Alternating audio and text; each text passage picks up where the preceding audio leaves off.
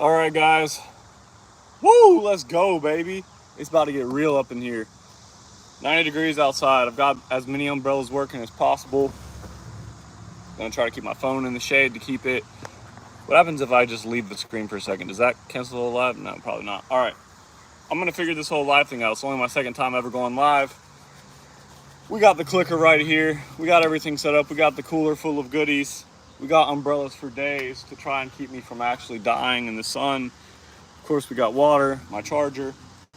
We're ready to rock and roll. This is gonna suck.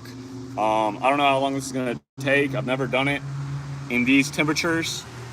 Sorry for any quality issues. There's gonna be cars and all kinds of noise.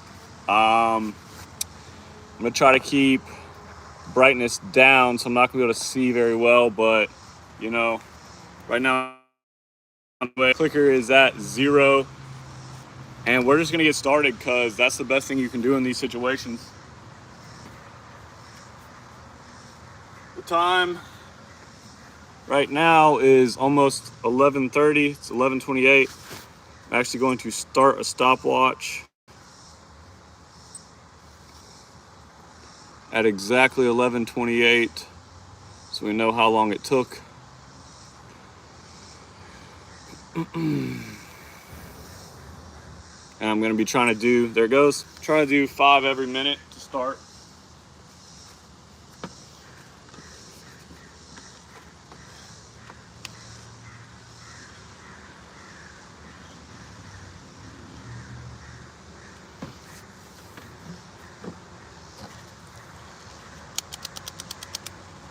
It'd be hilarious if I had literally 0 viewers this entire stream. That would be crazy.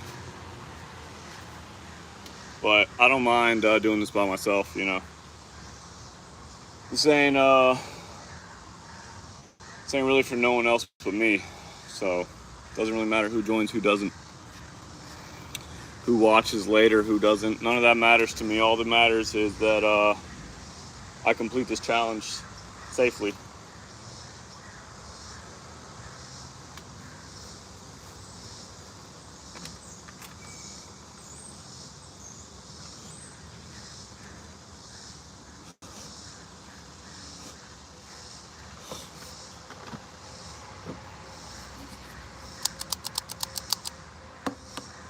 Already got 3 people in here. So we just started out. We're at 10.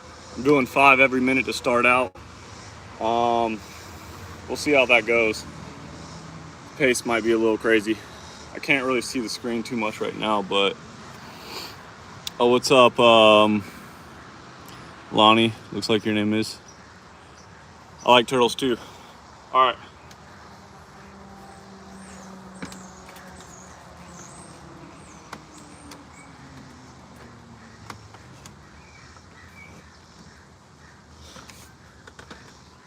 So I've done 1,000 pull-ups many of times, but never in this kind of heat. So usually you'll see me in all black, but I got the all brown fit. If you ask me personally, I'm styling and wilding, but let me turn my brightness up just a little bit. All right, 12 people, wow.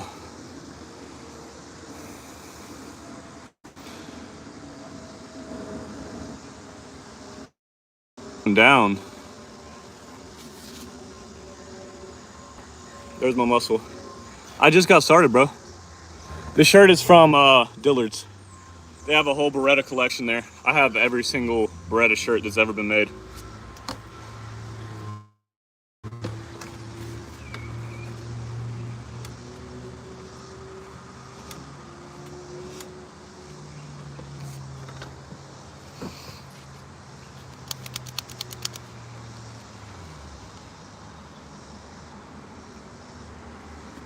That's only 20, which is nothing.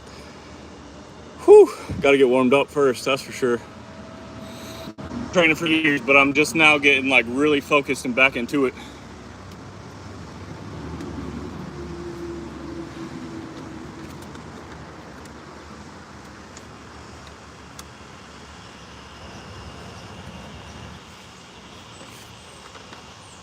I'd be lying to you guys if I said I wasn't scared. not of the challenge or anything. Like I said, I've done this a bunch, but of the heat. And you really do got to be careful pushing yourself in this temperature. Usually I'll push myself as hard as I can no matter what, but in this temperature, I'm gonna take it easy if I have to.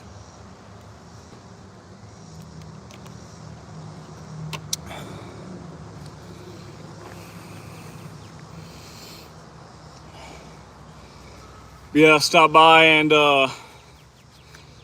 do some push-ups, do some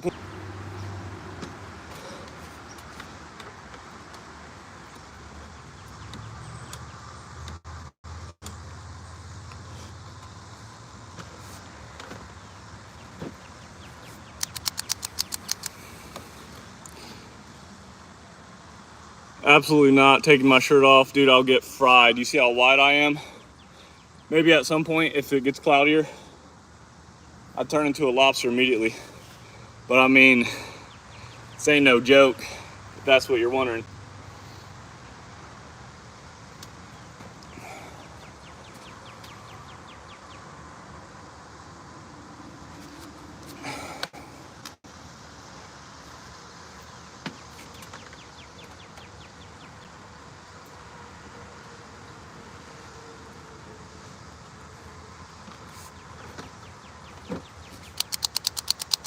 So if you guys are wondering, I'm only at 35 and we're about 7 minutes in. I wonder, there might be a way I can position this later so you guys can see, but it'll be backwards regardless.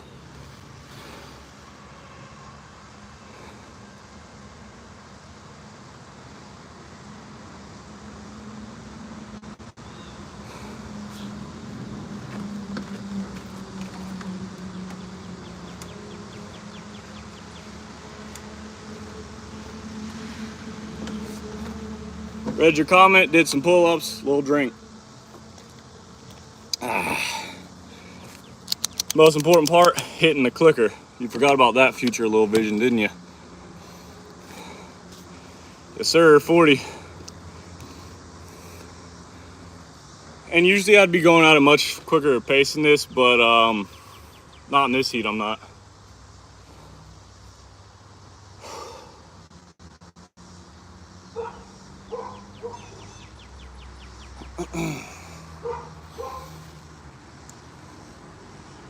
North Kakalaki, North Carolina.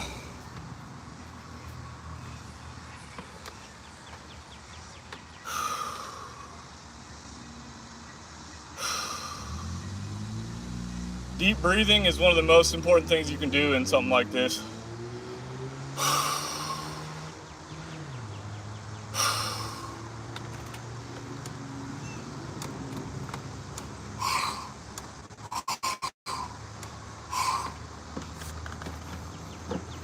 And they said I could do 5 forever. Most I've ever done was 3,002 in 12 hours and a little bit of change. England, what's up, England? I look like I'm from Texas. Yeah, people say I sound like I'm from Texas too. I mean, it's about as hot as Texas out here today, so.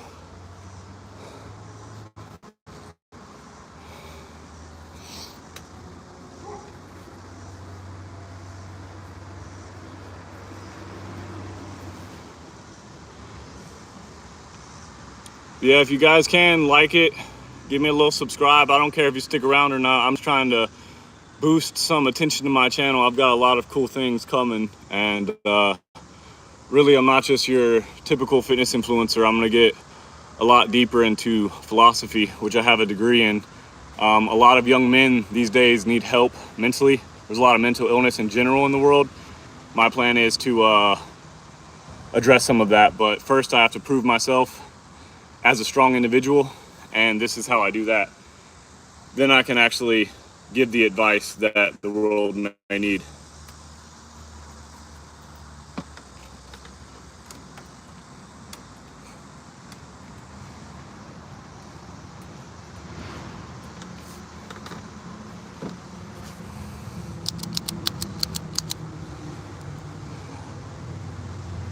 Go do something, Dixie boy.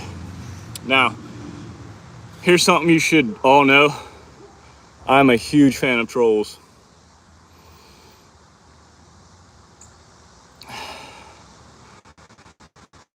So please, you know, actually everyone's gone, but please keep the troll comments coming. I love it. I love trolls. As many trolls as I can get in here, the better. As long as they're not like ruining any like philosophical chat going on, but we can even get deep about trolls. I'm a troll myself sometimes, so yeah, feel free to troll in the comments. I love that shit. If you can get under my skin, you get extra points.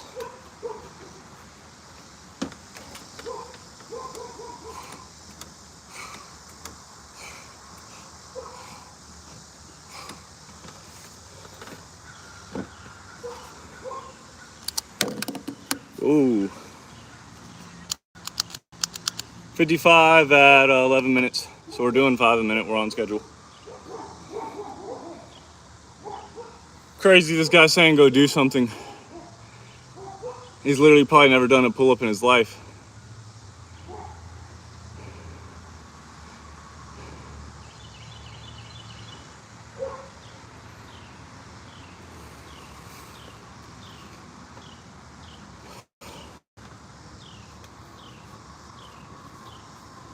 Yeah, this kind of stream isn't something that like it's going to be super entertaining unless you guys can maybe produce some philosophical questions and we can get real deep. Then it can get entertaining, have some real conversation going.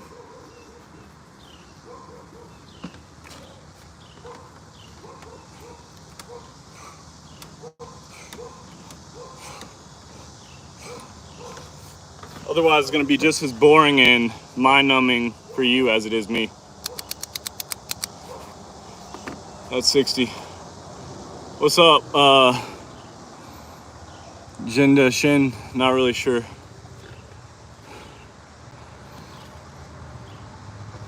how to say your name, but hope you're having a great day.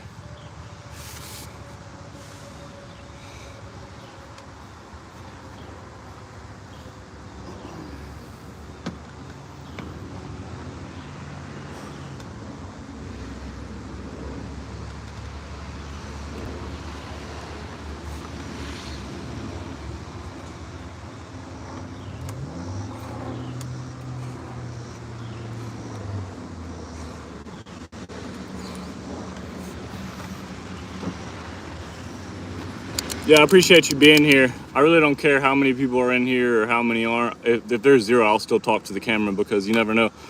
Someone might look back. No worries at all. Catch you later. Hit that subscribe before you leave if you can.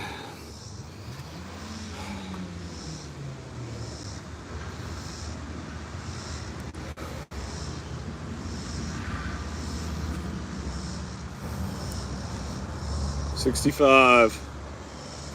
Really wish there was a way to like, I needed something right here.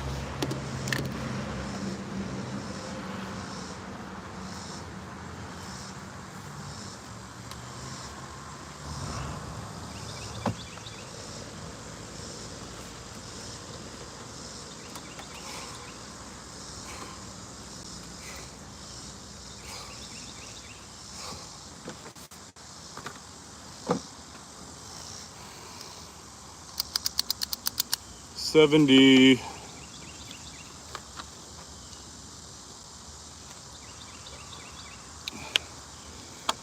Ooh, the sun's coming back. Hide over here in the shade for a minute.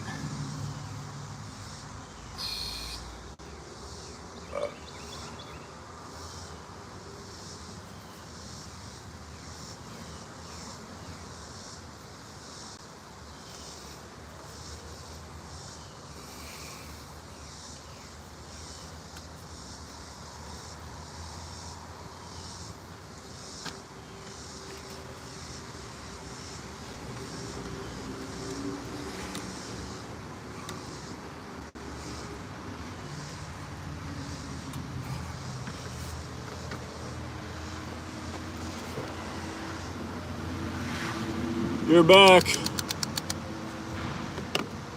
Back so soon?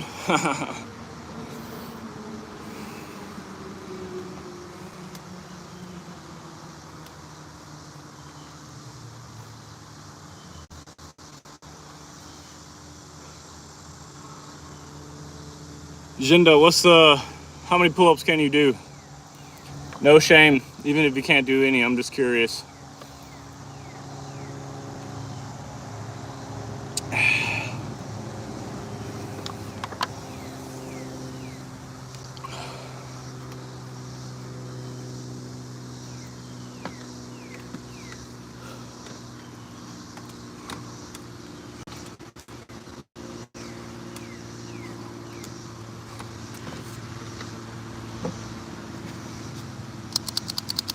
So that's 80 in 15 minutes.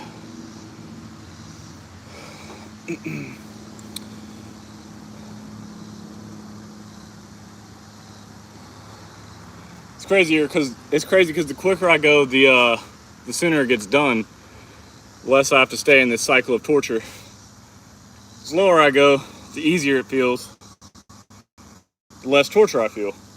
It's a lose-lose. So you just got to keep rolling. Can't think about it too much.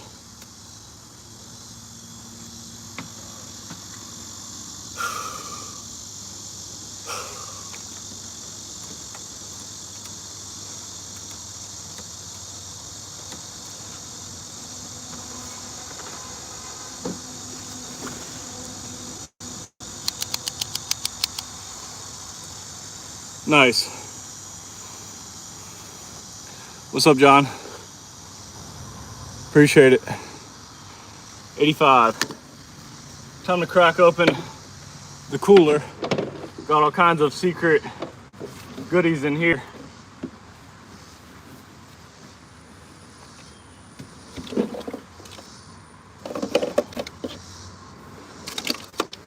One of them is Ketone IQ. They sent me these for free, so I've been testing them out, and so far they seem to work really good. So I'm gonna chug one of these down real quick and get back to it. But basically, ketones are alternate fuel source to sugar, so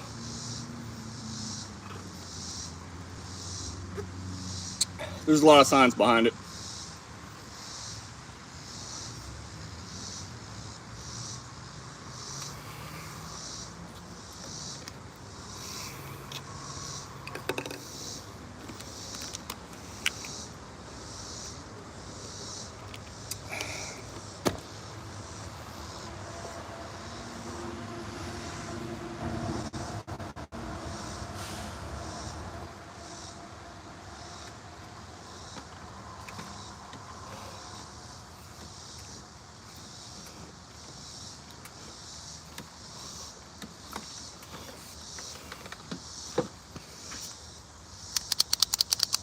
That's 90.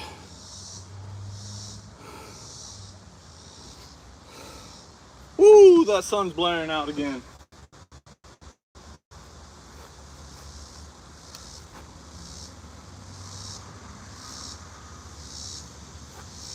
I'm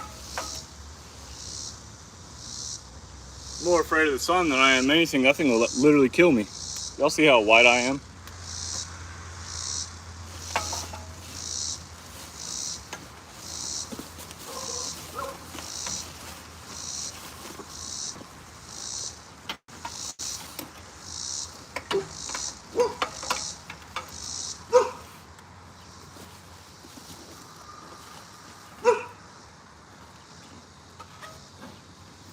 Had to adjust the umbrella. Give me some more shade. All right, let's get back to it.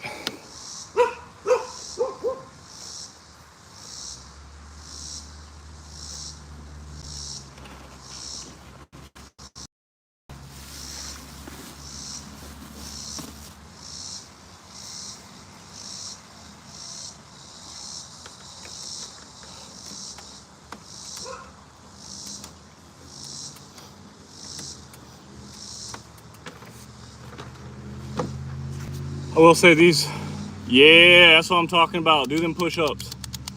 That's what I want, people to join in and work out with me. No matter how little, how many, how strong, how weak. You know, the first step to building a stronger mind is building a stronger body. Vice versa, I guess. So we're 20 minutes in.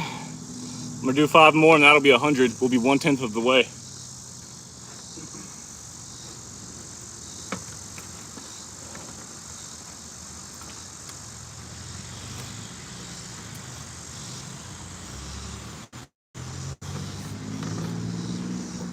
All right, that's 100 in 20 minutes.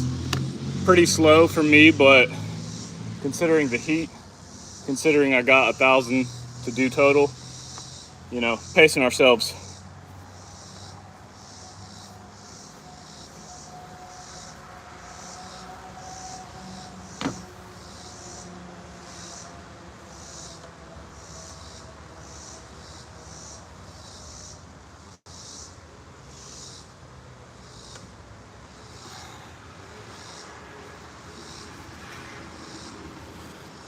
I'm curious if anyone has any philosophical ability in the chat.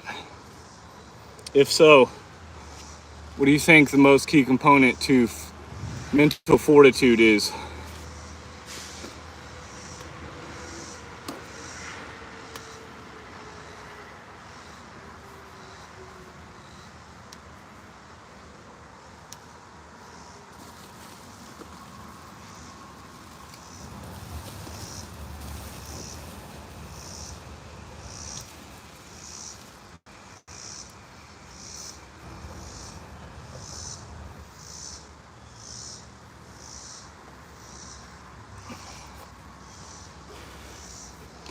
Russia, what's up?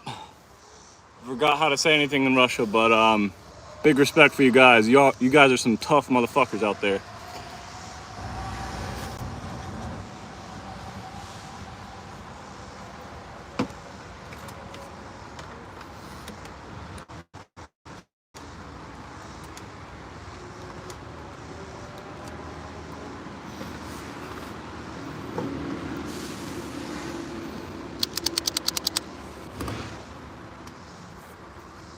We're at 105, if anyone's wondering. We ain't slowing down anytime soon.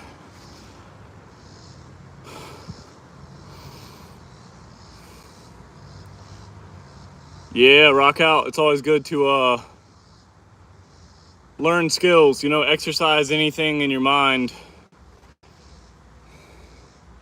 It's always good to download any kind of information. So I can't play any instruments. I played a little bit of percussion, a little bit of drums, but I can't speak Russian, unfortunately, man. I wish it would let me translate it.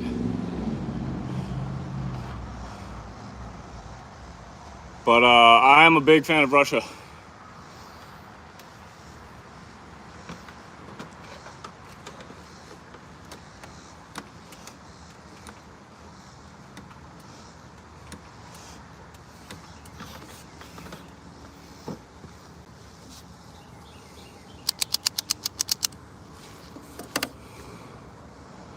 Is there a way to translate that?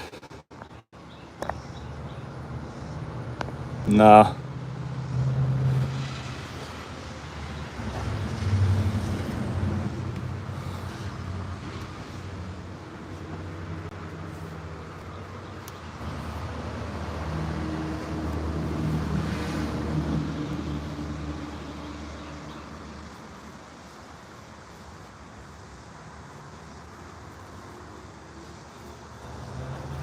All right, we're at 110. 110. That's backwards, so let's do 115.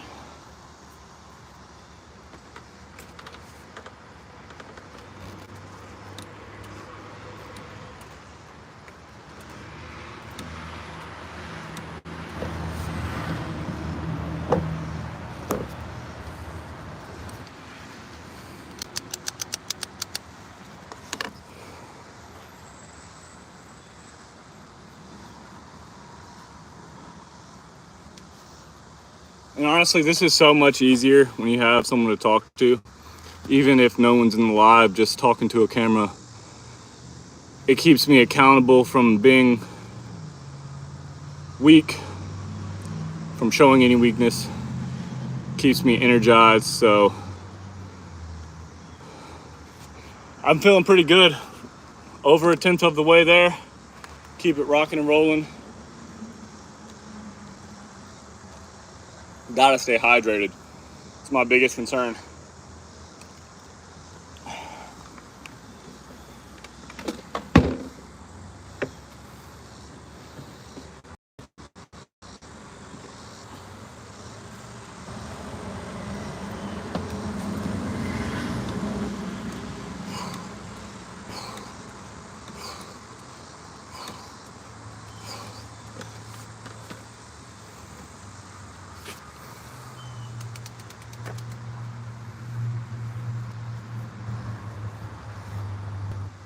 I can feel the heat picking up quite a bit.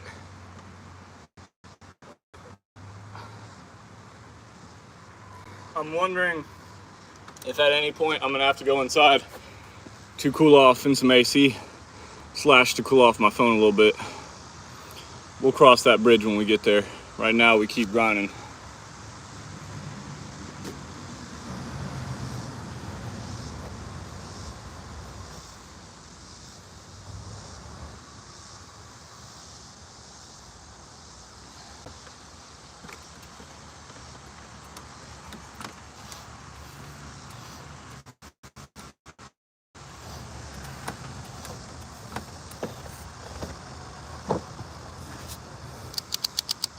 It's 1:25. I feel like we're zooming. What's up, Colby?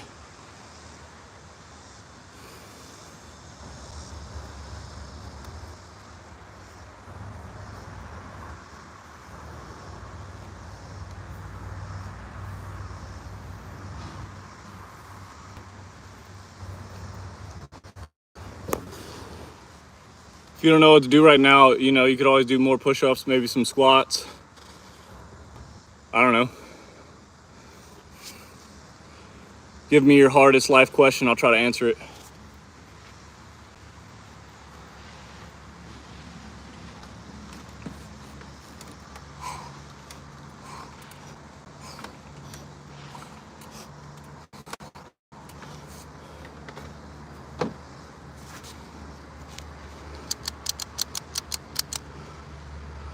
$130.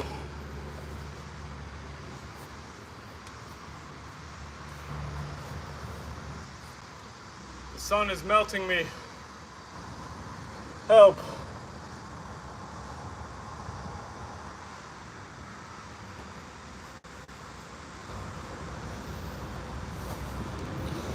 The sun is gonna kill me.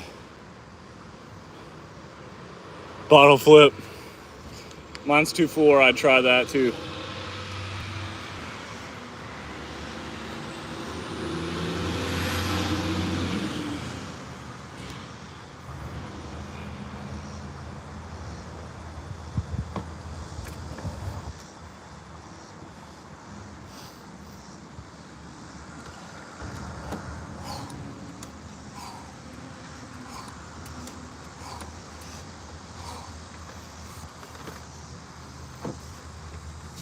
Haven't even hit the point of fatigue yet. Arms don't feel tired at all. I'm just getting warmed up, actually. Nice. A win's a win around here.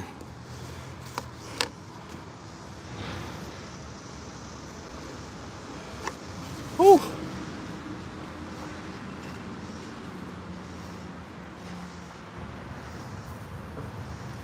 Hey, what's the temperature where you guys are? Whoever's in the chat, what temp are y'all working with right now?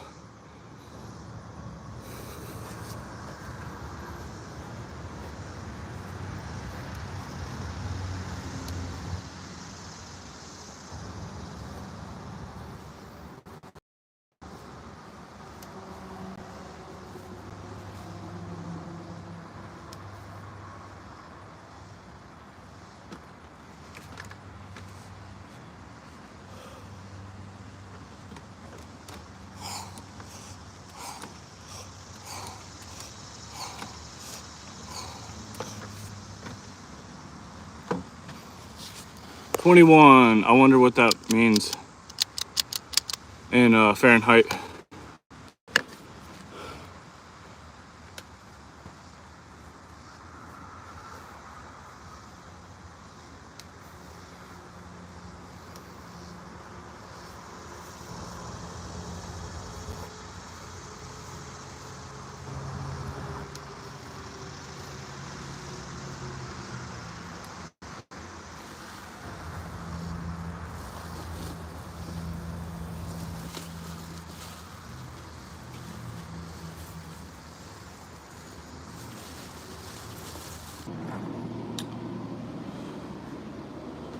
Unfortunately, we had a temperature crash outside. My phone overheated and it said that it would not continue. So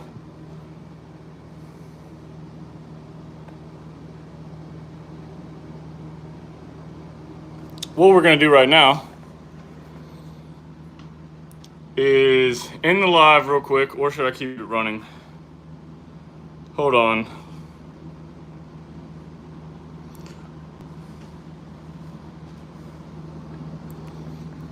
What I'm gonna do is flip it to inside.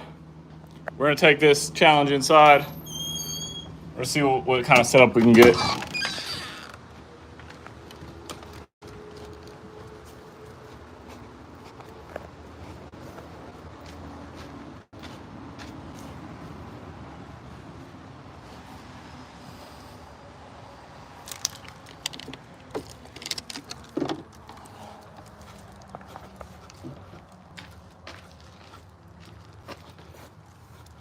Right now, I'm transferring inside because my phone overheated. So at the moment, I'm gonna have to set up inside where I have a pull-up bar, unfortunately. But the live is still rolling, so that's good.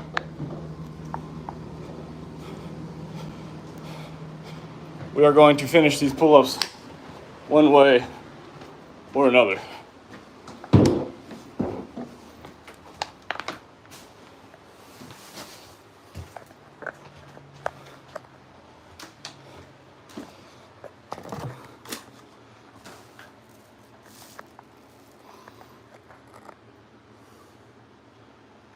If you landed that upside down, that's actually insane. I don't know. I don't even think that's possible.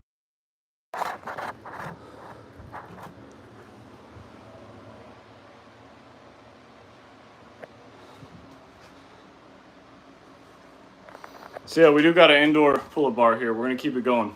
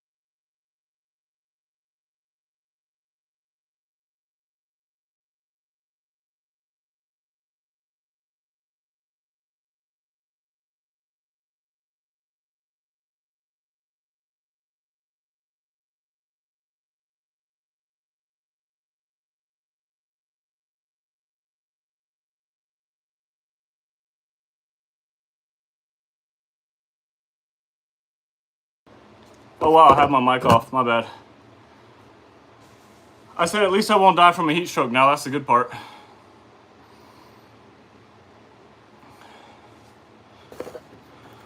For a second. Well, anyways.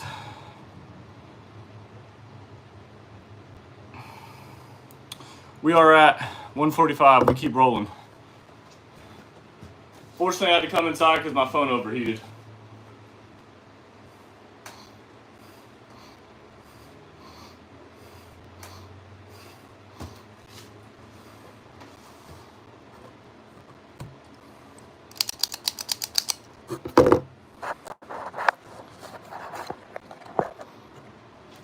So I may restart the live just because the title is going to be confusing.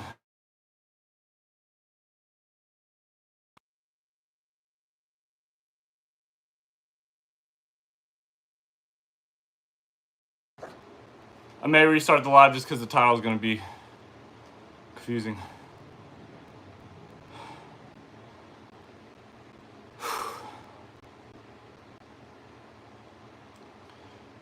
But just so you guys know, we're at 150 in 35 minutes. And yeah, I'm still trying to figure out this whole live thing out. And I knew that the temperature was going to be a problem. I tried to keep my phone shaded so that it wouldn't overheat, but it's just too hot out there.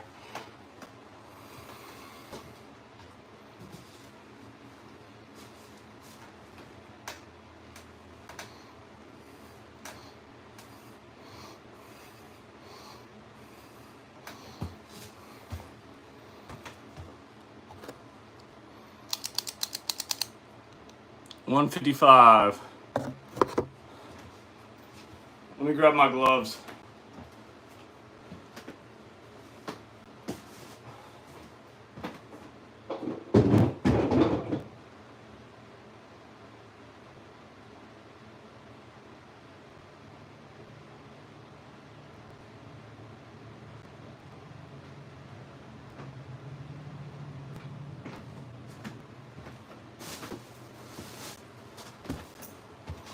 Got the gloves. I usually don't wear gloves when working out, but when doing 1,000, it helps a lot. You can do one pull-up. Not bad. One is a lot more than most people can do.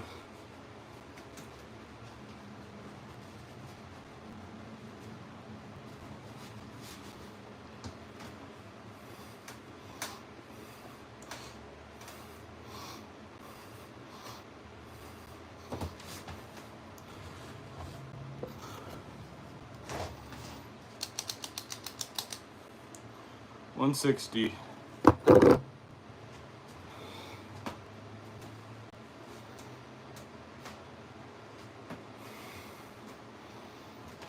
Yeah, sorry for the technical difficulties, guys. Still trying to figure all this out.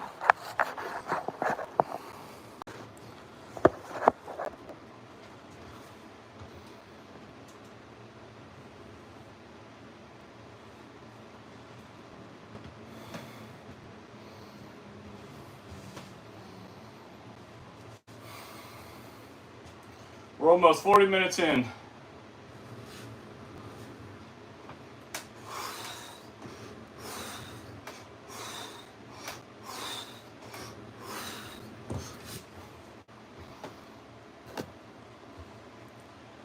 That'll be sick. So you can add me on Instagram. It's the same. It's just ian.fuquay on there. You can add me on Facebook. You can add me however you want to add me. And send it. I would love a drawing. That'd be dope. Never even had a fan, let alone a fan drawing, so that'd be cool. I don't know what happened to my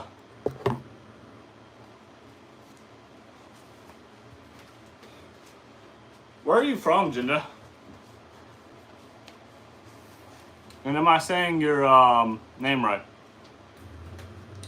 It's like a Chinese name.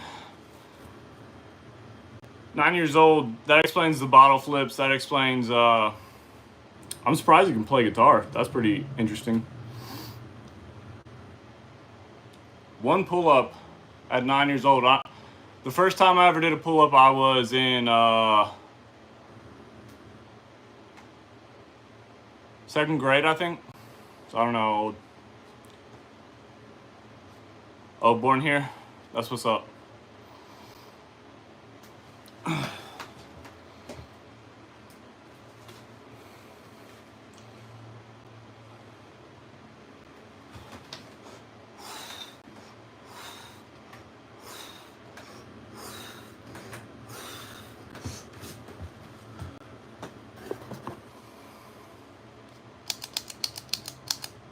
$170. Can you speak Chinese? Oh, Belgium. That's even more interesting. How do you like Belgium?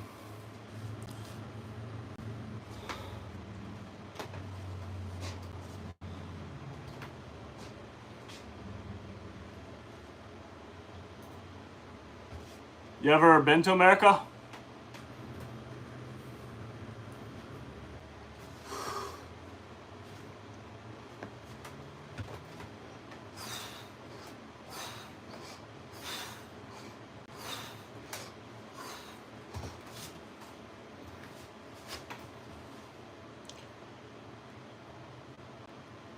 Yeah, I was probably your age when I did my first pull-up ever. Never stopped since.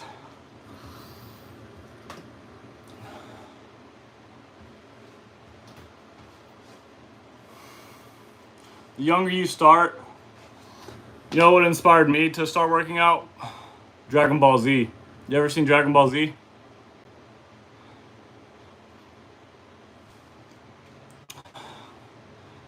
Gohan, the kid in that show, I wanted to be like him.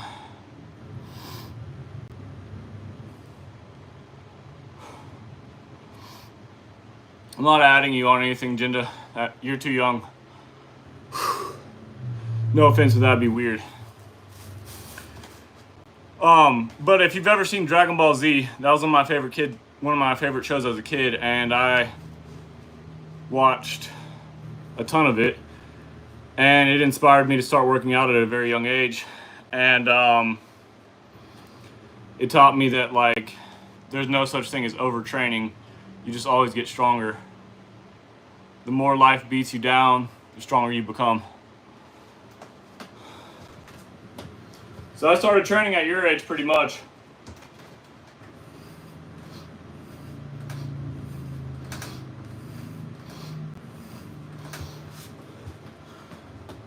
Then I was a runner, long distance runner. I ran miles in middle school. And then, mostly just pull-ups and stuff. And then once I got to high school, I started doing weightlifting.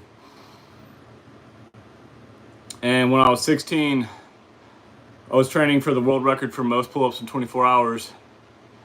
And I did 3,002 pull-ups in 12 hours. So technically, I just needed to do 1,000 more in another 12 hours, and I would have beat it. That's when David Goggins famously had the record.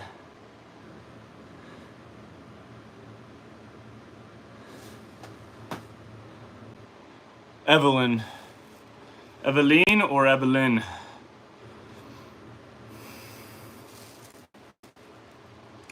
I'm guessing Jinda is your mom.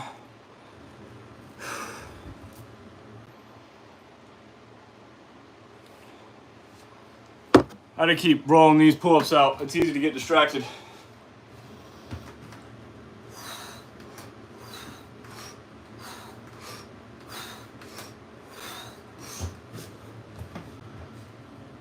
Ah, your dad. I'm not really familiar with foreign names, so no offense. I don't know what foreign names. I'm probably saying it completely wrong anyways. But yeah.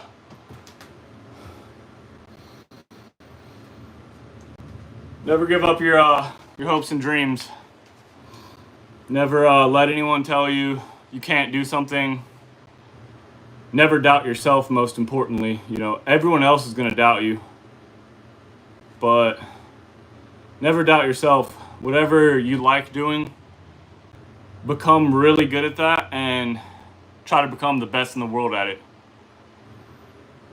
And always keep a positive mindset no matter what you're going through, because life is a long journey. You'll find that out. You're very young. You have a lot to learn, young Padawan.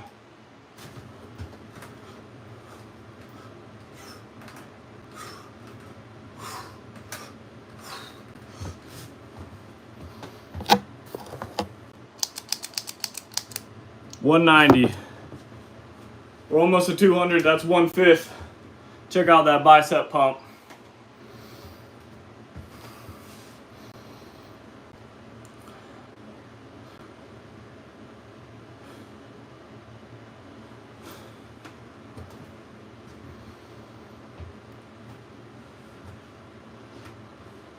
What's your favorite sport? You play any sports? What do you guys do over there in Belgium for fun? What do kids do? Just normal kid stuff?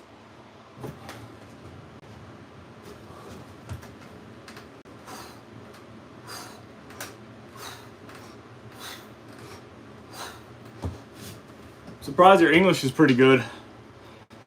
Over here in America, we suck at everything. They try to teach us Spanish in school. most of us barely learn. I took French as well, forgot all of that. And then I took German in college and forgot all of that. So over here in America, a lot of us don't speak any other languages. And that's something I'm really impressed by other countries. Which, Belgium, is English y'all's normal language? I may be tripping. Hands not doing so bad at all. My hands feel great. Okay.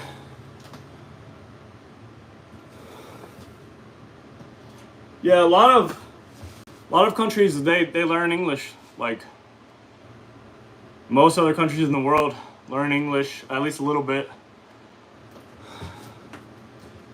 Here we really suck at learning other languages though. Even though they try to teach us in school, we suck. We don't really care.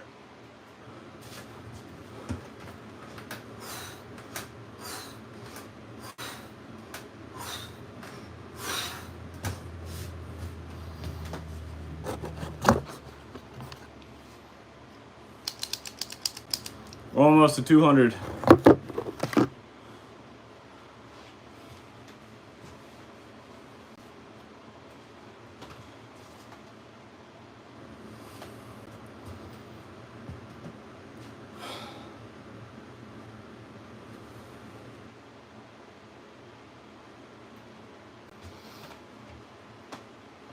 All right, this will be 200 right here.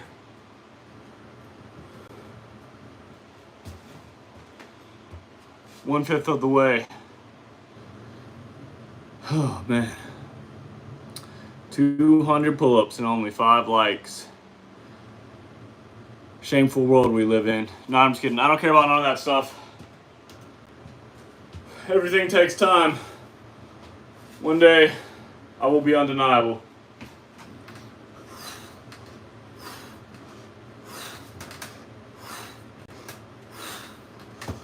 That's 200.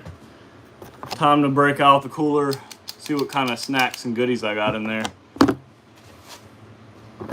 I'll show the camera. 200.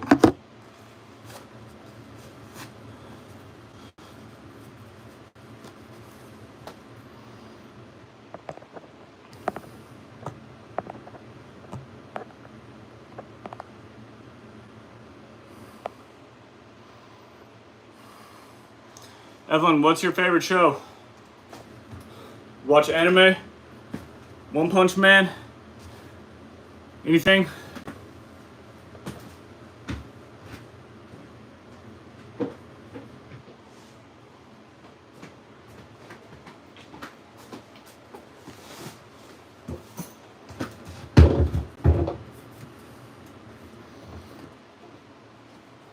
I figured that by your name, Evelyn. Girls watch anime too, you know. I mean, you're watching me do pull-ups. Time to crack a Red Bull. At your age, there's no such thing as acting like a girl or a boy. You can do whatever you want at your age. You don't have to worry about how you act.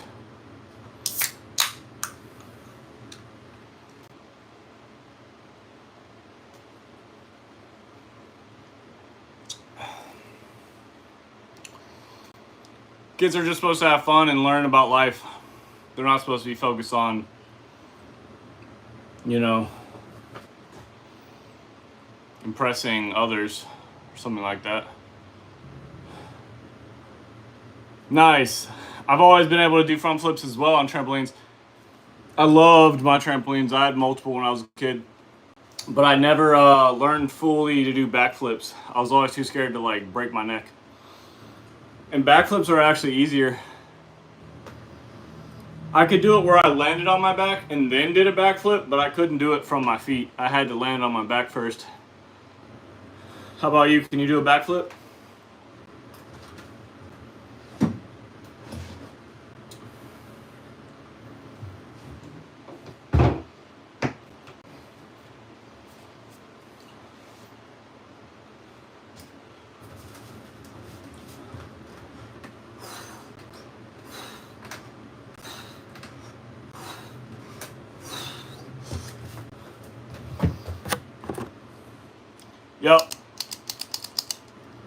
that's how I did them, and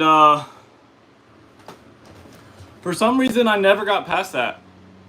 Maybe you can get past that in honor of me, because for some reason I was always too scared, which is weird. I always try to conquer any fear.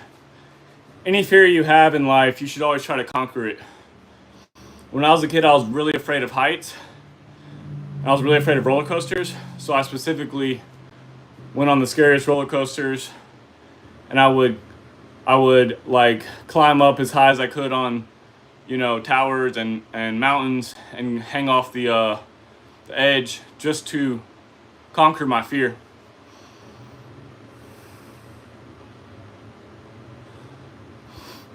So any fear you have in life, you should always try to conquer it. That's awesome. What kind of food do y'all have? What kind of food do y'all eat in Belgium?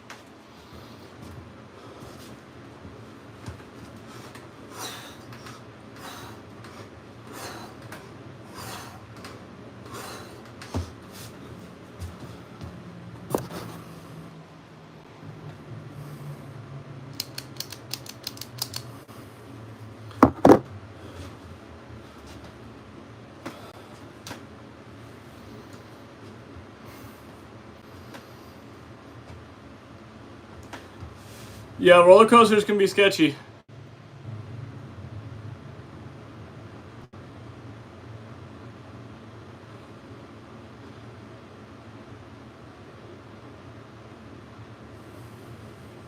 Not near as sketchy as cars, though. You're way more likely to die in a car driving down the road, someone not paying attention, than you are on a roller coaster. You mostly work what? What kind of food do y'all eat? Pasta, steak, octopus.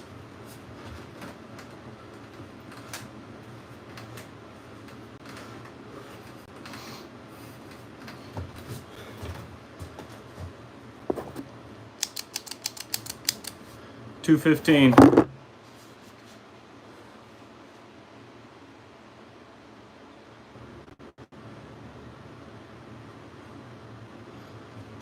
Working's good. You should always work.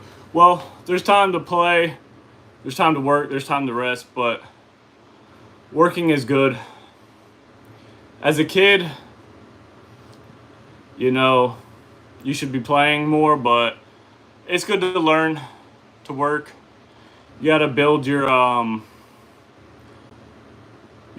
mind to adapt to being able to work hard your whole life.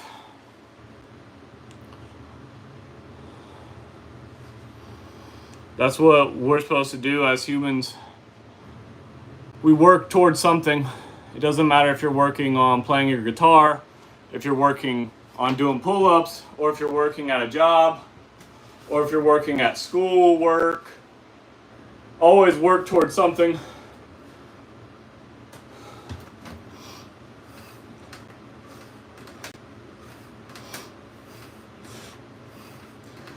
And then maybe one day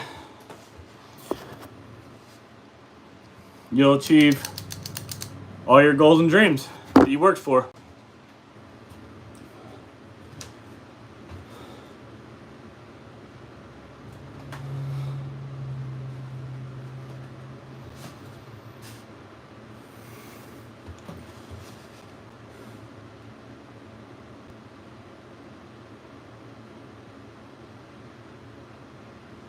Right now it's 12:30 p.m., meaning it's afternoon, midday, middle of the day. What about you? What time's in Belgium?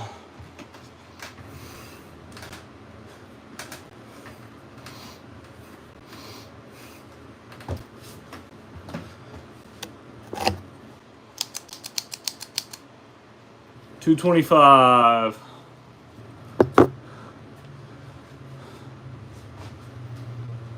Man, it's hot in here.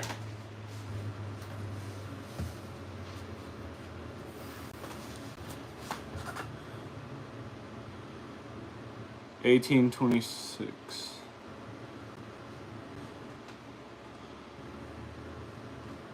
That's like 8:30 p.m. It's your bedtime. Almost.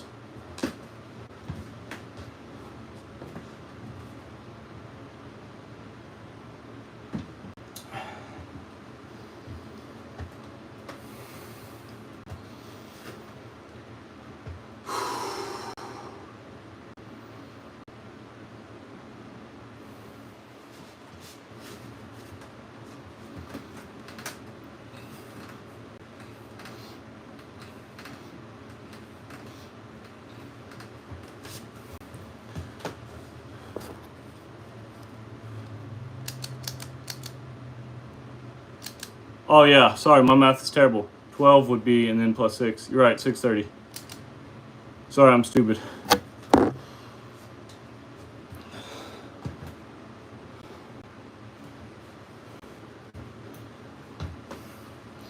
The pull-ups make my brain hurt.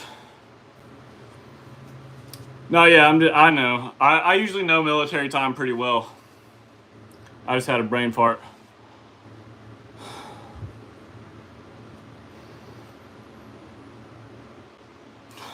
All right, so we're at 2:30. I'm not even feeling tired at all. This is great.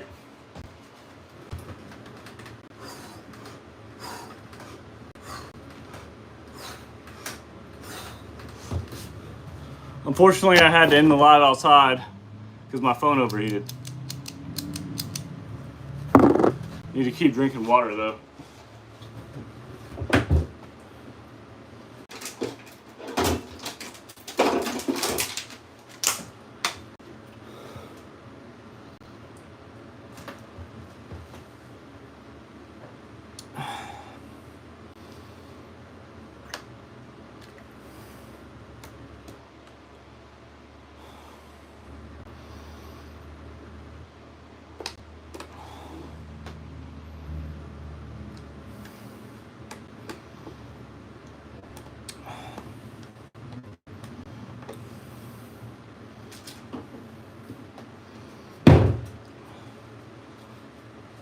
Woo!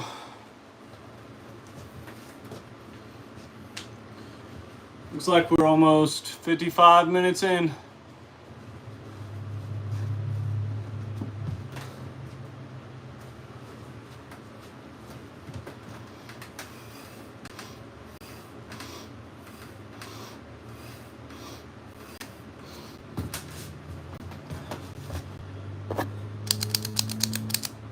We're at 2:40 in 55 minutes.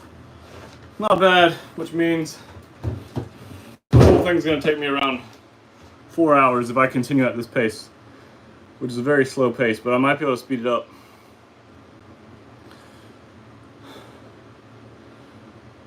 I don't even know how long it'll let me go live for. I'm the second oldest in my family. How many siblings you got? I have 5.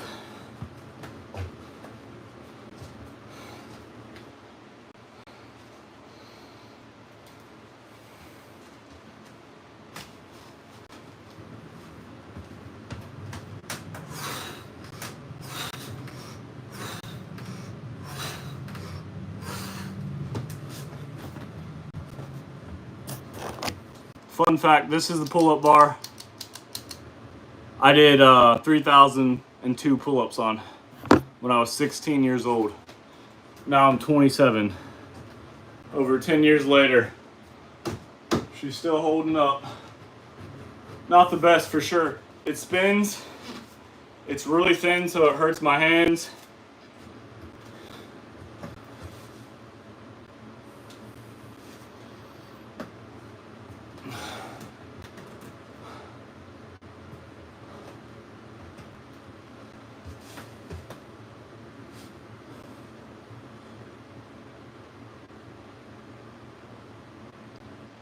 You guys have Chinese food there? I love Chinese food.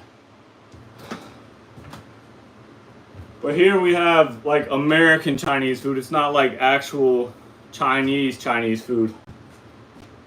It's just like fried rice and stuff.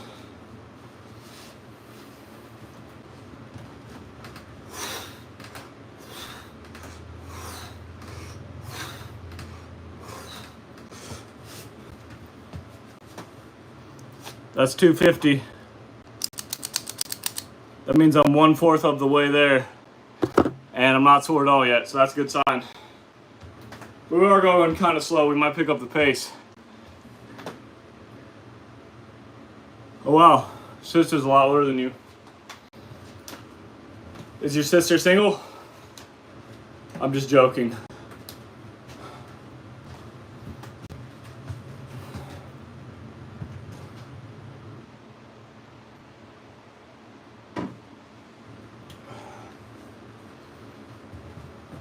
Oh my gosh. I'm still sweating from outside.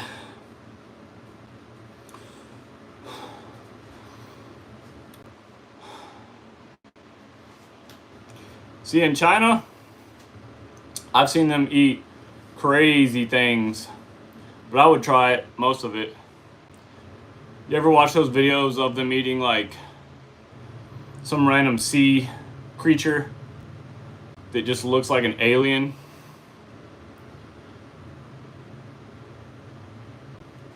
I love watching those videos. They're hilarious. Probably really good for you. Probably lots of nutrients.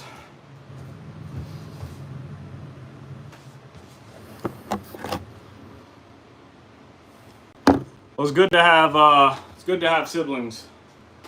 You have some people who can look out for you, people who can watch over you, to help you in life. I imagine it's extremely lonely to have no siblings.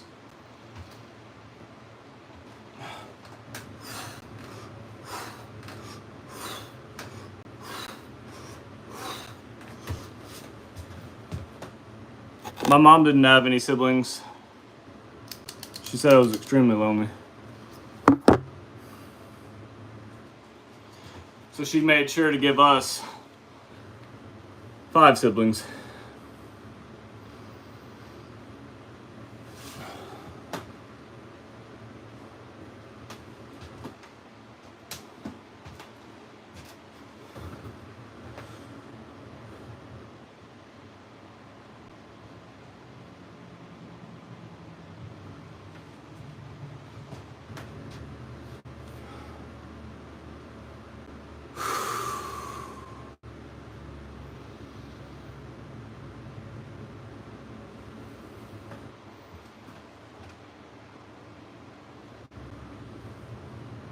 Nothing wrong with that. Sometimes you have to find yourself before you can find the other part of you, if that makes sense. No.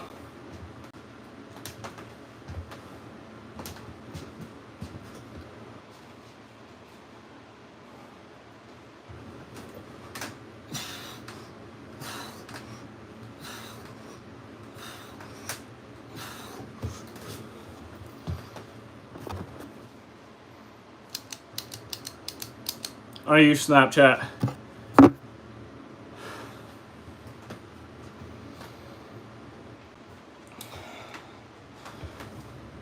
You should be careful on the internet. There's a lot of dangerous people out there.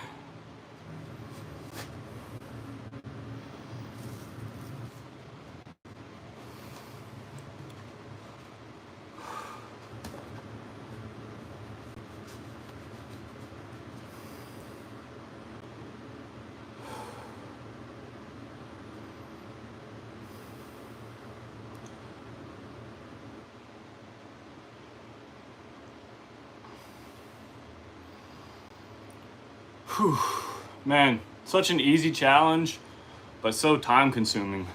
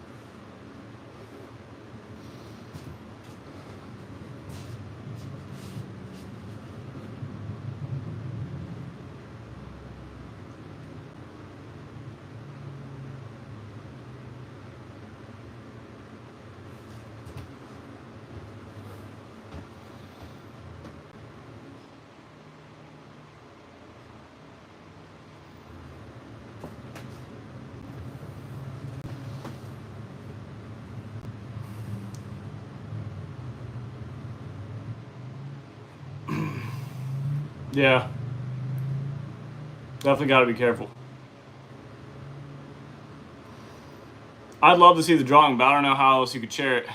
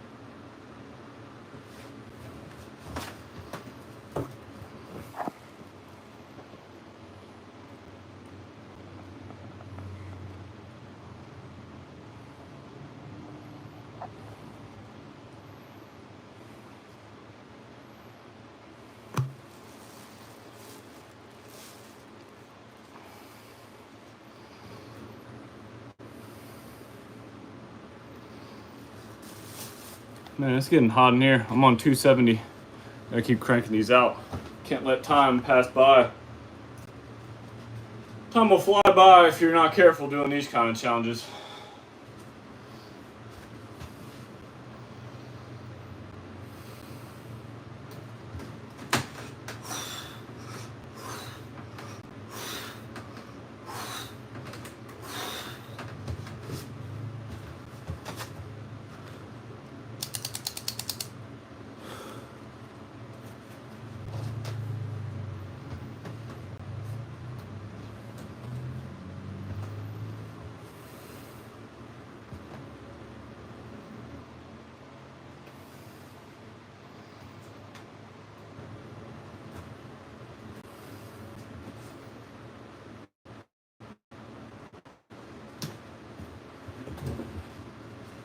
Gotta stay hydrated.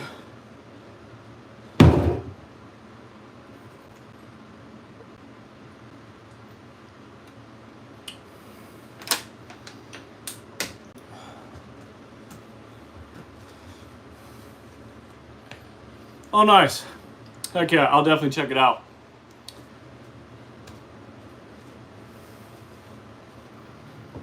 I don't think it'll let me right now.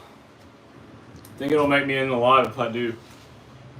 I have no idea how that works, but I'll check it out for sure.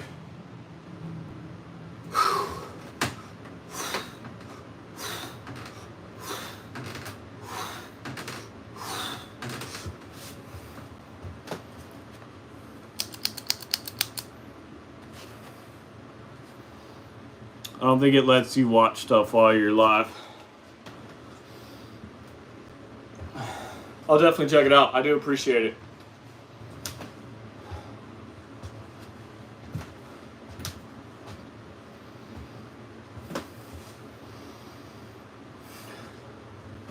Want to see something cool? This is a turkey.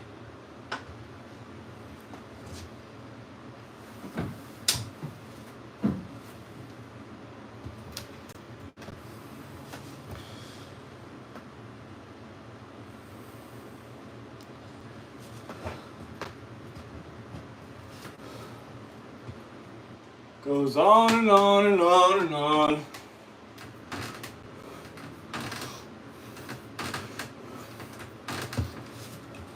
Started to go insane after a while doing this kind of thing. It's unbelievably helpful to have just someone to blab to, though. Yeah, me too. Listen, go have fun. Go do something. Go entertain yourself. You don't have to stay here. I'm just here for me. Just make sure you like and subscribe before you leave. I'm getting this done with or without a single viewer. And I will check out that drawing.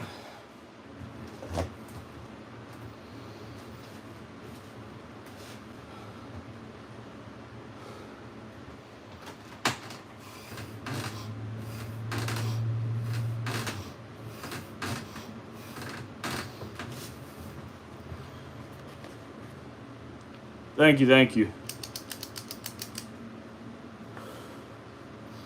Well, that's all I need from you, soldier.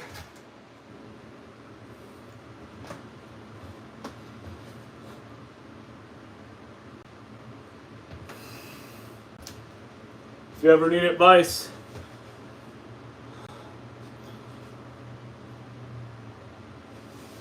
just let me know.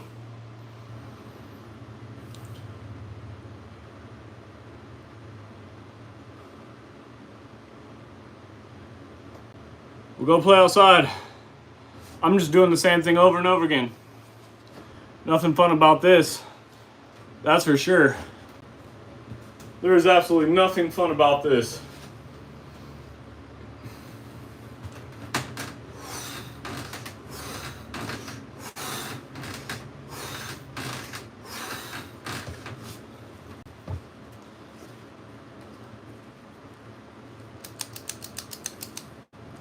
Almost at 300. Yeah, go be a kid, go play outside, go have fun.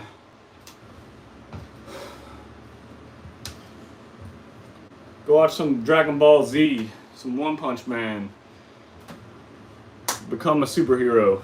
That's what being a kid's all about.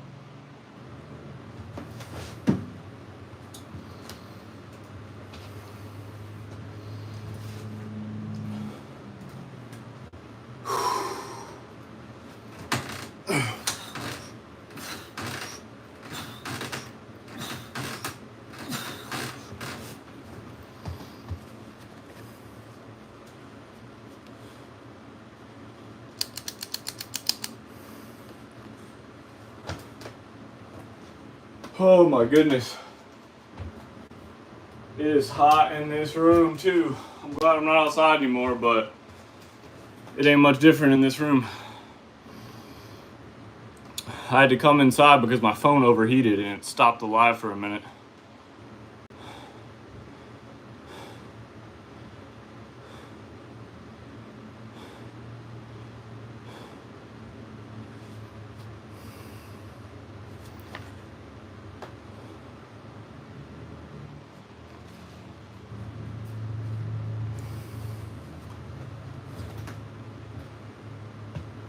It is crazy. I can just do 5 over and over and over and over and over again though. I don't know how my body does this. Honestly don't.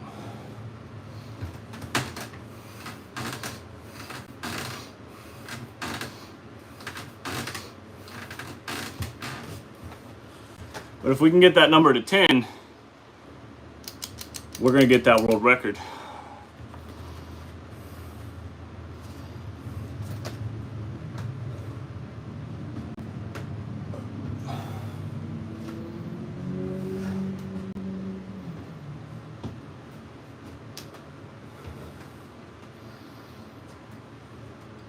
I don't know who all's lurking in the chat, but feel free to give me your most challenging philosophical questions or life challenges.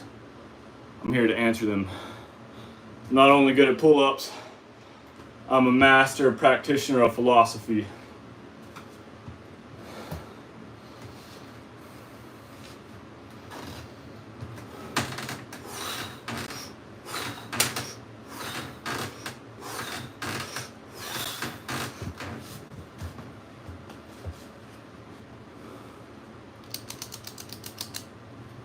The hands are starting to hurt. This little bar sucks.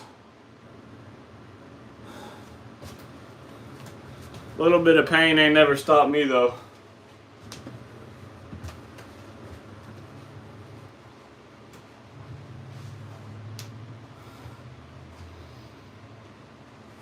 We might go back outside when it cools down a little bit, guys. Did I click last time? I hope I'm still clicking. If someone sees me do a set and not click, please tell me. I don't mind doing extra, but I prefer not to.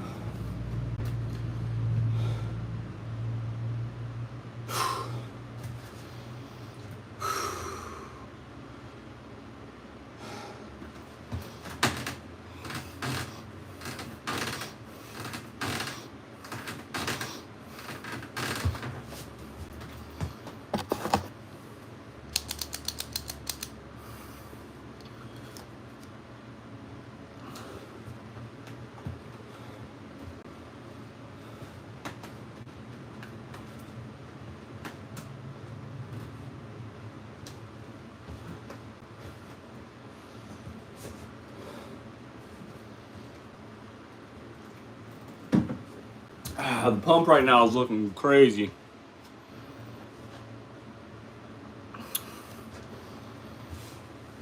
Listen, something I learned. Never say you're bored. Always use your imagination to find something to do. Because when I was a kid, you know, I had toys and I had to just figure out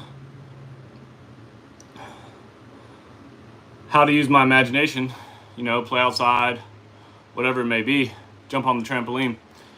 But nowadays, you have a phone. You have infinite entertainment at the palm of your hands. So you should never be bored. Now, if you're gonna watch me, you're gonna be bored because I'm doing the same thing over and over and over again. If you don't think I'm bored, then you're crazy. Because this is the most boring thing in the world. And that's what makes this so challenging, is how bored I get doing this. The pull-ups are the easy part. I can do those all day. But the mind gets so bored. That's why I'm on live talking, because it keeps my mind occupied. But you should always find something to think about, something to do. You should never just be bored. Never let yourself be bored. It's a waste. We have very limited time on this earth, and you don't want to waste it just, you know, being bored. You want to find something fun, whatever it can be, or maybe it's a challenge or whatever it is. Yep. Exercises was always my go-to when I was bored. That's how I got so good at pull-ups.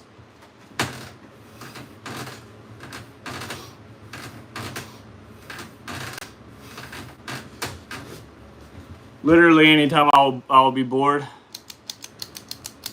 I would go work out. That's how I spent every day after school.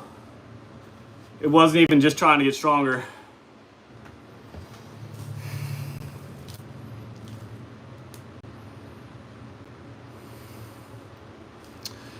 It was just out of boredom. But nowadays, when you have a phone, you have unlimited knowledge, unlimited entertainment. You should never be bored. You just got to figure out what knowledge you want to find, and, you know, where you want to put your creativity. Try not to always just absorb. Try to create as well.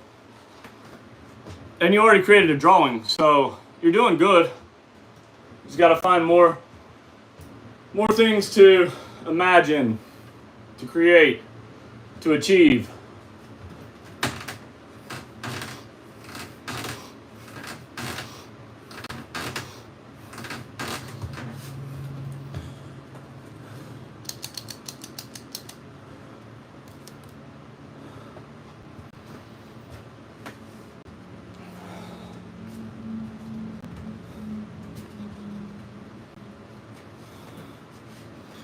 For anyone wondering, we are currently at 325. So we're at 77 minutes, 325. Yeah, I'm good at push-ups. I mean, it depends how you define good. I'm not to this level of push-ups as I am at pull-ups, but I'm definitely above average. There's this one guy. Yeah, Jenna was doing something earlier. There's this one guy who does his, I think his YouTube is Do Hard Things Daily or something like that. He does like thousands at a time, and he does it every day, which I think is kind of insane because he doesn't take any days to rest and recover. After today, I'm gonna need at least one day before I do more pull-ups. So I don't know how he does 1,000 or more every single day, but he does.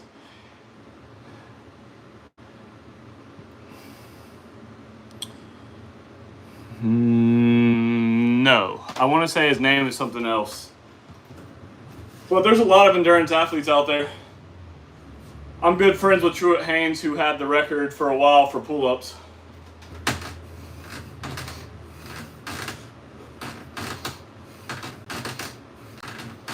I want to say his name's like Rich or something, but his tag for everything is Do Hard Things Daily.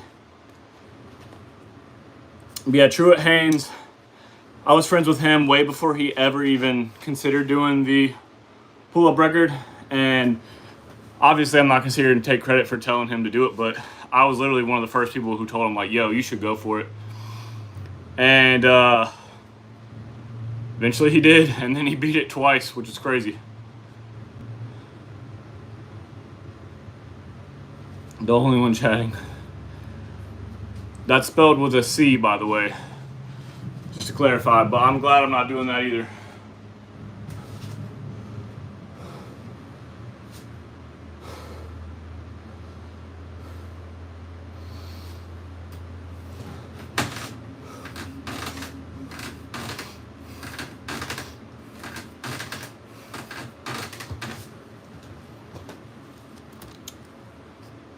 But yeah, back in the day when I was 16, I'm 27 now, I was training to beat the pull-up record.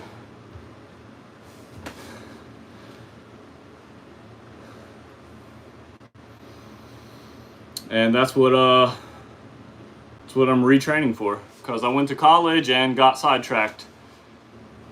Now I got to get back into it. And now some guy just set it at 11,700, which is crazy. It's an insane amount to do in 24 hours.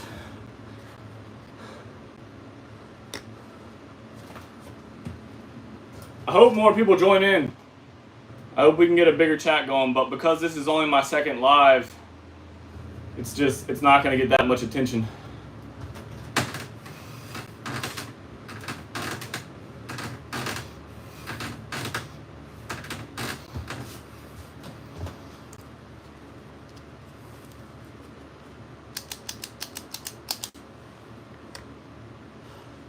Overhead presses with a bar or with dumbbells? My favorite chest exercise is dumbbell incline, which is dumbbells. Heck yeah. Yeah, I think dumbbells are considered superior to bars. There's just more control involved in stabilization.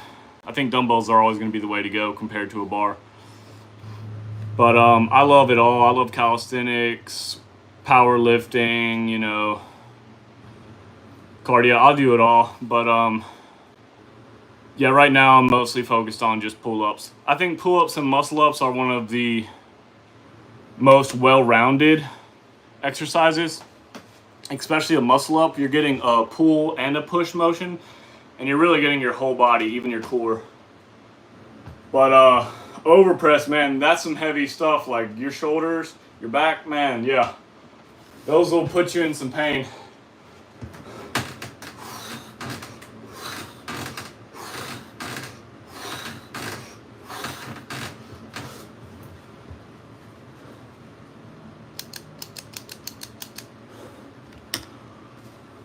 We're almost at 350.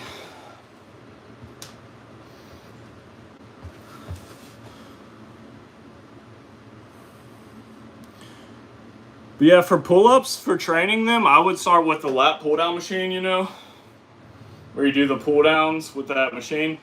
Start with something a little less than your body weight and just try to increase the weight. Eventually you'll be able to do your body weight in that, and then eventually you'll be able to do pull-ups. Other than that, you might have to,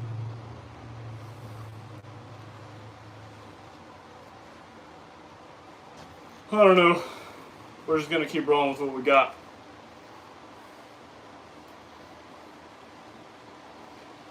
Let me know if I'm still lagging though.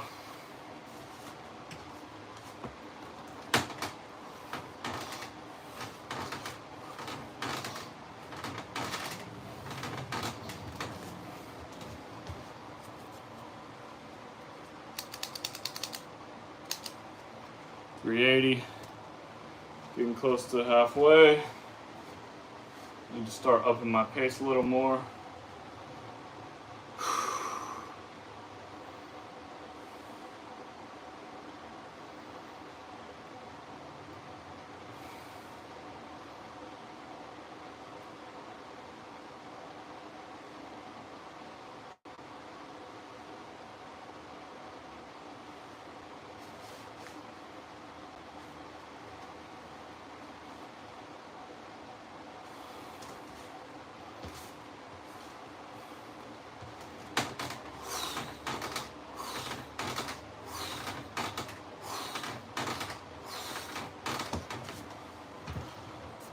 Time to drink another ketone IQ. 385.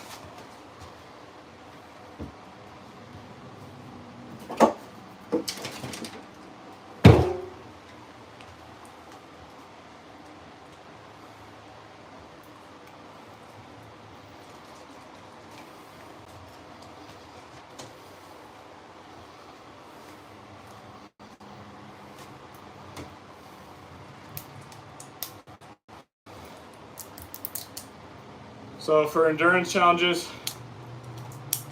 you gotta have some form of energy.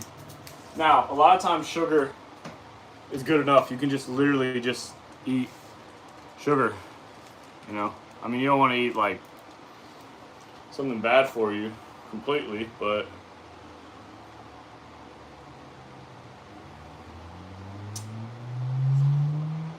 you can eat carbs and they can digest and turn into sugar. Or you can just eat straight sugar, like gummies, like gummy bears or something. That'll digest quicker into sugar, obviously, glucose. And you can run your body off of sugar, or you can run your body off of ketones, which ketones happen when your body breaks down fat or when your body breaks down muscle. The last thing you want to be doing when you're trying to gain muscle is break down muscle for energy. So that's why I like to make sure I'm always drinking ketones, so that my body has energy, doesn't have to worry about breaking down muscle.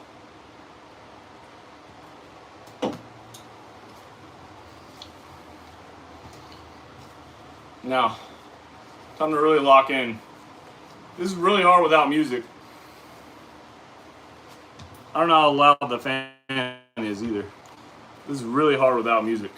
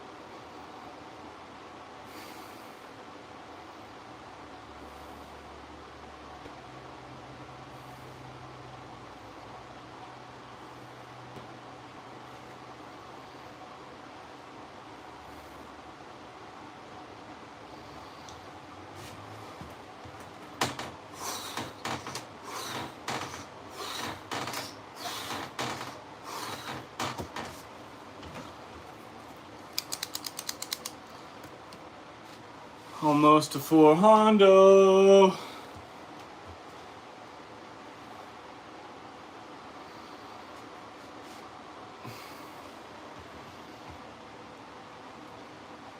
Yeah, it might have just been you. Or maybe I was pretending the whole time.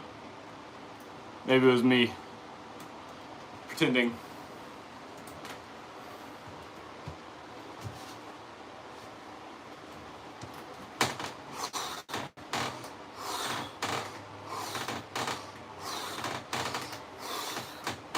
All right.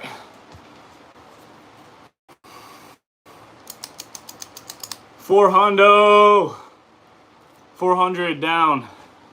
Not even halfway. Yeah. But I'm feeling good. Feeling real good. I want to go back outside at some point, but I also don't want my phone to overheat. This is doing me no good right now.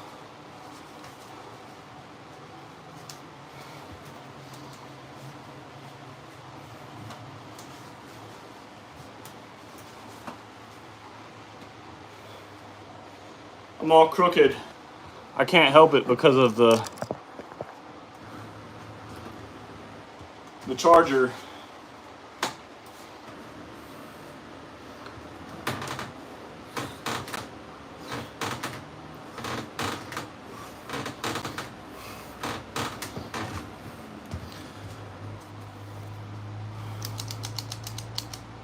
We're at 100 minutes and 405 pull-ups.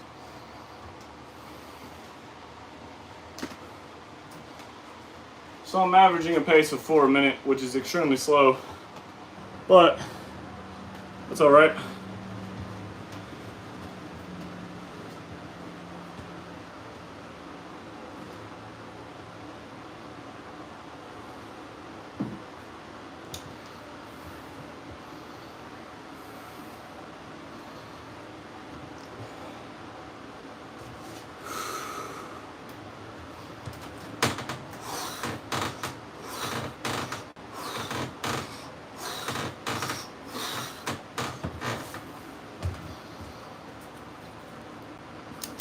Yeah, doing this without music is a whole nother level of insanity.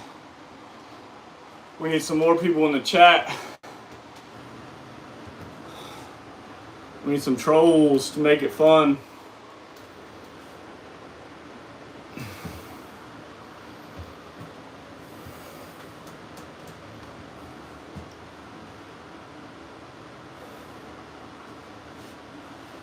Where are all my trolls at?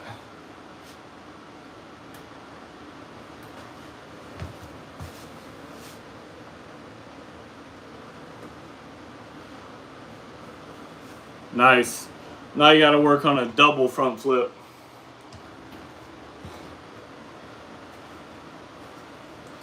It's really easy to practice flips and stuff at like a trampoline park with a foam pit or off of a diving board. That's where you can get really good at different types of flips because you don't gotta worry about getting hurt.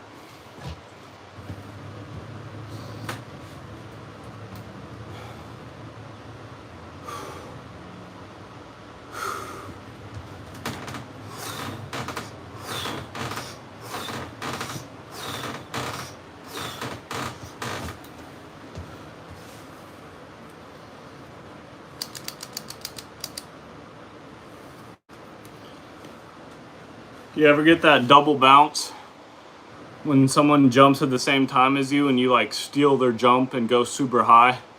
That was my favorite part about trampolines.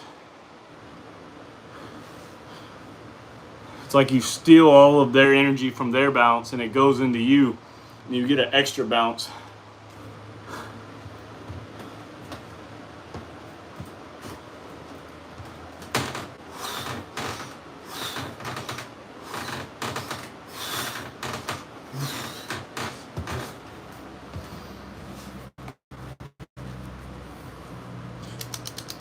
So we're at 420.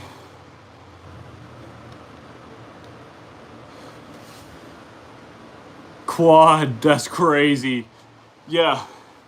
It's crazy how you can like steal someone's bounce. I'm on 420. Yeah, you just saw it. It is crazy how the physics in that works. You can steal someone's bounce and it like sucks the energy out of them and they fall, but you get like super bounced. It's hilarious. A quad though? That's insane. How the heck are you doing a quad? You had 3 people giving me double bounce. That's how, yeah, that's crazy.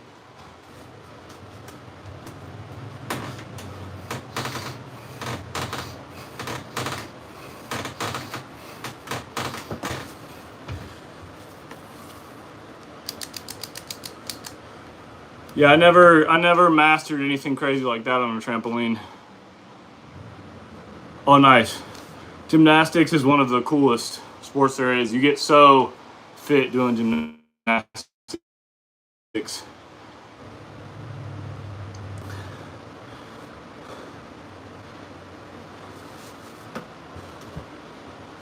And the stuff that you can do just like blows people's minds.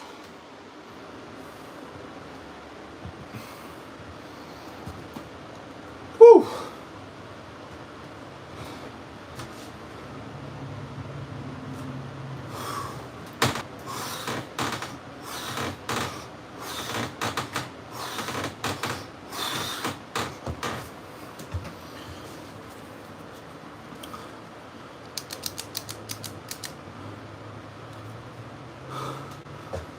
Yeah, Dot, if you got any challenging life questions or philosophical subject matters, let me know.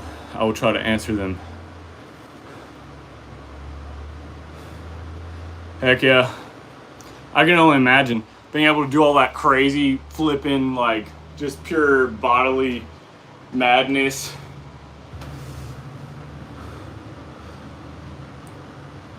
That's scary too. Like you could really break your neck so easily doing that kind of stuff.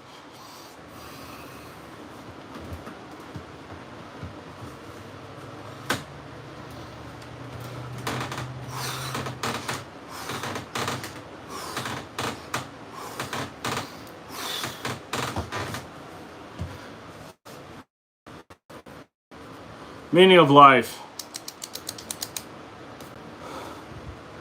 I mean, that's the most cliche question you could ask.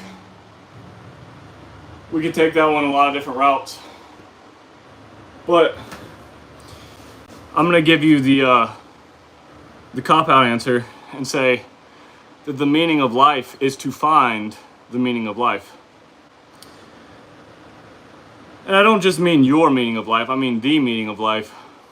And only you yourself can find it. You know, I could tell you what I believe mine is, but that's not the meaning of it. It's you know, you have to search for it yourself.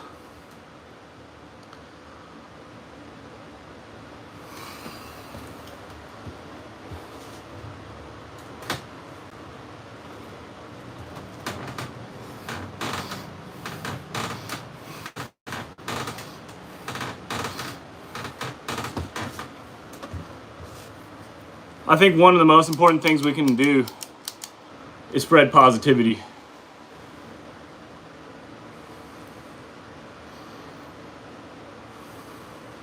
Three years. Whew. Yeah, them injuries ain't no joke. All right, Jinda, I'll catch you later. Yeah, see, that's why I try to stay away from activities that are high risk injury, because they'll take you out of the whatever you're doing. They'll take you out of it for years, like you're saying, and then, but you can bounce back, you know, and you can't be scared. Never be scared in life. So comes with a risk and reward, you know.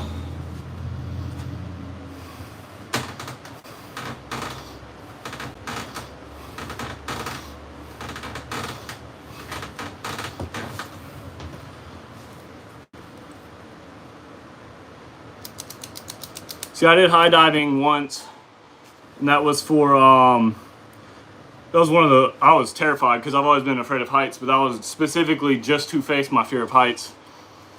It was like, I want to say 40 or 50 feet high, which isn't super high, but you know, it's getting up there. Cliff diving's crazy. I mean, I would love to do stuff like that as long as it's like guaranteed safe. I had someone to show me how to do it and everything.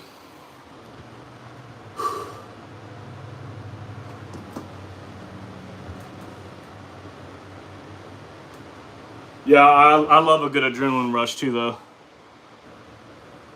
Oh, meters. Yeah, no idea. No idea. Meters. Let's see. How many meters is 50 feet?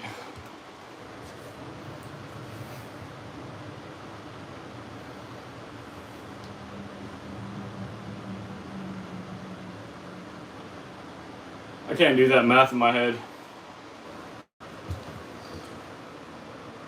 12 meters. What's the highest you've done?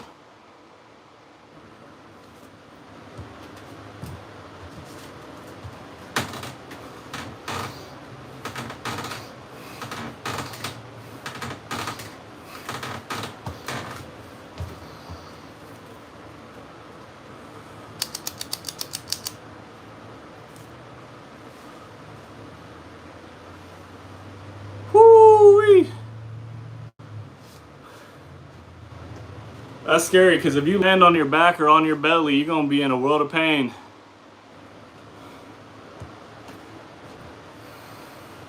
Yeah, just so y'all know, I had to come inside. My phone was overheating outside. That's how hot it was. Otherwise, I would still be out there.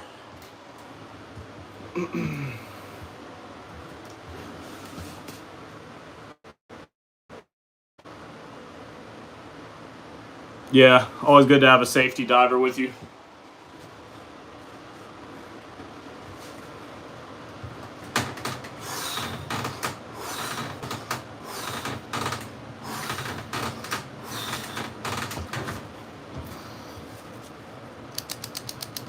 Yeah, that adrenaline rush, I mean, the thing is, you'll just keep chasing that high forever. We're at 455. You'll keep chasing that high forever, though, you know. Once you get used to doing, you know, certain height, you want to do more height or getting to like base jumping or something crazy, wingsuits, then you just have a death wish. Yeah, no, at a certain point it gets, it's more danger than it is like realistic fun. But I understand completely. I respect people who do it. Wingsuits are one of those where a lot of people die. A lot of people die. You know, just skydiving is pretty safe. Wingsuiting, I think it's just because the people are reckless, but wingsuiting is crazy.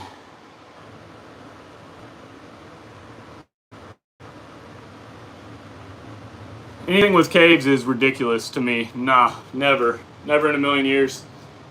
Getting in tight spaces, worrying about it like flooding and getting trapped and drowning. Nah, not for me.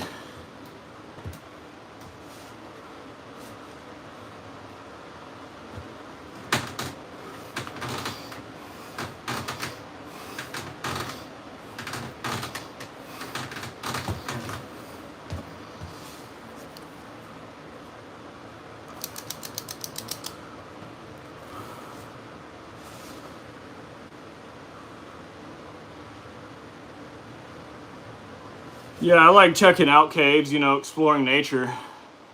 I'll go into some creepy stuff, you know, you gotta be careful with bats and stuff that have diseases, but as far as like, yeah, the water and the tight spots, that's nightmares to me.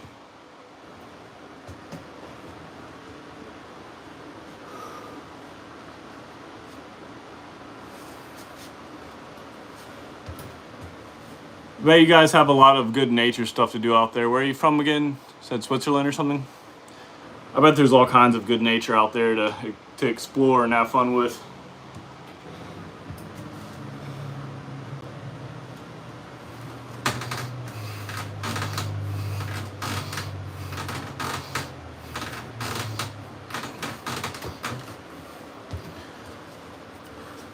Sweden, okay. Yeah, I can only imagine. I want to visit for sure.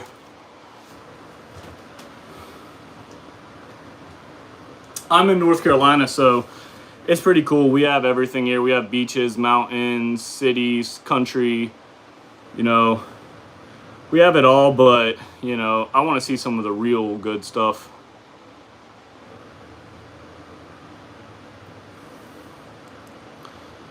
Yeah, that's got to be one of the worst ways to die, for sure. I mean, I don't even get claustrophobic like that, but I actually used to work in crawl spaces. And not just any crawl space, like dirty, bug infested, like moldy, dark, super tight crawl spaces. But I was usually wearing a suit, full blown suit and stuff. Snakes and spiders. You get used to it, believe it or not. Like you got a job to do and you do it. It sucked though. I will never go back to that job, that's for sure.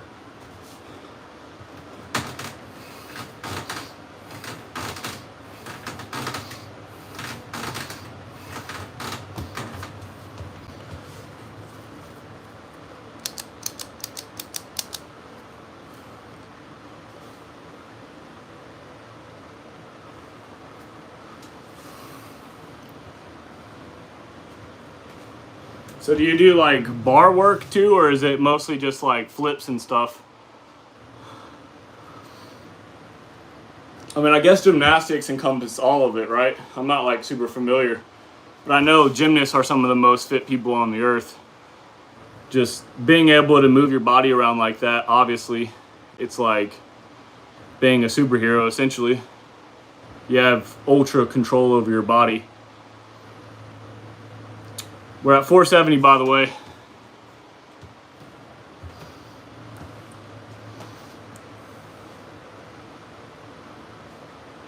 Okay, I figured there was two types. Yeah, both of those are super impressive to me. I respect them. Obviously, I spend a lot of time on the bar, and the dudes who are on the bars are ripped to shreds most of the time. So like, I know that's a good workout. And then the floor stuff, obviously, it's a good workout for your legs and stuff.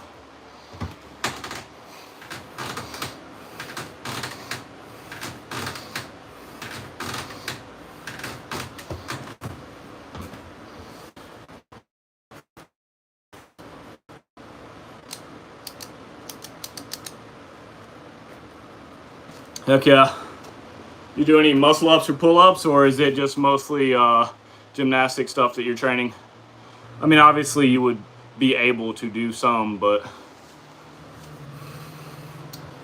I'm just curious if you like really train hard for pull-ups or anything,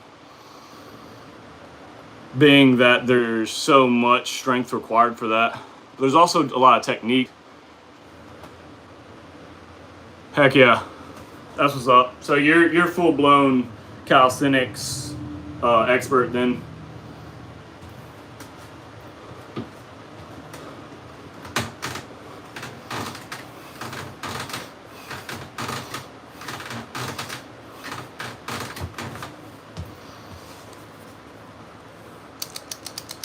I'm still trying to master the front lever.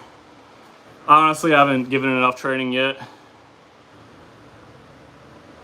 but I'm getting there. I can hold it for like 1 second and then it just fails, but once I start focusing just that, I should be able to get it within like a week or two. And I'm gonna focus a lot of ab stuff just to get my core insanely strong. Back lever. Is a back lever like this? Is that what that is?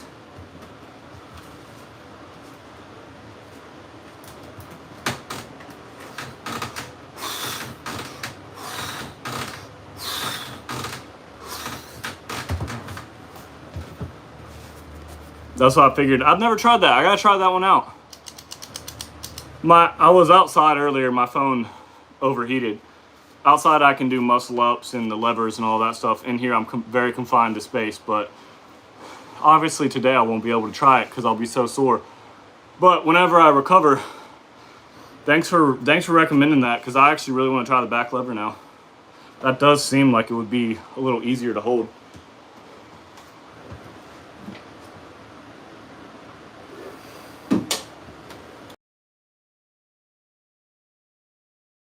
But yeah, Dot, people like you make the chat fun, and I respect the life you live and stuff. You know, a lot of people are just sitting on their couches these days and rotting away. It's good to hear there's other people out there just getting after it, having fun, getting strong, getting fearless.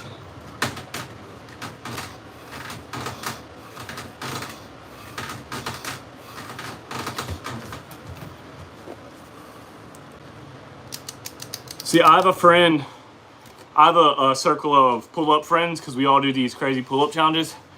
And he went from training for the world record for pull-ups, I think he got to like 6,000 something, and in 24 hours. And I swear he's been trying to learn the plank for months and months now. And I'm like, wait, is it really that challenging?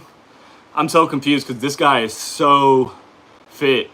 And it's just months and months of him posting his progress, but he still doesn't have it. I'm like, wow, it must be really freaking hard to learn. 6,000 is wild. Absolutely wild. Most I ever did was 3,002. And that was in 12 hours. America's versatile. It's such a mix here. You get everything. It's not just one way or another. And it's so big. Even my state alone, North Carolina, there's such a variety of people. You can't say that it's one way or another at all.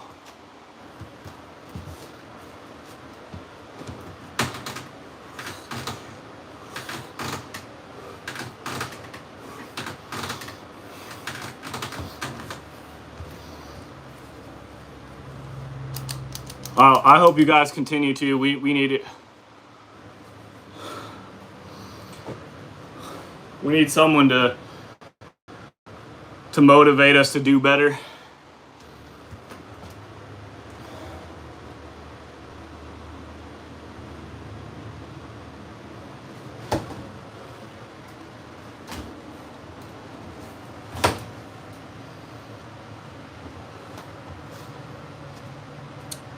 Yeah, Sweden seems super chill. I'm gonna come check it out sometime. Anywhere specific that I should go? Like, it's so weird when you don't have a tour guide or someone who you know that lives there. You just kind of wing it. But if you know somewhere specific that I should go, let me know.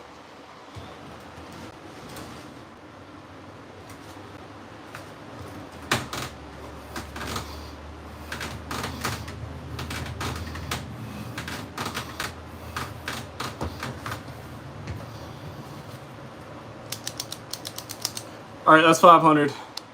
We're halfway there, guys. Stockholm syndrome. Just avoid the bad areas. Don't worry, I grew up in the bad areas of here, so city stuff, nature too. That's what's up. I guess that's where the Stockholm syndrome thing comes from. Gang violence, really, in Sweden? That's crazy.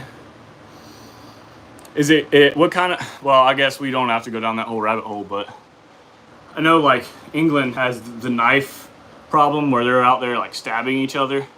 Is that how it is kind of in Sweden? Here in America, like in Chicago, even where I am in the city, 2 shootings.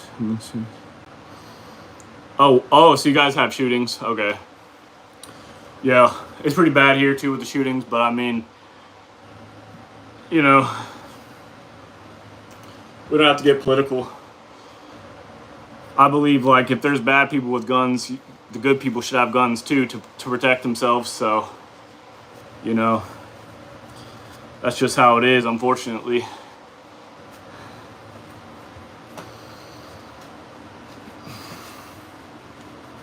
I would have never expected that though in Sweden. I thought you guys were just like chilling.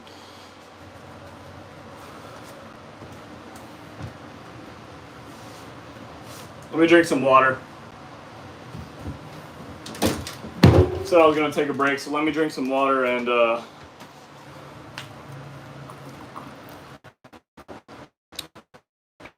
just let my body cool for a second. Migrant areas. Yeah, we don't have to get political, but I know exactly what you mean. Yeah, I was genuinely scared earlier when I was outside that I was gonna like go into a heat stroke or something. But luckily my phone overheated before I did, so it forced me to come inside. But yeah, staying hydrated, one of the most important things you can do, working out, not working out, it's crazy. When I was a kid, I didn't like water for some reason. I don't know, I was a weird kid. I guess it didn't taste good, so I didn't drink it. And now I'm like, what the heck? Like, if you're not drinking a ton of water every day, you're literally killing yourself.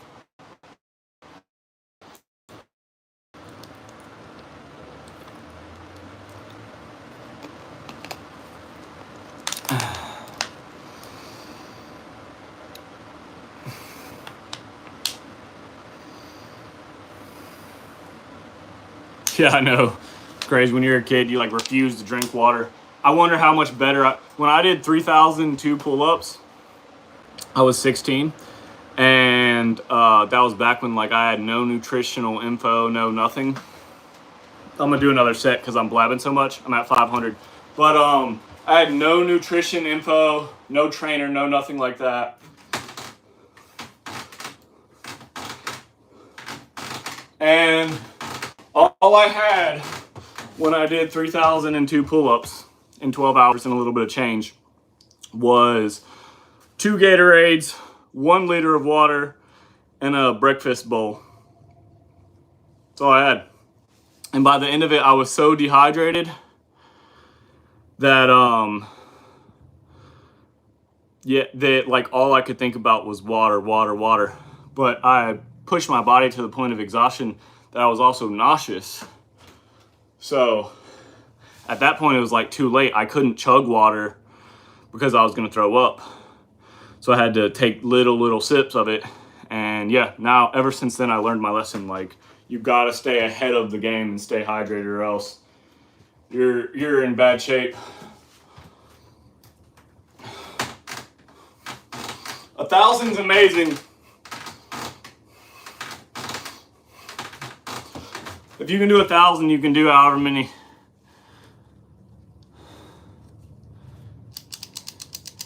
A 1,000 is once you can do that, all you got to do is increase your endurance a little bit, and you could do however many. But it's the mind. It's not the body. This is the easy part.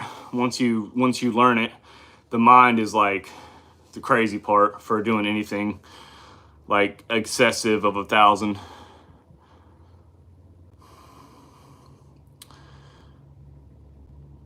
Every 20 minutes, okay. Interesting. I'll try to keep that in mind because I probably do it a little less. I probably need to do more drinking water then.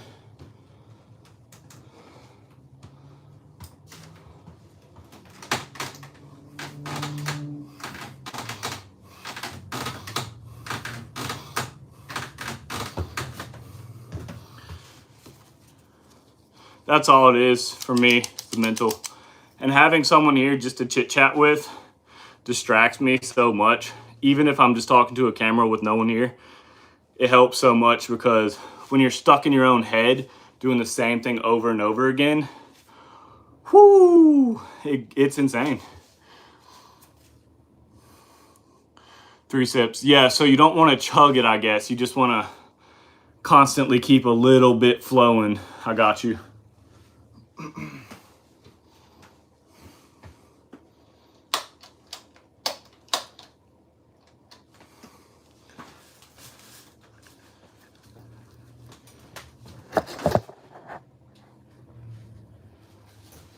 I don't know why the heck my fan stopped here. We're gonna try to get that going again.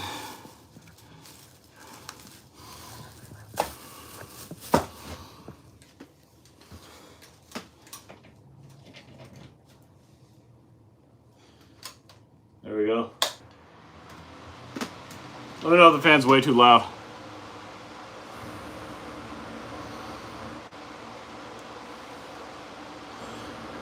I know, and see that's what disappoints me because that I used to run as a kid. You know, I did track, I did endurance stuff. I had no nutrition. I was drinking Coca-Cola, eating fast food, and I was still top percentile of everyone. Imagine if I had good nutrition. Like I could have done amazing things, but shoulda, coulda, woulda. At least I know now.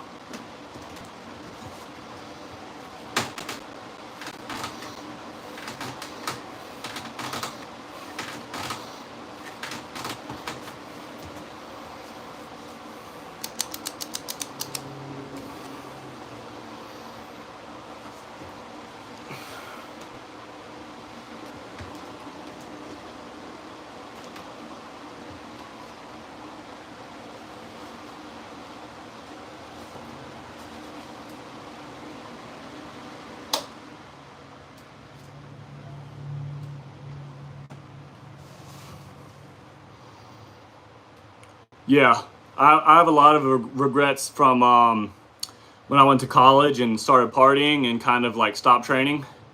And it's like 4 years of potential progress I could have made instead of partying. But then I realized like, oh no, I still had fun.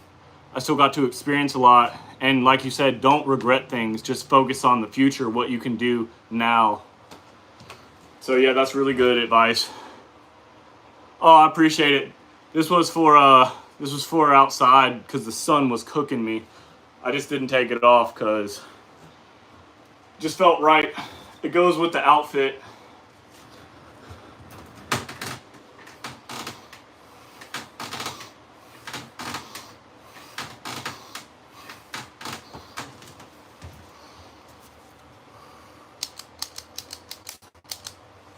Yeah, that's one of my missions here, Doc, is to teach young men. There you go. There you go. That's so you're exactly who I'm talking to. Like teach young men, like when you come out of high school, when you go to college, stuff like that. Have your fun. Don't miss out, but don't forget to like keep training, keep healthy, keep, you know what I mean? Don't completely let yourself go.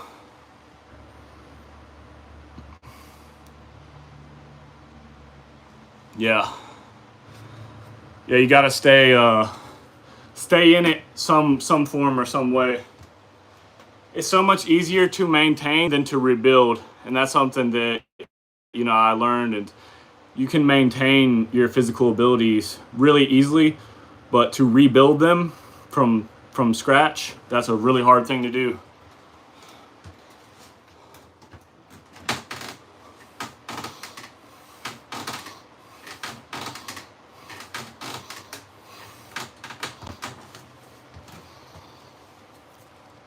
Yeah, a lot of young guys come out of high school and they're like me, they don't know what to do.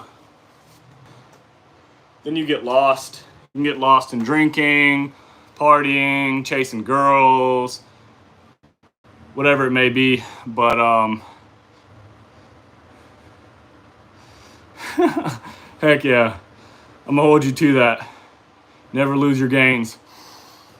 But yeah, it's just so easy when you're first becoming an adult to like forget to stay on the path towards success, So sounds like you got a good head on your shoulders. You'll be good for sure. And heck yeah, your girlfriend sounds legit too, man.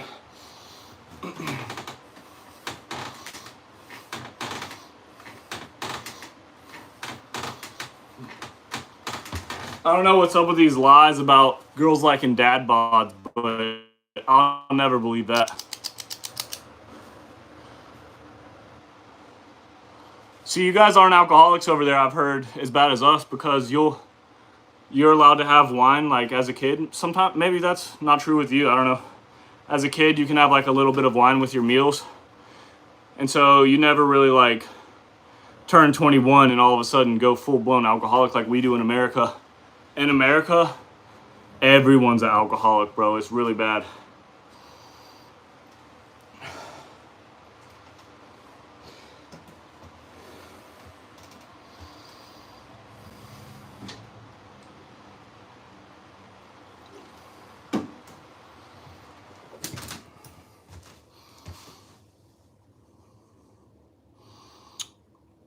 Yeah, that's what I figured. I've heard that before, and that's probably why you guys don't turn into alcoholics, because you're like, it's like, I've tried it, I don't really gotta go crazy. For some reason we go crazy. You know, we turn 18 and then we're like, oh, somebody buy us some alcohol, and then we just, right, you obviously.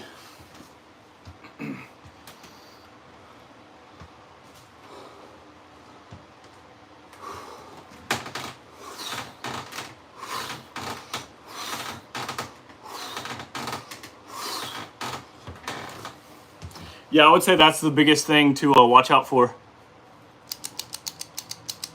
Watch out for alcohol. I mean, I know in your culture it's probably not near as bad as a problem, but that's what got me probably the most is, instead of training, I would just have a drink and chill. And it's like, all that gave me was a hangover. It didn't, you know what I mean? I could have been getting gains, instead I was getting hangovers. So it's so stupid.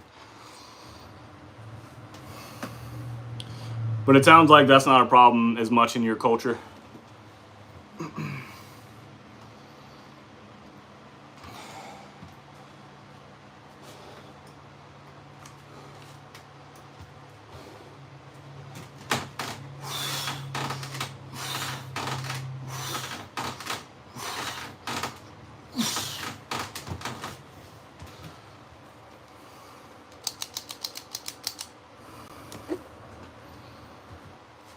Let's do a hand check.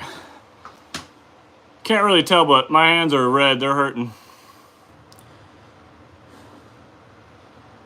Oh, that's good, Doc. I could literally walk to the store right beside my house and get whatever I need, so that makes it way too easy to grab a bottle of alcohol.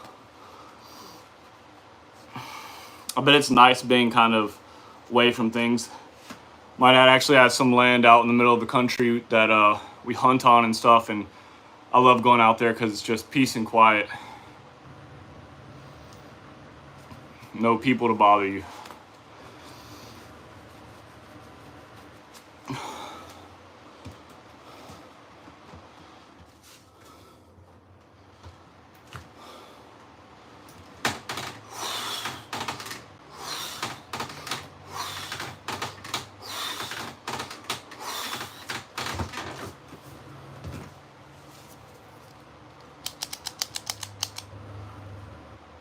$5:45. Live in the woods. Nice. You do any hunting or no?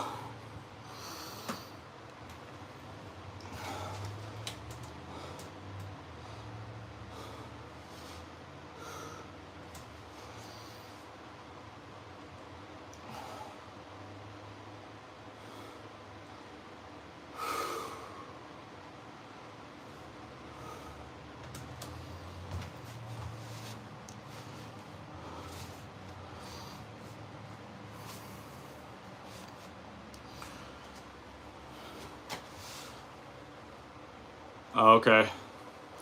You definitely try sometime. Gives you a whole new perspective on eating meat. For sure. I do it for the food. I've never done it for... I don't like to just kill things. Like, I'm very respectful to all animals. I love animals. But here our food sucks. It's all poisoned and full of antibiotics and you know, all kinds of just weird stuff. And so the healthiest way to get your meat is to hunt it yourself or to raise it yourself.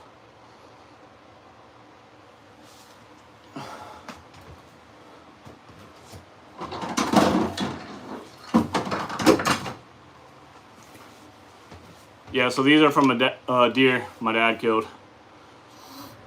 I don't have any of mine with me right now. But like I said, we do it for the meat, not for the not for just to kill it. And then this is a turkey that I killed.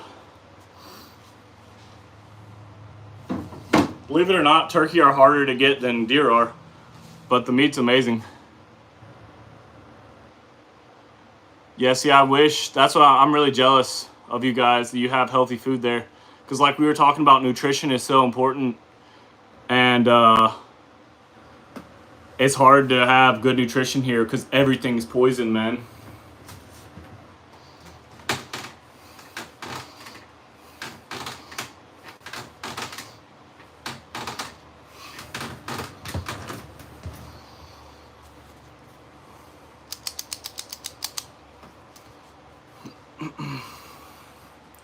Yeah, I didn't know what the firearm rules were like, but definitely if there's any way you can get a license just to get like a simple rifle one day to go on a hunt, or even like a bow or something, I would say give it a try. It's even McDonald's is more healthy, yeah. Oh yeah, obviously wouldn't eat it more. You wouldn't eat it often in general, but yeah, hunting is one of those things like where we were talking about earlier, the chasing the adrenaline rush. It's a crazy adrenaline rush, and again, not just because you want to kill something, but because it's a very natural instinct. For thousands of years, our ancestors survived through this method of ambushing and taking an animal's life and using that animal to nourish themselves. So it's a very instinctual thing, and it taps into your internal survival instincts. It's a great high, a great high.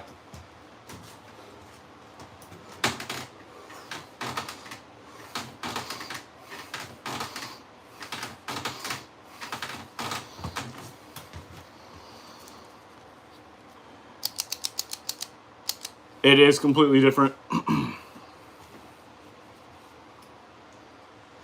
I'll do it all myself. So some people take it to like a butcher after they kill it. But I gut it, skin it, quarter it, butcher it. My dad taught me everything. I just do it all myself. And that way I know everything that's ever been done with the meat. It's completely clean, it's completely natural. And it feels like you have a lot more respect for animals after, well, I do personally, after I harvest one. Exactly. Same thing, but on steroids. It's just like fishing, but times a million.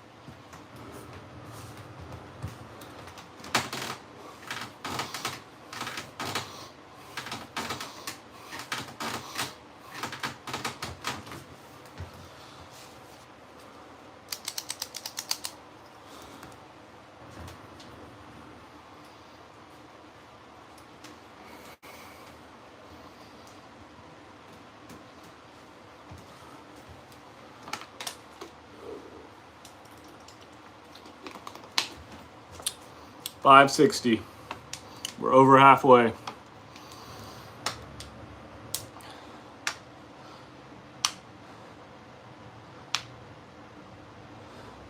Red Bull goes crazy with some of their stuff. It's unbelievable. 88 feet. I feel like that's getting into like dangerous territory if you don't know perfect technique. Like, couldn't you die from that if you're not doing it perfectly?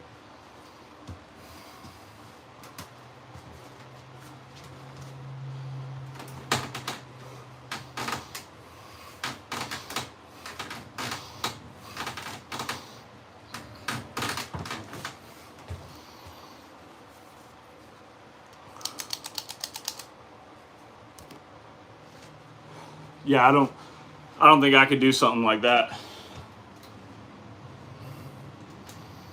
I guess if I practice enough for it.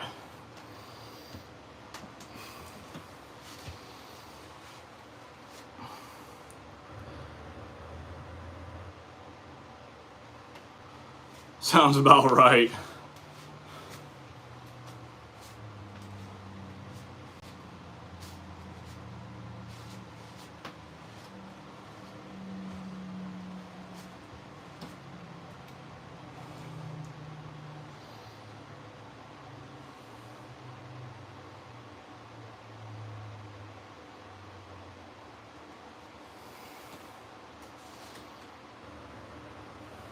Yeah, I've never even been skydiving or anything like that, but I definitely will one of these days.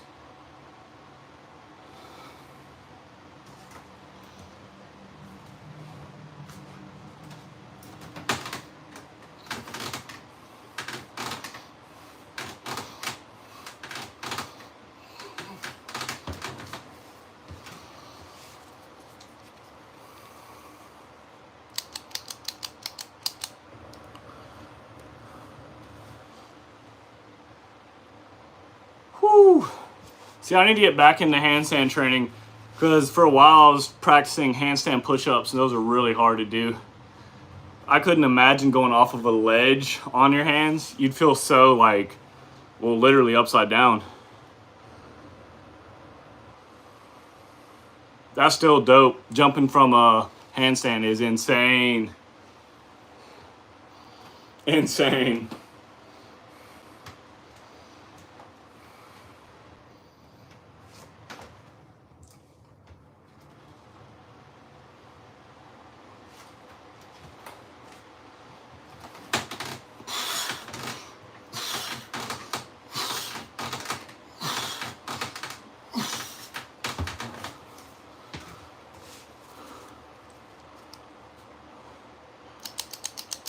Yeah, handstand push-ups, extremely challenging. The one arm, that was my goal back when I was 16 and I was really training hard and couldn't even get close. That is an unbelievable achievement for someone to do that. But yeah, I guess like just doing them in general, doing the push-ups will get you strong enough to get there. But yeah, I really need to get back into handstand push-up training. That's probably something I'll get into next.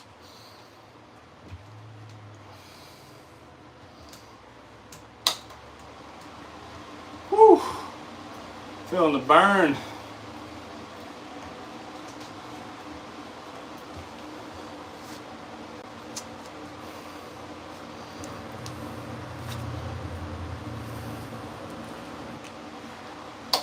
Yeah, that's pretty much where I was at too, where I would just do a bunch until it stuck.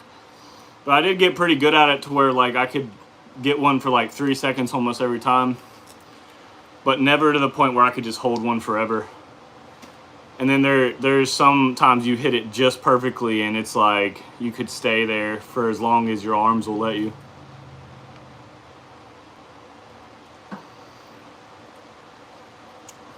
So this is an energy gel.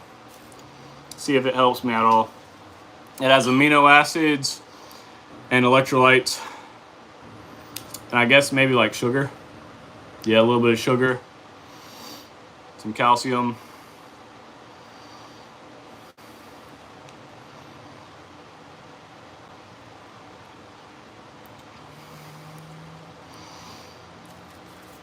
We're at 575. So this is going a lot slower than I thought. That's all right.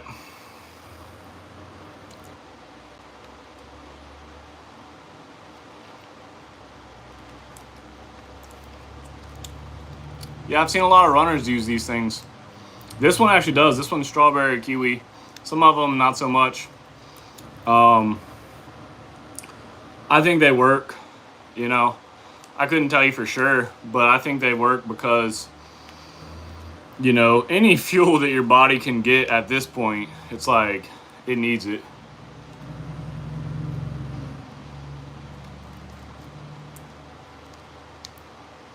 And honestly, like when you're doing really hard stuff like this, like I don't want to eat anything right now. I have no appetite because my body's so exhausted and it's like not in the mood to eat. Once I'm done, then I'll eat a big meal. But during it, it's so hard to eat, and like you don't want your body to waste all of its energy on digestion when it should be using its energy for what you're doing. So something like this, a gel, is way better source of energy because you don't have to digest it. Yeah.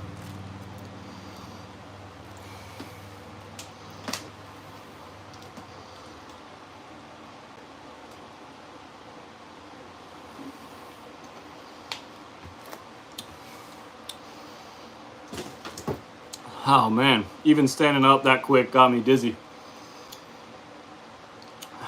But we shall prevail.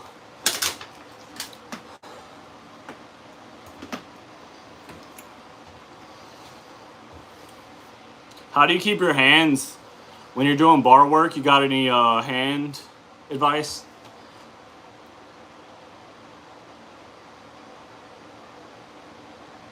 Well, to be honest, ever since I started a YouTube, I've been more conscious about my looks.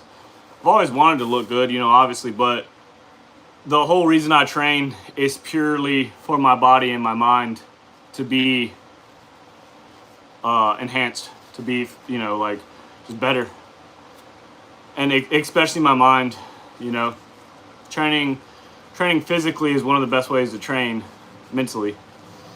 And calisthenics just make you a really ripped, good body type. You don't look like a freaking steroided out monster. You just look naturally fit and mobile. More importantly, like a bodybuilder, they're so limited in their flexibility. It doesn't look good to me. So, but my training's all about strength. I just want to be stronger.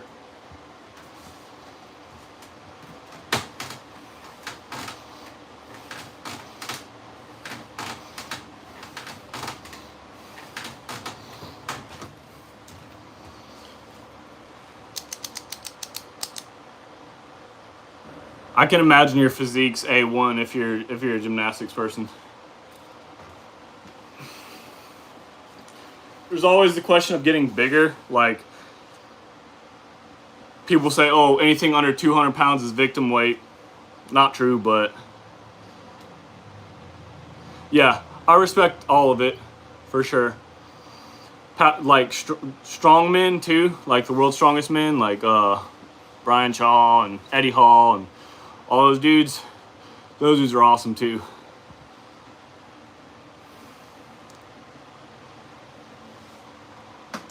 Yeah, you don't need to be 200. As long as you feel good, that's all that matters. Look good, feel good, get stronger every day. But yeah, do you have any suggestions for hands? I'm just wearing very basic cheap gloves right now, and I have like this tape stuff that's making the bar a little softer. I mean, obviously you guys use powder. Oh yeah, I'm 6 foot tall, so I guess that's like kind of tall. Yeah, chalk, that's what I figured. Yeah, I'm 6 foot, so it definitely makes a difference. Like, look at how, I don't know if you can tell from the angle of my phone, but that's a long ways to go up and down.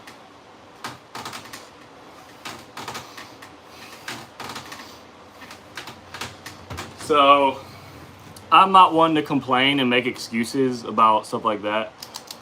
Like, oh, you're short, so you can do more. Like, nah, I've never been someone like that.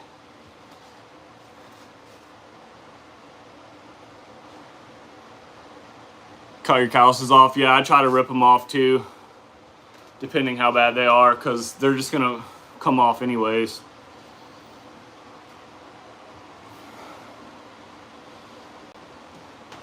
I don't think chalk would work for something like this. The best thing I've ever found for something like this is sponges. It's something that Truett Haynes, the previous record holder, taught me a long time ago, but unfortunately I don't have any sponges right now, so I'm just gonna endure the pain in my hands. Nothing wrong with a little pain.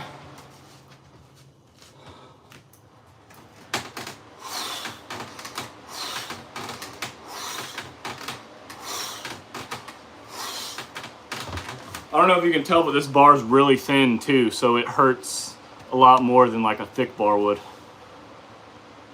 No pain, no gain. What's good, brother? How you been? Almost forgot to count that last set.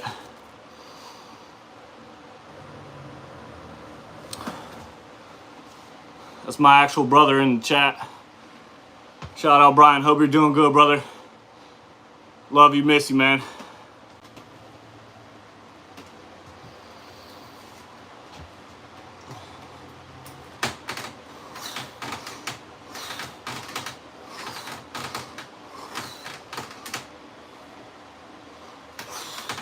Woo! Felt a little tweak in my elbow on that last one.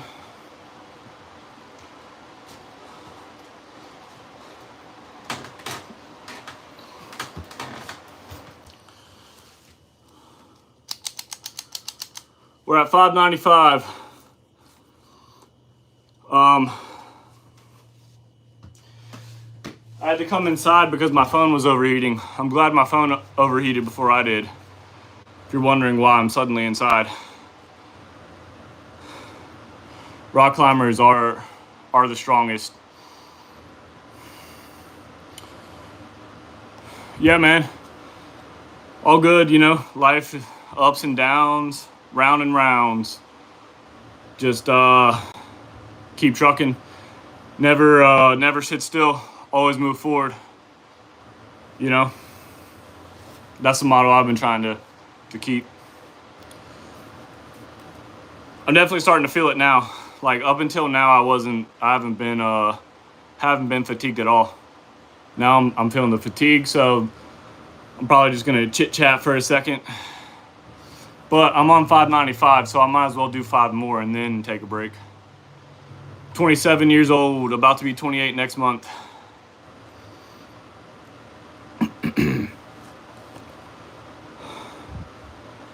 Yeah, thanks for stopping by, brother. We gotta link up soon. I'm down in the old Trefo.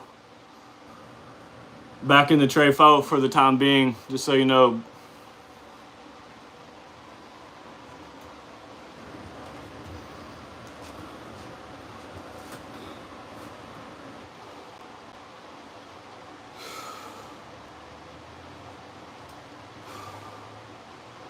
All right, I can't let the power of the mind's crazy. If I start thinking that I'm fatigued, it'll actually make my body fatigued. If I say, no, I'm good, the power of the mind is insane. I'll go ahead and tell you guys that right now.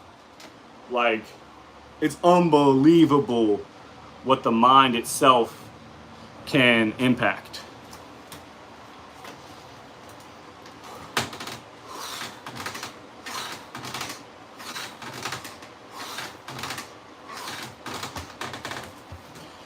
That's 600.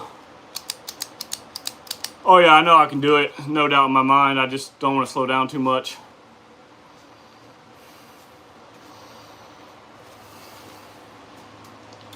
It's just crazy. I love psychology. I studied it in high school and in college and just in my personal time. And, you know, you being an athlete, Doc, I'm sure you know, like, your mindset is everything. Like, before you go into a routine, I don't know what you call it.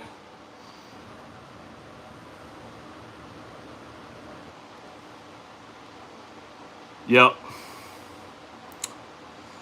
Exactly. Running is one of the greatest ways to test your mental fortitude because it's a constant voice in your head telling you slow down. And once you start listening to that voice, you're doomed. But you have another voice that's telling you, you're fine, go faster. That's the voice you have to learn to take control in your mind. You do mental practices, I can only imagine, because if you hesitate, you could break your freaking neck. So I bet you guys have really good mental control.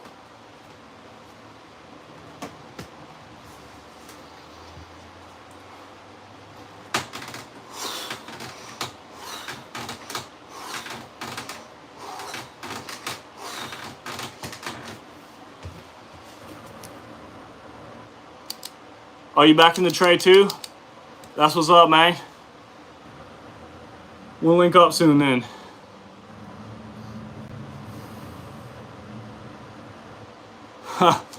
Yeah. Yeah, I could only do flips on trampolines, never and diving boards, never on the ground. Even though I know I could physically, mentally, I've never convinced myself to. But yeah, you're right. You have to go through with it. Yeah, that's why I respect gymnastics so much. It's as much a mind sport as it is a physical sport.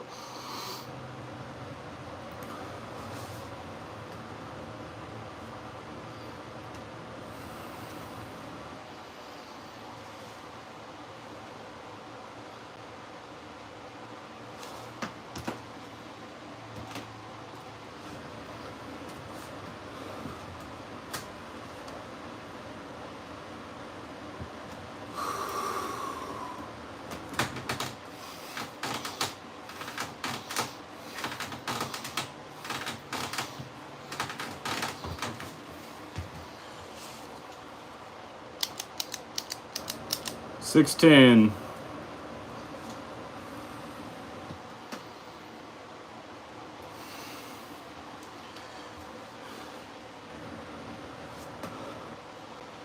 All right, we rest for a minute.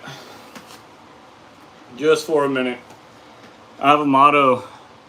Not sure if it's completely true yet, but it's better to rest a little before you completely fatigue than once you completely fatigue. That way you can stay ahead of the fatigue. I don't know if that makes sense.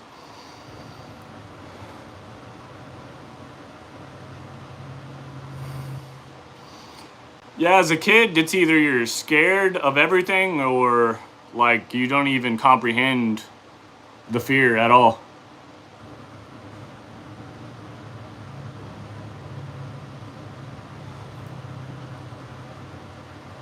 I guess you just don't, you either are completely aware of the risk or you're completely unaware of the risk. So it's a curse and a blessing. But yeah, everything, most prodigies in life, Olympians, stuff like that, they start when they're kids. And it creates neural pathways, patterns in their brain that develop throughout their life and strengthen throughout their life.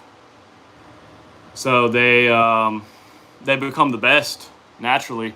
Their entire brain is wired around whatever that thing that they're practicing is. So starting young is obviously going to give you the advantage, but that doesn't mean that it's ever too late to start. You can always start and try and improve. 33 feet at 7 years old. Yeah, see, he probably just saw you do it or something, and he was probably like, hey, I don't know if he's younger or older. But when you're a kid and you see your older brother do something, you're like, yeah, screw it, I can do it too. Yeah. See, I was the older brother.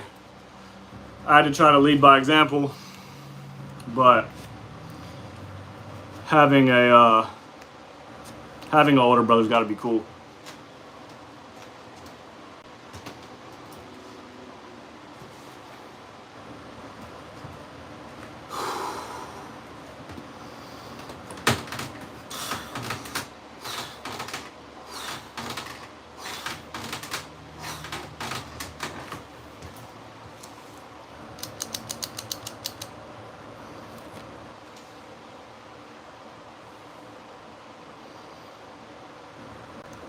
Yeah, see, you'll create a monster because he'll always want to live up to your level or even beyond it. So it's a good thing.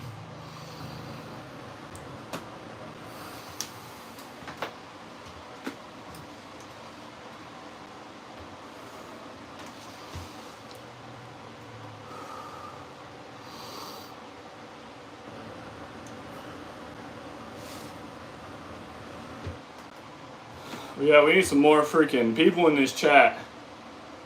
Man, the repetitiveness is insane. Thank you, Doc, for keeping me entertained. I would have been dreading my eyeballs out right now if I didn't have someone to conversate with.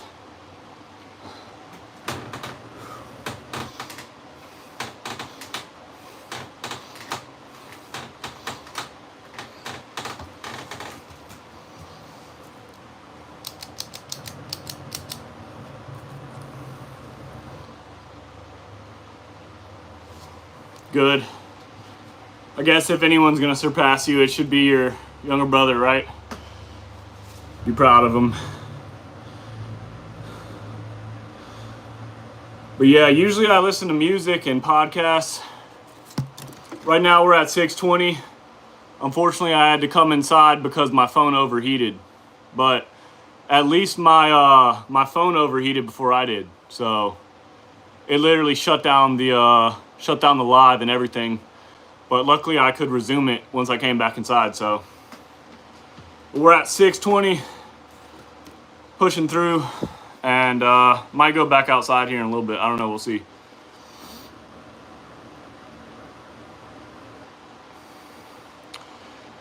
Yeah, exactly. If anyone, if you want to see anyone do better than you, it's your little brother.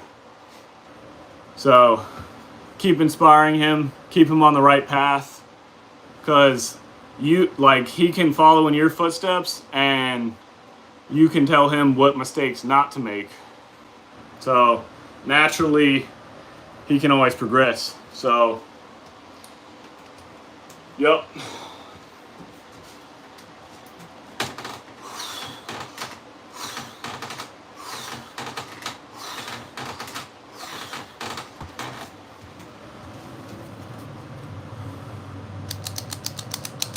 $625.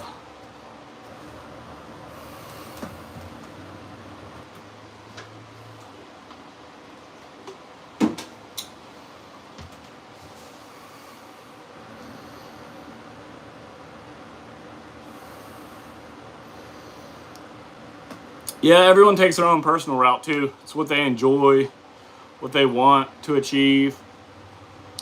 Then you can go the whole the David Goggins route, and specifically do the things that you hate the most to train your mind to adapt to even the things that you hate the most. So there's all kinds of routes that you could take.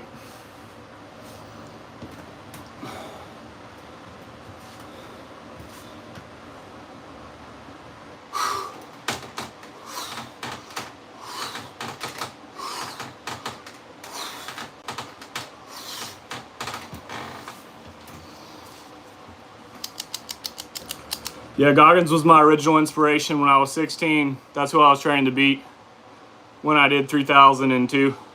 He had the record at 4,030, I believe.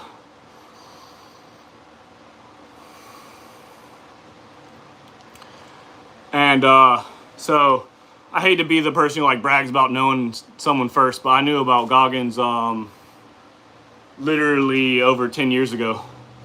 And it's blown my mind how famous he got. Because before he was known in the fitness community a little bit, but not world famous. And he was one of my main inspirations to master the mind beyond any comprehension.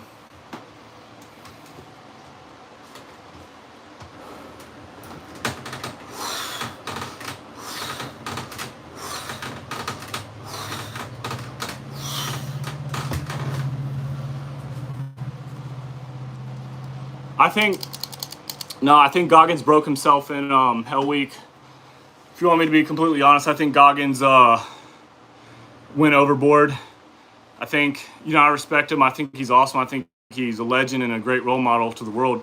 One of my biggest role models. But the dude literally ran until he had his knees disintegrated. And at a certain point, when you're overtraining that much, you're not improving. You're hurting yourself. And so, yeah. So at a certain point, you're I understand your mind is still getting stronger, but your body is disintegrating. And at a certain point, it's not worth it. So you got to find that healthy balance. And everyone argues where that balance is, but I do think Goggins is a little off his rocker for sure, but I respect it still.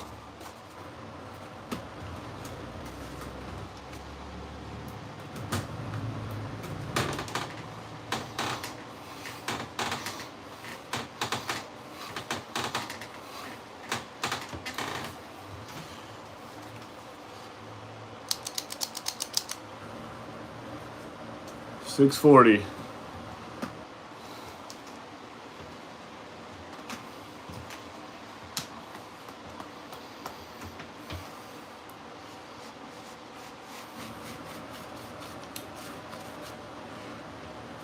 Yeah, that was one of my dreams when I was a kid, was to become a Navy SEAL like he is, which is the Special Forces here. I'm sure you know, heard of them.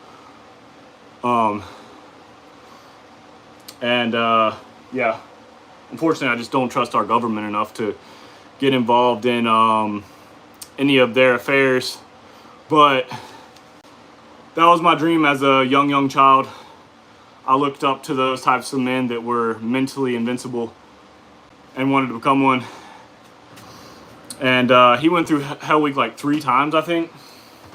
Something crazy. I think something happened to him in there where he exactly. I don't trust. I mean, we don't have to get political, but I don't trust in like these people in power that are just starting wars for their own profit or whatever. War should only be if absolutely necessary. It shouldn't be just for someone else to make money off of our blood. But yeah, I do think Goggins in his training like lost his mind somewhere and never got it back.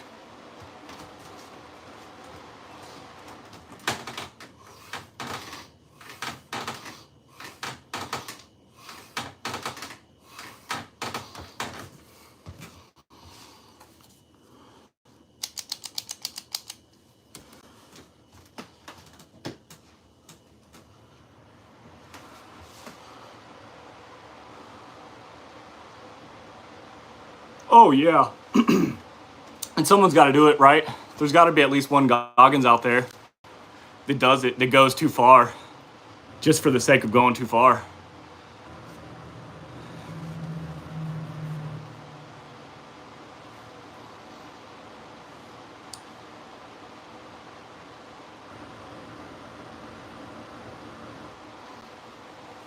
Insane motivation.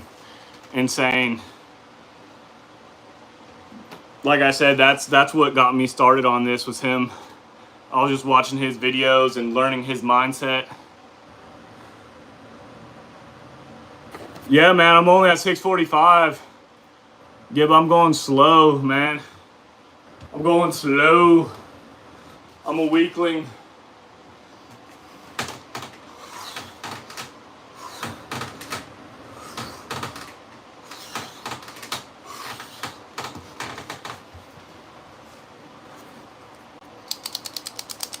$650.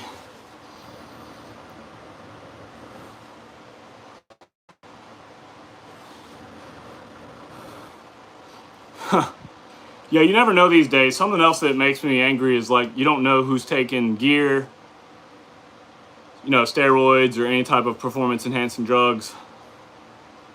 I've never even considered doing anything like that. I would just train harder, you know. If I wanted to be better, I would train harder. I get the temptation, but I'm not accusing anyone of anything, that's for sure either. But it does kind of make it tough for someone like me who knows I'm not cheating at all, that other people I may be competing against are cheating. Yeah, I'll stay natty for life. Maybe if I'm like 80 years old and they come out with some like crazy new steroid and I'm already 80, why not? But at anything before 60 years old, do not do. Absolutely do not.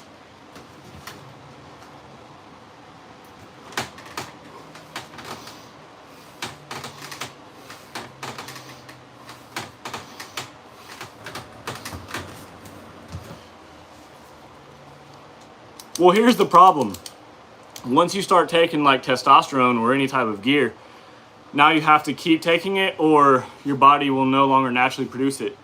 So you're fried the rest of your life unless you stay on it. And then you're gonna have all kinds of health complications. Your heart's gonna be messed up. Just train and train harder and sleep more and eat more protein. It's such a shame to me how many young influencers, young fitness influencers are promoting doing steroids in their early 20s. You should not be teaching these kids coming straight out of high school to ruin their bodies with drugs. It's absolutely ridiculous. But I don't know. It's just a random trend that's happened. I don't know why so many people are doing steroids at such a young age. You can literally just train.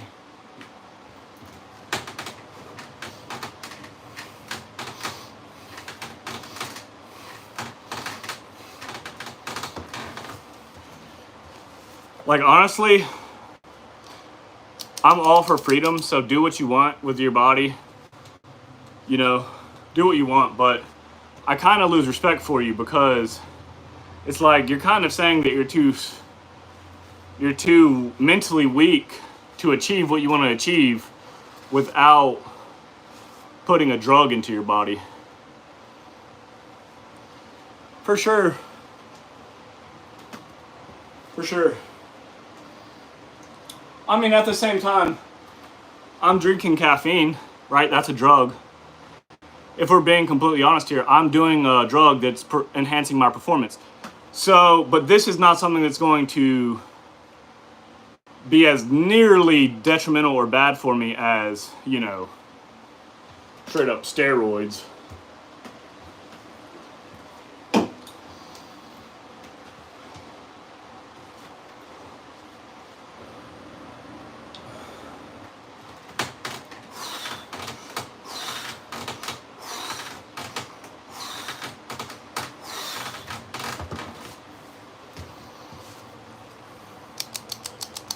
Oh, I'm an absolute caffeine fiend.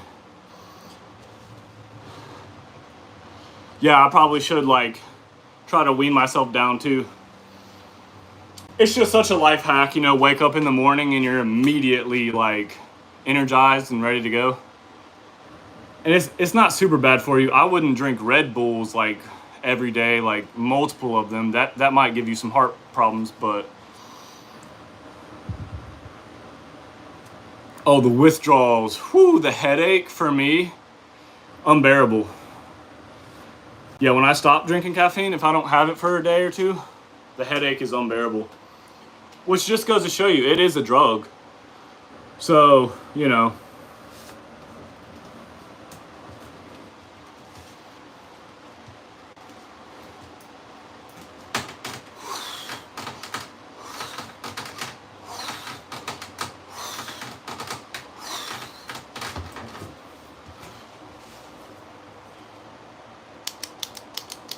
Yeah, coffee's way better. I'm trying to switch back to that. The problem is, I love the extra stuff.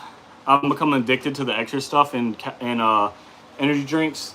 The vitamin B12 and B6, I don't know, what is it, taurine and all that other stuff.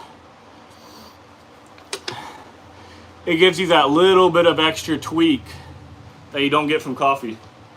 And I don't know, I should switch back to coffee because coffee's actually, coffee's like good for you, I'm pretty sure. I think they've done studies where like it's actually good for you as long as you're not drinking insane amounts.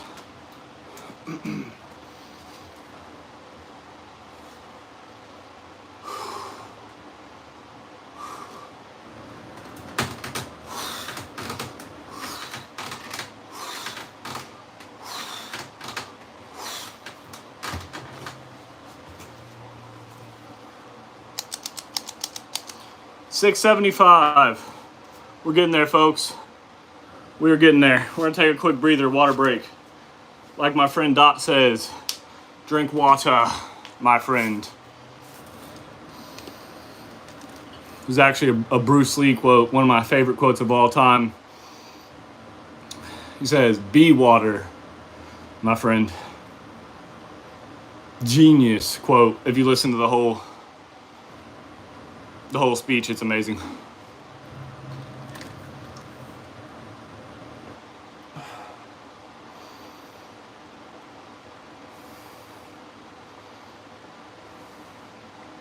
Yeah, he says, now water can flow or it can crash.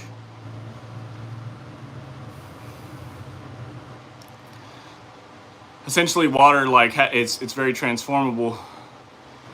And like the flow state applies to anything. If you can enter a flow state, you can enter your highest level of performance in anything, whether it's exercise, video games, playing chess, you know, I don't know, race car driving, anything. If you're in like a state of pure flow, then like you're not even really thinking, you're just doing, you're just being. And achieving that flow state is super important if you want to achieve your optimum level at anything.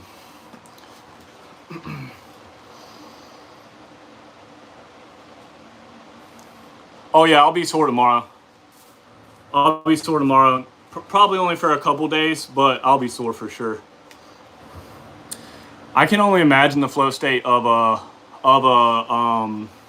gymnastics competition, because like I said, there's so much on the line and you're literally doing like, it's very similar to martial arts in a way, because you're moving your body in such a specific flow, so to speak, that you have to be in the flow state or else it's not going to happen the way you're imagining it to happen.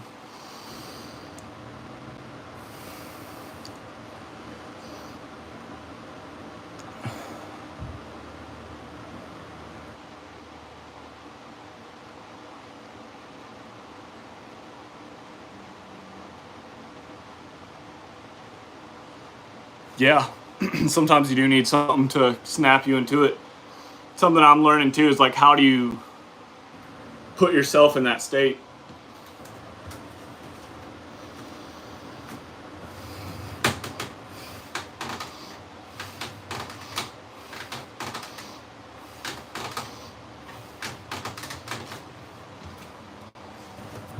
I can't imagine in front of thousands of people though.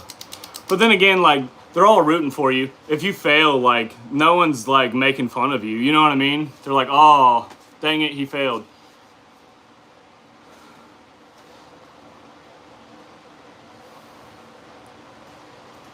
Yeah, the pressure, you're right. The pressure is oftentimes what will lock you in to just flow.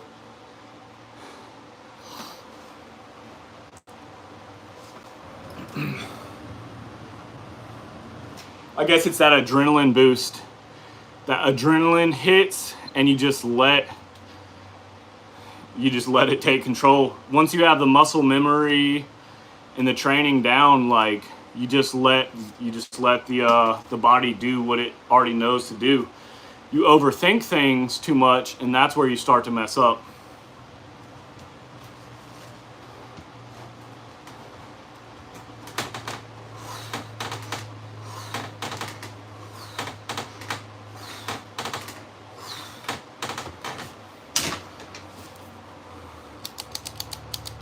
$685.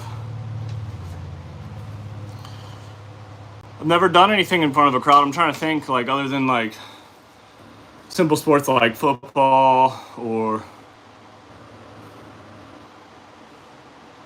yeah, I've never performed in front of a huge crowd though. I can only imagine how intense that is.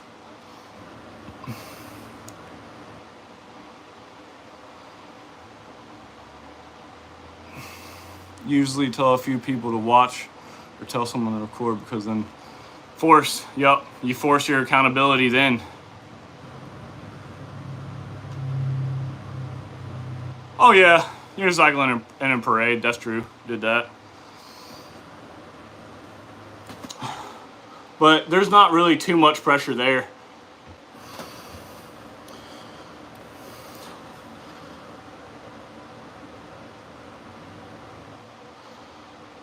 Yeah, I can unicycle and I can juggle.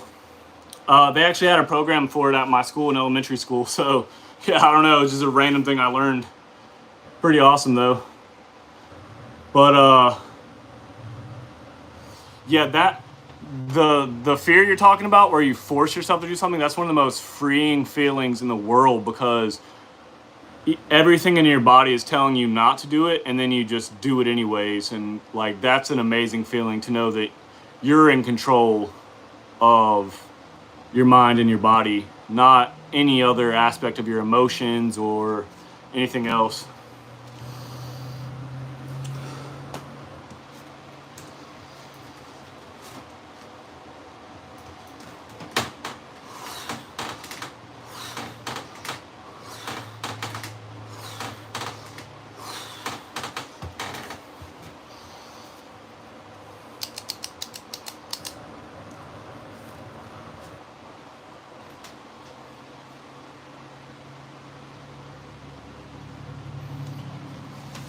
Yeah, especially if there's a hot girl watching, am I right?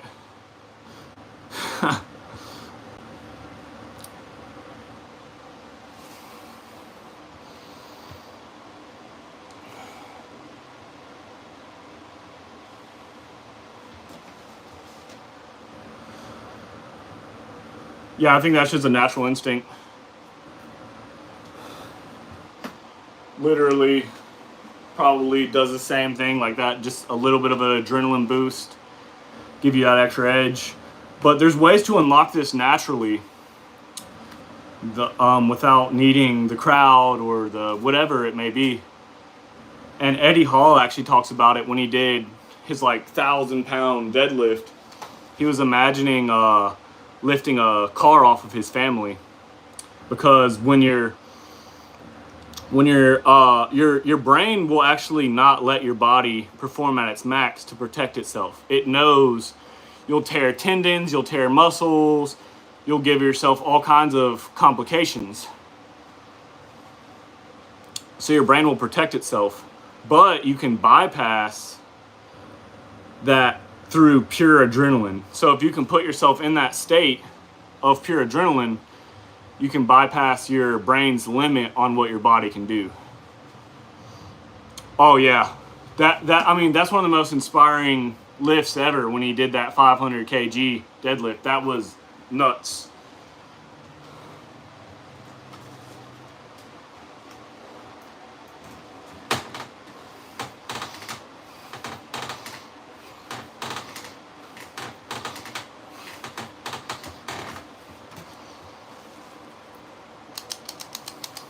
We're almost at 700.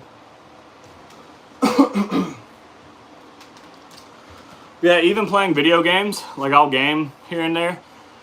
I'll notice when I'm just like casually playing, or when I'm like flow state locked in. And it's just something like, I don't know if you can always be in that state, but it's something I'm trying to work towards just constantly being in, no matter what I'm doing.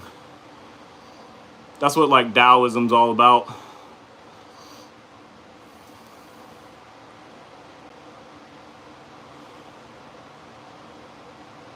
Oh yeah, even though I hate when people do that, I only do that every once in a while, like for a big bench. But yeah, smelling salts too. It's all about that just instant aggravation of adrenaline.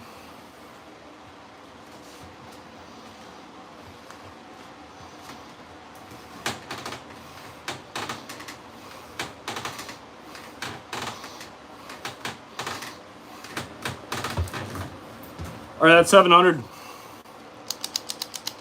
We're gonna take a quick breather. It's unbelievable. Taking gloves off cools me down so much. Whoa, buddy. We've got some serious hand blistering. Doesn't look near as bad as it does in real life on camera.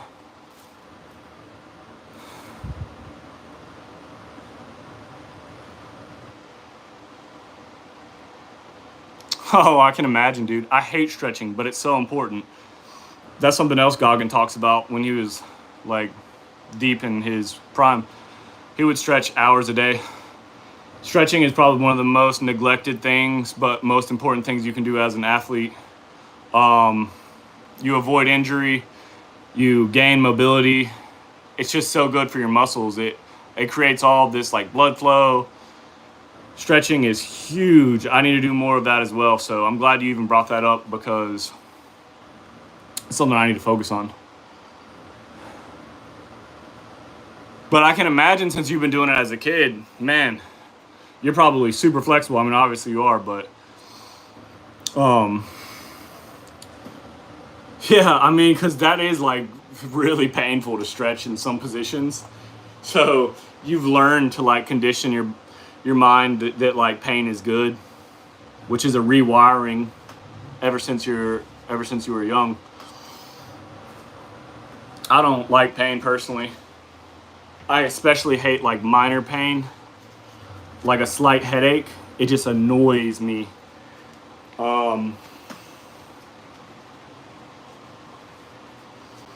Yeah, there's nothing about pain I like. I like being able to overcome it though, that's for sure.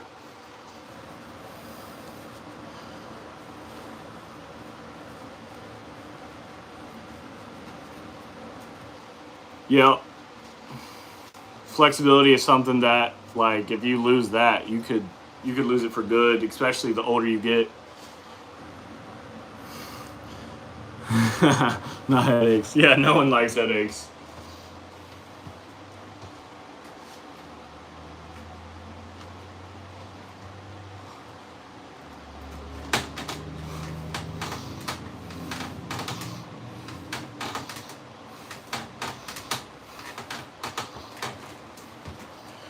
Only 300 more. Well, 295 now. Not too bad.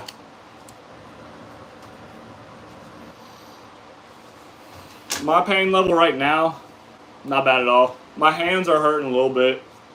It's so hard to a philosophical question I've always wondered is like, what if our pains tolerances are like completely different? Like, what if my pain is way less than someone else's pain?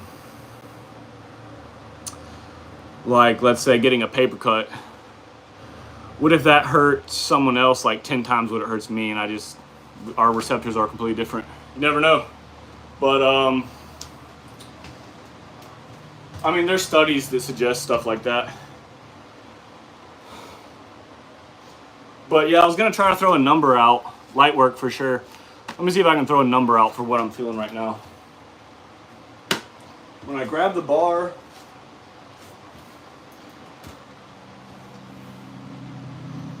a 3 out of 10. Nothing bad at all. I'm also going really slow paced, so that's probably why.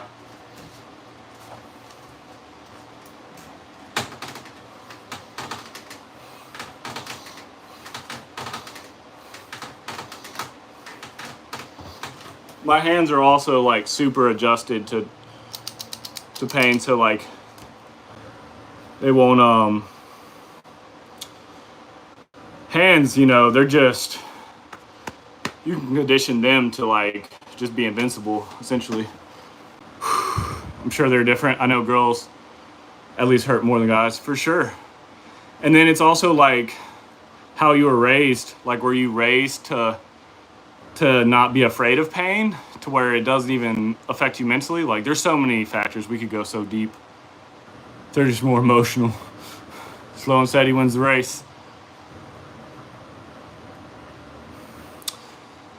I know my mother was the strongest person I've ever known as far as like pain tolerance goes.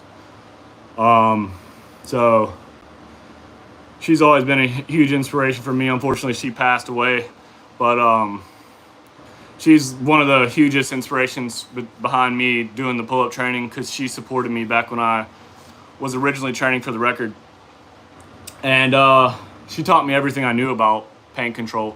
So not all women, but you know, I would say a generalization, like, yeah, women aren't used to being forced to deal with pain, whereas men, we're used to like just more rough and tough type shit.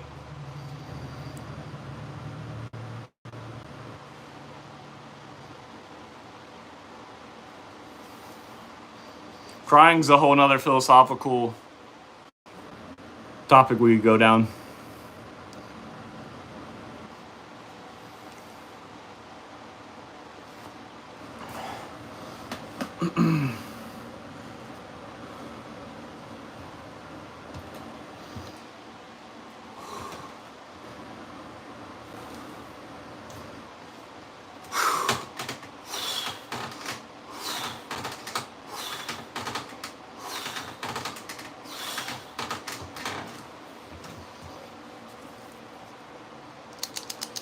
Yeah, my mom taught me everything I knew about pain. I mean, my father taught me a lot too. My father taught me work ethic. My mother taught me strength. I was very blessed to have amazing parents. And once my mother passed, I knew nothing could ever hurt me again, at least not to that level. So not only did she teach me to be strong, but once I lost her, it was the worst pain I could ever feel. So nothing in life can ever hurt me that bad again, and therefore I do feel like immune to pain in a certain way.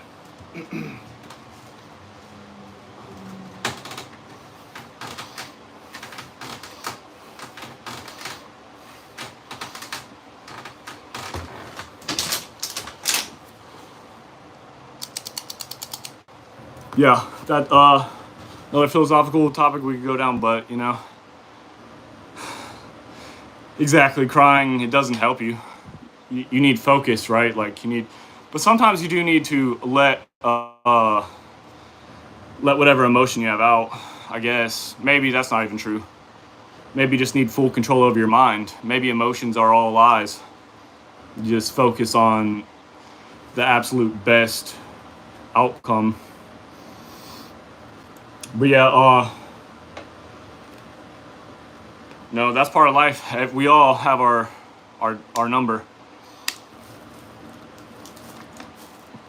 So important to tell the ones that you love them while they're still here, and important to be grateful every single day you wake up. I only cry when I drink. I've had a couple of those.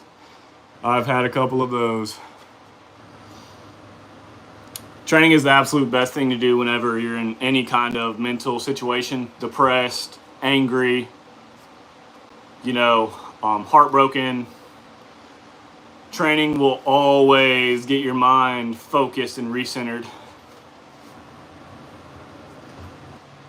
If I don't train for like multiple days, I'll become depressed. It's crazy. It's absolutely crazy.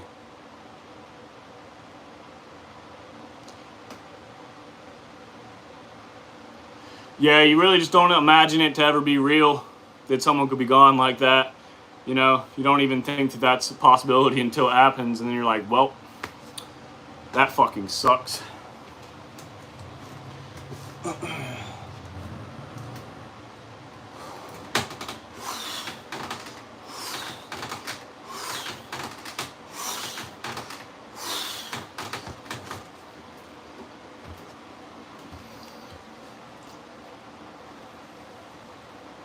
Yeah, heartbreak has turned a lot of men into absolute beasts. I don't think I clicked. I didn't just click, did I? Gotta make sure I'm staying on that clicker.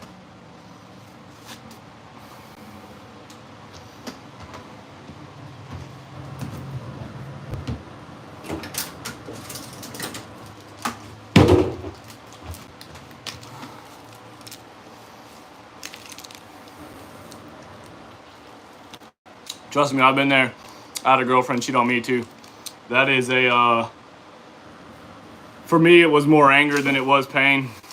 And it was really important for me to manage that anger and learn to not act on it or let it control me. Direct it in a positive way instead of a negative one. Got some, I don't know what this even is, but it's supposed to give me energy, so we'll see. Yeah, even someone that you would consider impossible to backstab you, it's always possible. That's what I learned.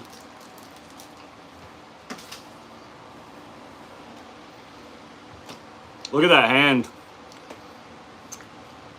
That's getting rough, boys. We're gonna have to find a solution for that.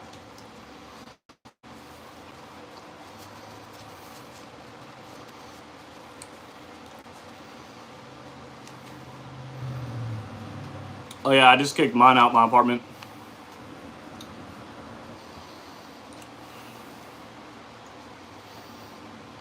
Yeah, you should never mentally, physically, emotionally, whatever, like abuse a woman, regardless of what she does to you. We're supposed to be the bigger person. We're supposed to be protectors, you know. So if they do you wrong, you leave. You don't react or, you know, try to get back at them. Yeah, hate something. It only hurts you. It doesn't hurt them. Something I'm trying to master as well. You never want to have hate in your heart. It'll rot you from the inside.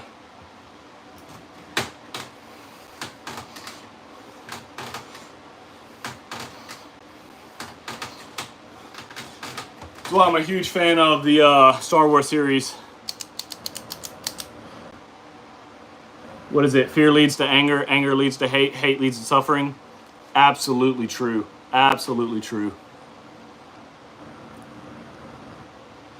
No, I don't. Yeah, there's always exceptions. Modern datings.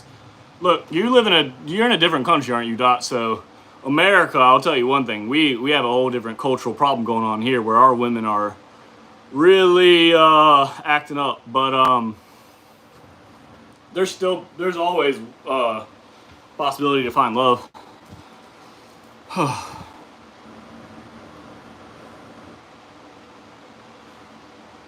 Jeez. Sorry to hear that, Gib.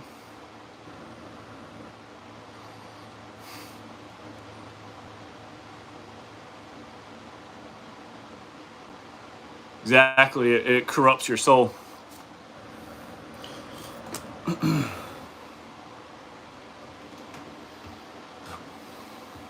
It's a weakness in a way. You know, true strength is forgiveness, and you know, we could go down that whole philosophical route, but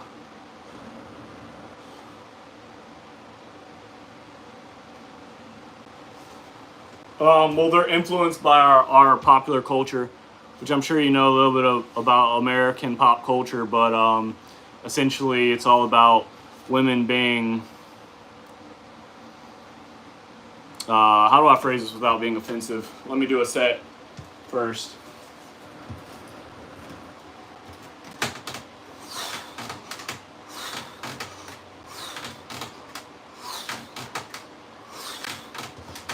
But yeah, women have more like sexual freedom and stuff.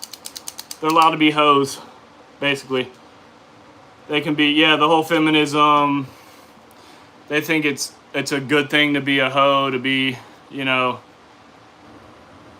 at the club, talking to multiple guys, being gold diggers. You know, they don't want a family to settle down. They just want to have fun. Essentially, that's what a lot of the women are here. But they're still good women, like you're saying. The whole point is they're out there.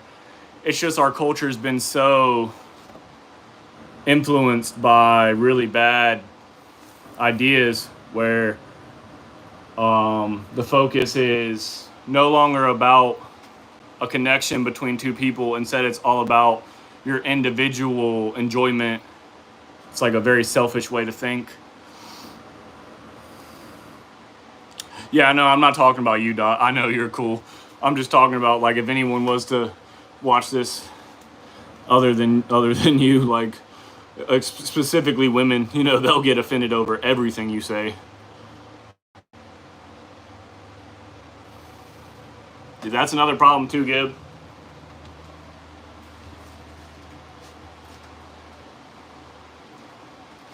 Here's one thing I've learned though with some of the women I've had, like if you can reason with them, you can oh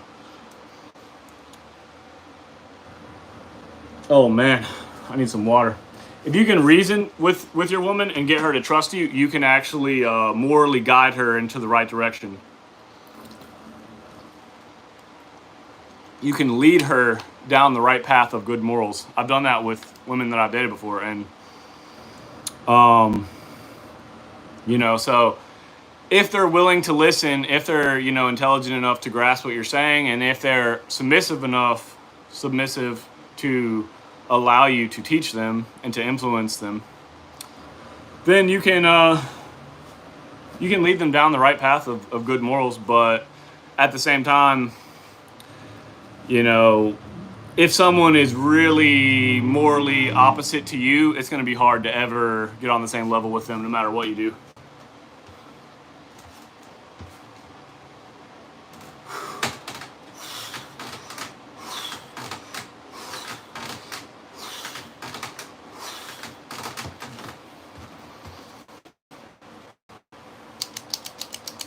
$740.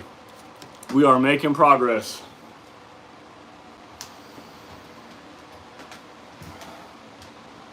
Yeah, I think there's a right time and a right place for everything.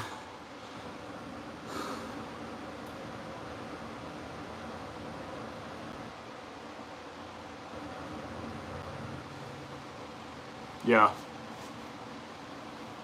For sure.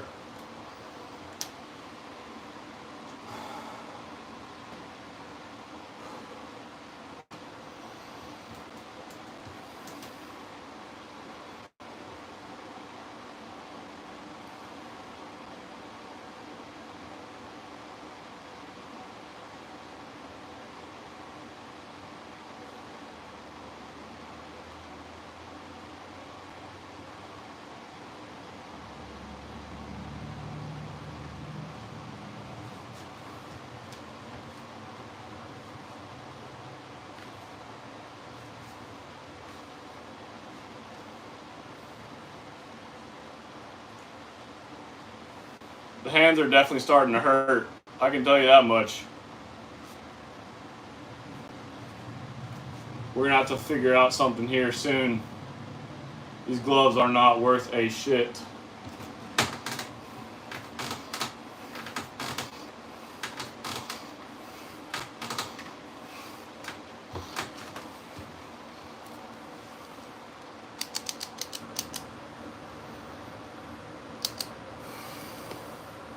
I need some sponges.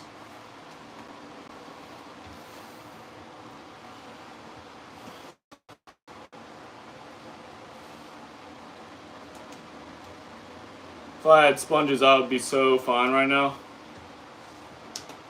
I kind of literally want to like look for some. Like, where would I have some sponges laying around? Nowhere.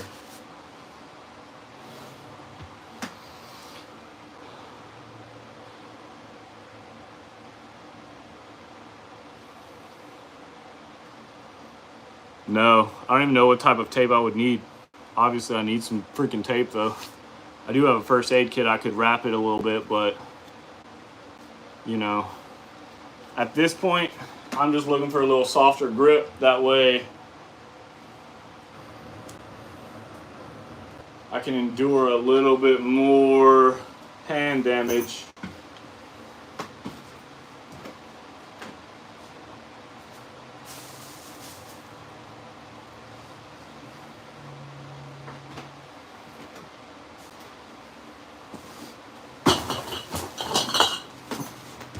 I'm thinking we might go outside because there's at least sponges on that bar. Or I could just rip my hands to shreds and not care. That's also an option.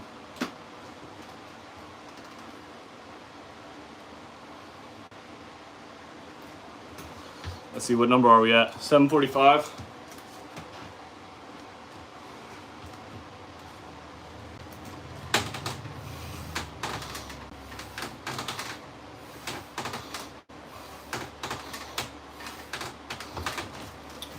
$750. Cotton. Do I have cotton anywhere?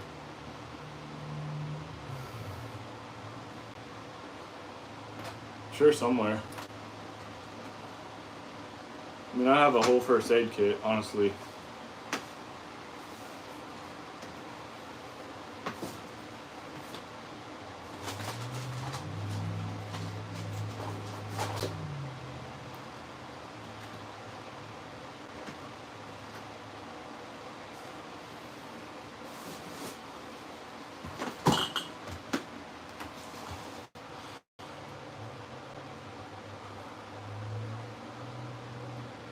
I think we're gonna try some reps outside and take a chug of water.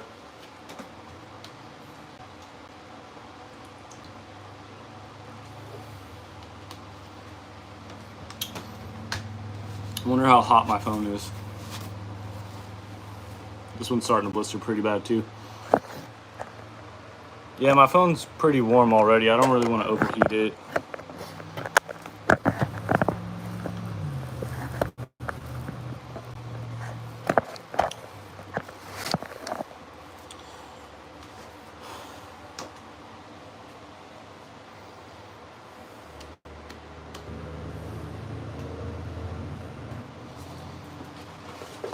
How big are these Band-Aids here? That's the real question. We shall just apply a bandage and see if that will help.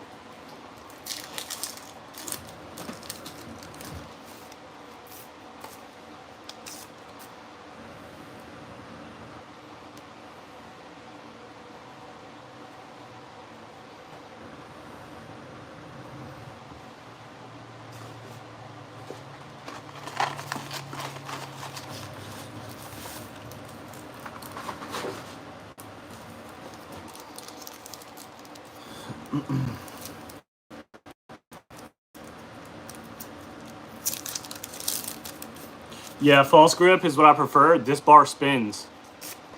I'm fighting a spinning bar right now. So every time that I do a pull-up, it's naturally down to the fingertips, which is the even more insane part of it. So I'm training grip strength like crazy. So essentially, it's like rock climber type stuff. I love doing pull-ups on like really shallow ledges and stuff to really get the grip strength. That's why I'm literally considering going back outside, but it's so hot out there. I don't think my phone's gonna be able to handle it. Yeah, this thing just spins and spins and spins. You can't tell. That's like the trick. I don't know if you guys have ever seen like at the fair or a carnival where they have the bar hanging challenge where it spins. I hate that thing because it gets me every time with like the last few seconds where it starts spinning on me. Heck yeah. I'm glad you're banging them out with me. All right, we're just gonna keep rolling. I don't care if my hands fall off. We're gonna keep rolling. We don't got time for the games and the crying and the pouting.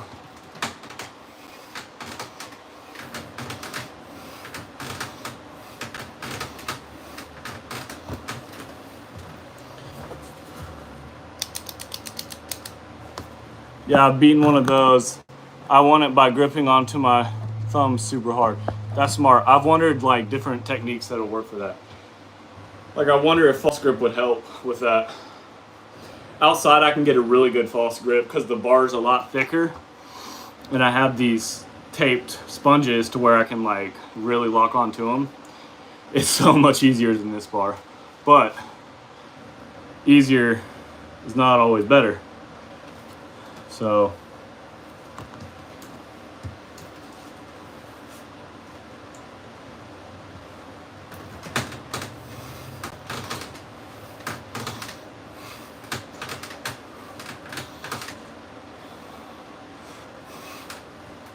woo, that last one was iffy. We're just gonna do floor. I don't know if I got that last one.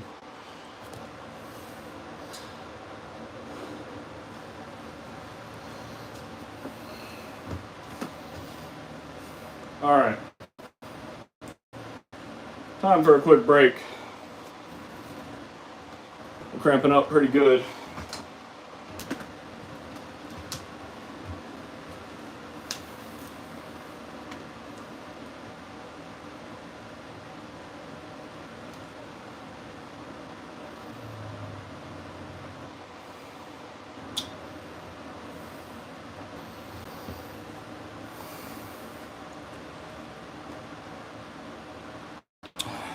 Yeah, I just got a couple cramps on that last one. It kind of scared me.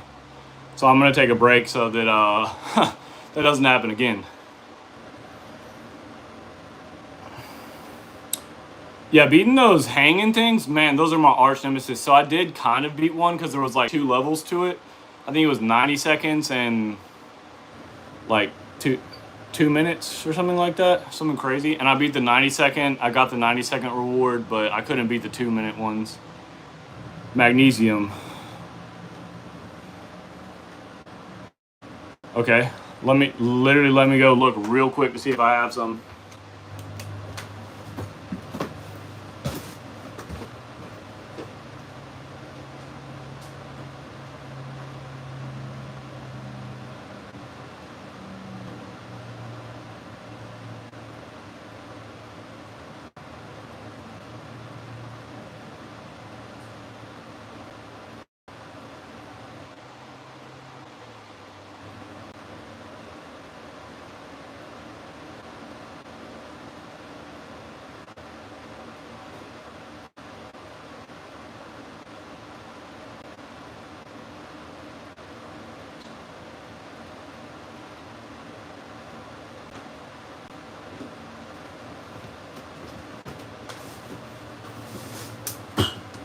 No magnesium.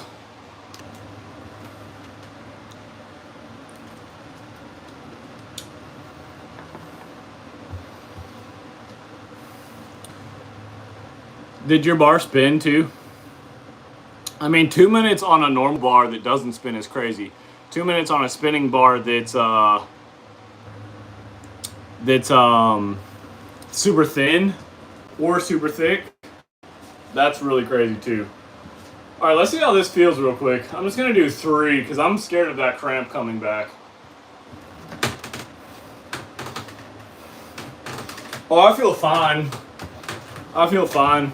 I'm gonna do a couple sets of 3 though.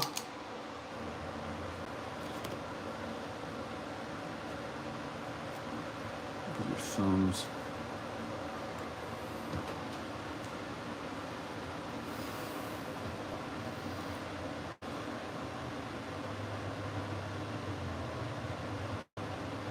Yeah, you would have to have some serious thumb strength though to rely like mainly on your thumbs, even as it's like spinning upside down.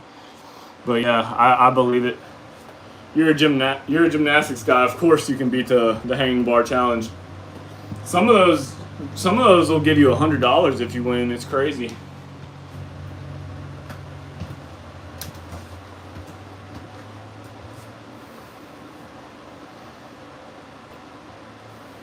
Let's see if there's magnesium in here.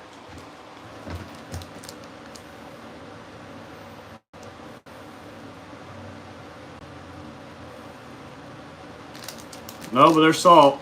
I'll take some salt. Some sea salt. Oh, creatine's a must. If you're not taking creatine, you're missing out on life. A stuffed panda? That's all you got?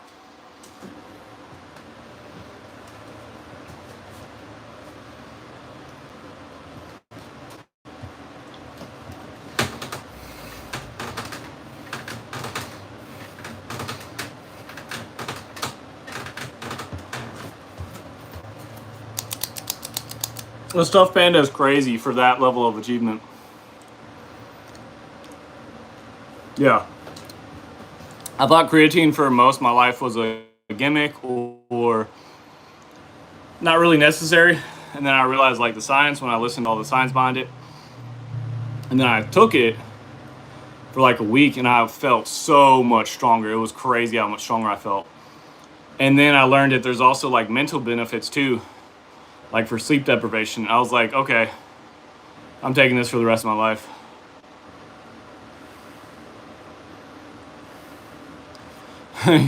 That's a kind gesture. But yeah, I do think creatine, I mean, I guess you could train without it, sure. But I think it gives you that extra edge. It's gonna give your muscles more water, and that like water is key to everything.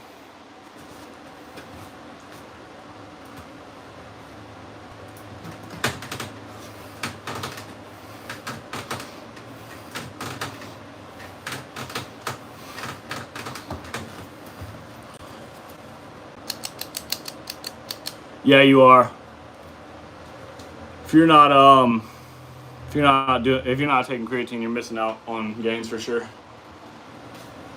That's not to say you have to have it.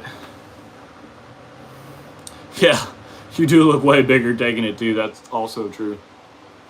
And I don't know any negative side effects. There's no negative known side effects. So it's like, what's the point in not taking it? And it's a natural thing. It's naturally in meat and stuff. You just don't get enough of it to make that big of a difference.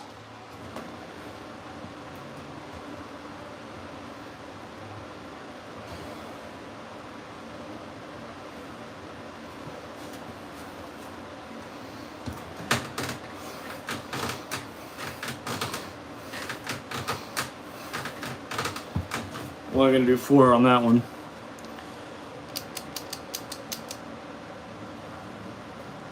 Wait, maybe I should do one more.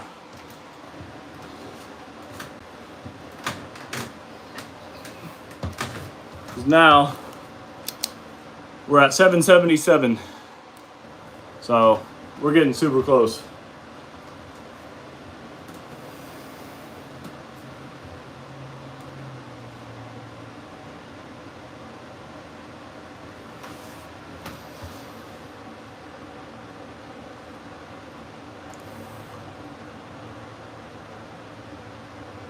Yeah, I've seen like even people who like claim to be fitness people who are vegan.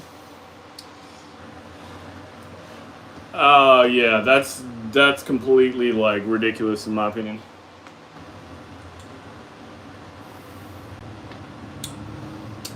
Now, don't get me wrong, I found really good organic protein powders that were made from straight vegan.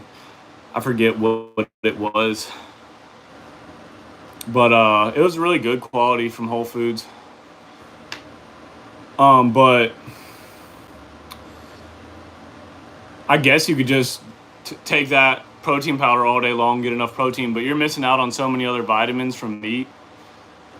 And just meat in general is like the best tasting stuff in the world. I don't know how you could be a vegan, honestly. I think those people have something wrong with their heads, I'm gonna be honest. But it's also, I believe in freedom. Like, if you don't want to eat meat, I'm not forcing you to. I see why it's weird eating another animal, but we live on planet Earth. That's how things work here.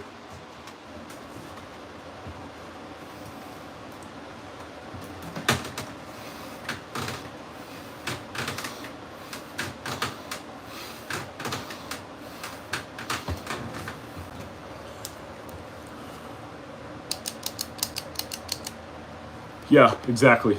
That's why I'm not like carnivore either. I've given carnivore a thought, and maybe if you're just like doing it temporarily to beat some illness or something, but maybe a temporary carnivore diet or something. But I think carnivore diet's stupid too, especially if you're doing endurance training, because you need your glucose, whether you're getting it from carbs,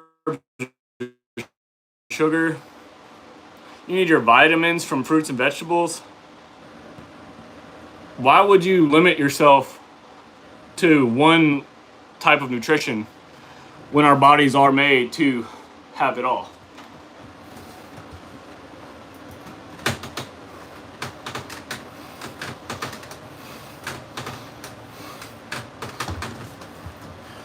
That's 4. So we're at 786. Yeah, vitamins, minerals. And there's stuff you can supplement, but let's be real, supplementing isn't always the best because your body doesn't absorb it the same way. So realistically, our ancestors were eating the real food, and our bodies are designed to digest the real food and get the nutrients out of it that way. So pretty simple argument to make.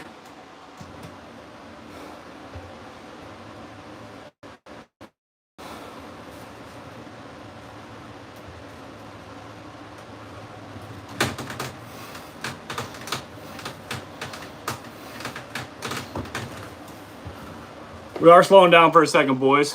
1, 2, 3. We are slowing down for a second just to make sure I'm not gonna get injured here. One of the most important parts about training is avoiding injury. Yeah, it's expensive and it's a hassle. Half the time you forget to take whatever vitamins. Now, I will say what I've been doing recently, ever since I saw a study that vitamin D, which if you're out in the sun enough, you're getting plenty of vitamin D anyways. But I literally saw a study, and I haven't researched enough into it. And yeah, go ahead and complain. Sweet. But I haven't researched enough into vitamin D to know this for sure. But I was reading a study that said it's literally like anabolic. So it literally mimics kind of what a steroid would do on a very small level. So I do take vitamin D as a supplement, especially like in the winter when I'm not getting enough sun. But that's just because I heard it actually like does help build muscle, create testosterone and more muscle production. But yeah, complaining about Sweden, I'm very interested to hear about other countries. Like I love culture and culture shock and all that stuff.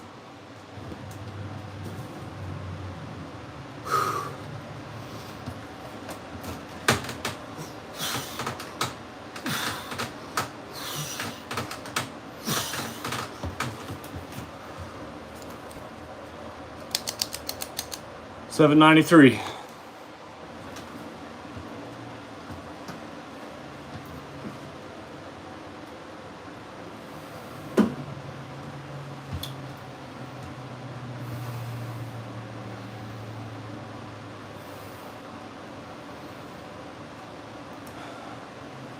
Honestly, if it wasn't for my hands, I'd feel completely fine. I did get a cramp in my bicep earlier.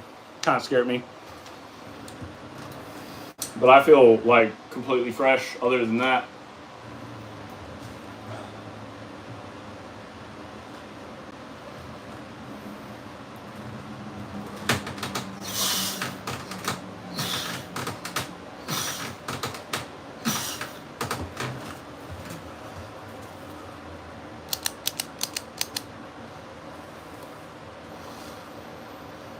Oh, you must be typing something good.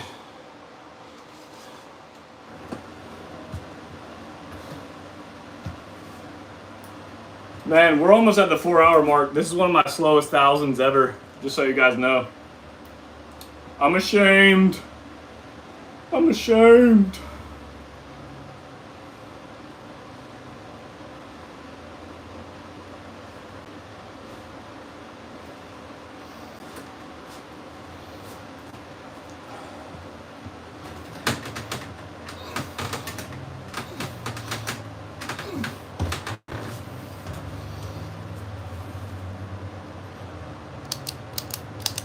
$800, which is super slow. All right, I'm gonna have to scroll up to read. Do these gloves work to scroll up? Yeah, they do.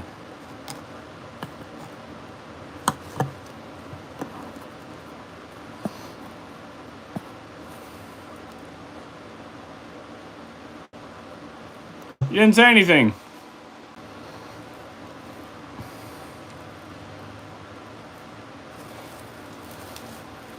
Are there a lot of vegans in Sweden? I didn't see your rant.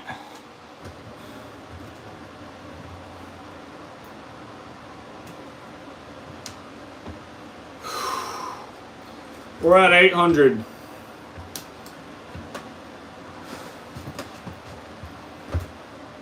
$200 measly to go is nothing.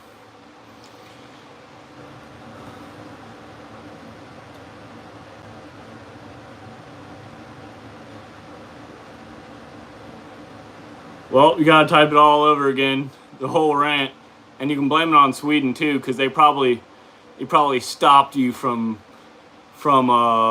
telling us your truths about what the problem is over there.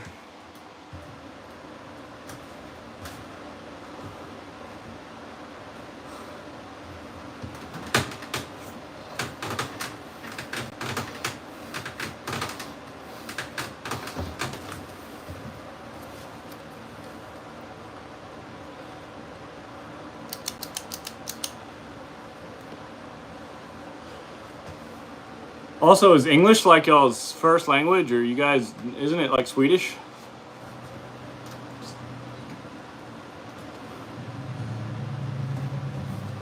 Incredibly fluent English. I guess you guys just probably learn it from a young age. I might have already asked you that.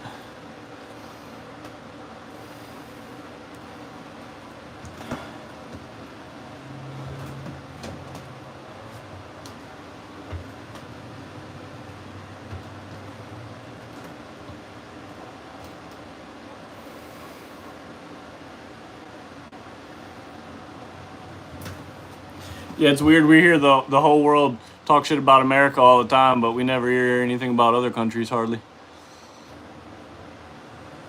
All going and treating dogs and cats instead of humans because the... Whoa, that's a wild thing. That is a wild thing. So yeah, caring more about animals than humans is pretty ridiculous. It's like, at what level are you gonna care about an ant's life more than a human's life? You know what I mean? Like, at what level do you draw that line? Obviously, we are the most conscious and aware. You know, earthworms don't even feel pain, apparently. A lot of insects don't. That's not to say that animals don't have valuable lives. It's just, why would you save a dog's life over a human's? That's crazy. That's absolutely crazy. But I could see, you know, it's a softness. And here's the thing about animal lovers that I do understand is animals are innocent and human beings are oftentimes very flawed, very hard to love. Whereas animals, they're innocent and easy to love. So I get that, but also, you know, clearly we're the superior species in every way.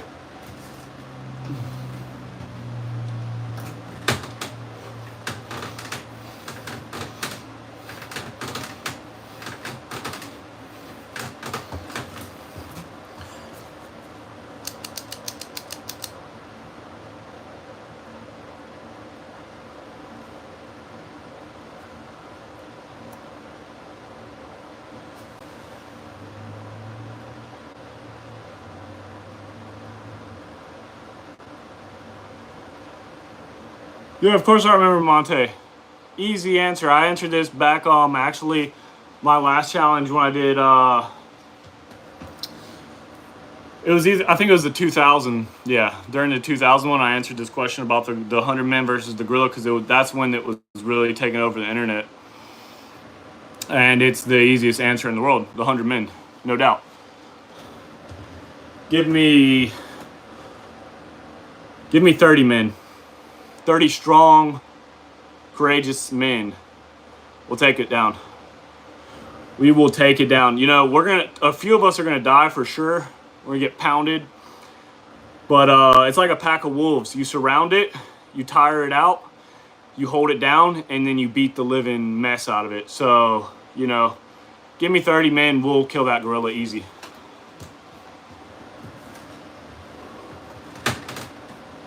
Also, gorillas are scaredy cats, whether you believe it or not.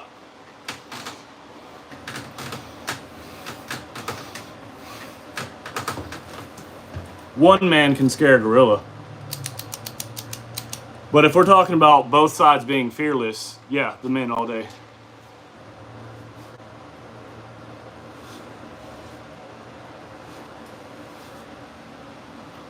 Yeah, they have to be like actual physically capable men. If they're physically capable of violence and simple tactics like surrounding, communication. I mean, you have to keep in mind our ancestors were taking down woolly mammoths. We had spears and stuff, but we were, you know, we have our intelligence.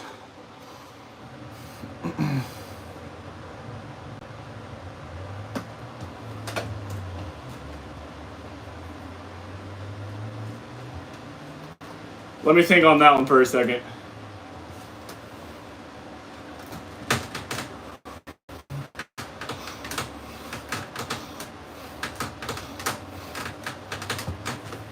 That's 4. We're at 8:18. All right. Yeah, I was about to say, I'm pretty sure that was the guy who beat a mountain lion with his bare hands. 1v1 him. Yep, one man could do it. Now, here's the thing. The setting and like the situation is everything in these hypothetical questions. Because if it's 10 men walking through the woods or wherever they're walking in nature, the way a mountain lion works, cats are so sneaky. So if the cat ambushes from behind, which is what they do, they always attack from behind.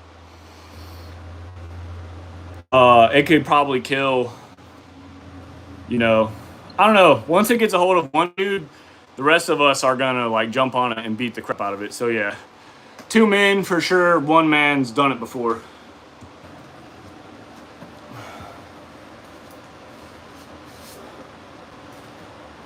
Now, if we're talking like a tiger, whoo, or maybe worst of all, a grizzly bear, don't ask me that.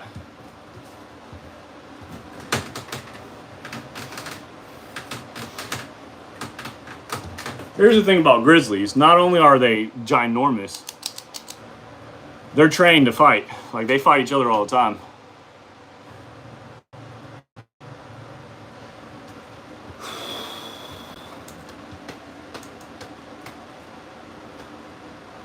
A grizzly also has infinite stamina. A gorilla has 0 stamina. It's going to gas out quick. A grizzly can fight for probably hours. They do battle with each other all the time. We're going to need 1,000 men, probably. Bare hands, we need 1,000 men to get absolutely mauled. And then maybe like the last 50, once it's finally tired, can inflict some damage. How do you even inflict damage? I guess elbows to the freaking face. How do you even hurt a grizzly bear with your bare hands? Yeah, hippo is what I was gonna say next. I don't know how you beat a hippo. But I don't know how their stamina would work.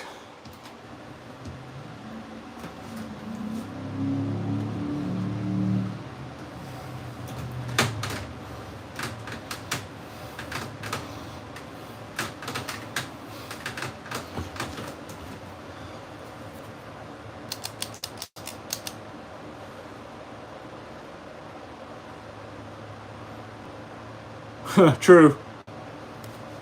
Orca will just take you down. They're called killer whales for a reason.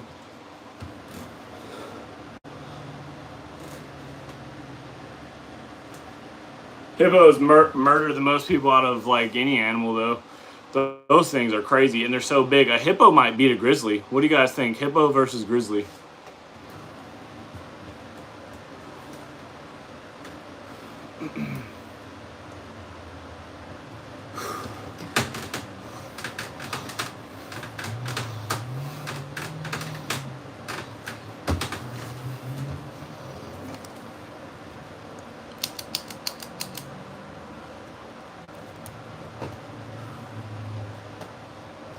Hippo easy. You're probably right. They got that tough skin. I don't know that the grizzly's claws are even going to get through it. But then again, the grizzly has a tough skin too, so it's like...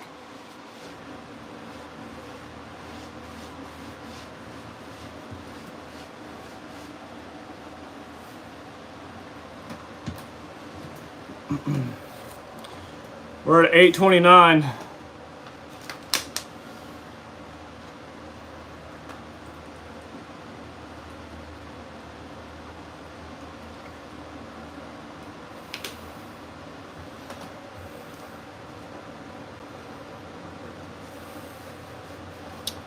That's crazy.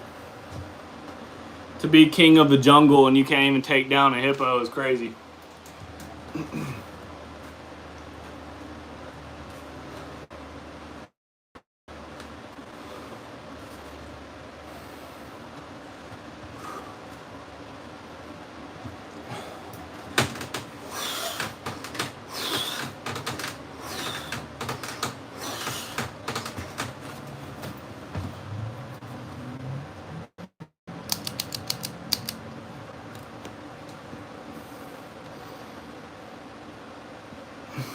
Yeah, I'm in the short rows now. That's what my mother would say.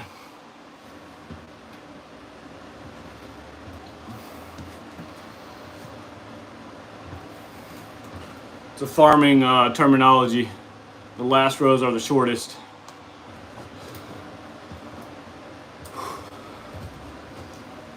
Gotta plug up my phone before it dies.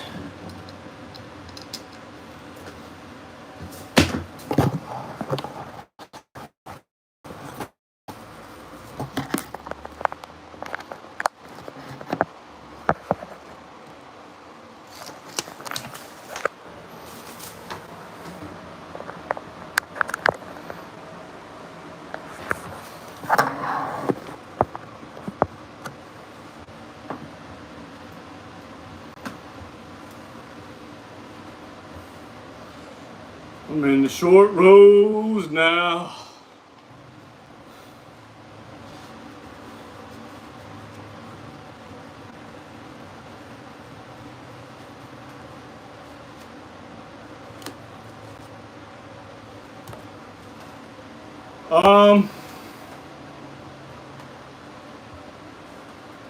Is it possible? Yeah. I think if they had any real dirt on them like that, they would have probably released it. But I think the entire government is being blackmailed by the powers that be, and pretty much the entire U.S. government is compromised, and probably either was involved in that blackmail ring with Epstein, or is involved in other horrendous blackmail rings we don't even know about. It's completely compromised, and I thought Trump, because he was such a outsider from, everyone else hated him. I thought maybe like the enemy of my enemy is my friend. But I've lost faith in him completely, and I think our entire political system needs to be revolted against and redone. But the problem is, power is always going to corrupt, so whoever's in power is going to be corrupt. 'em.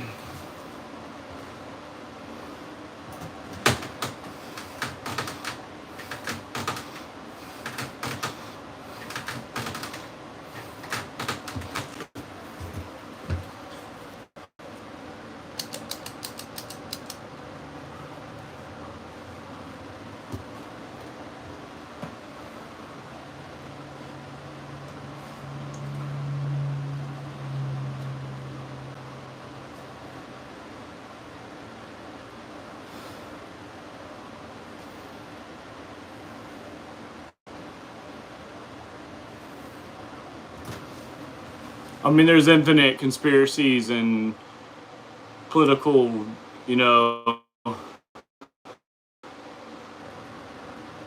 debates we could go down, but it's pretty much all screwed.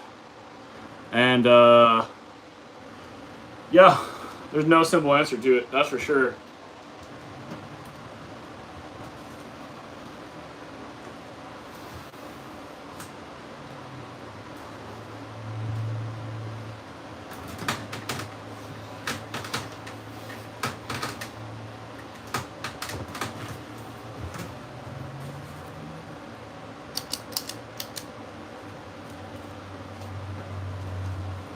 $8:41.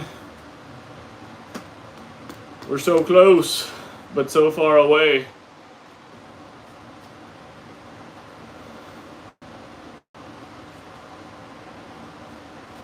Yeah, U.S. politics probably looks like a complete joke to the rest of the world.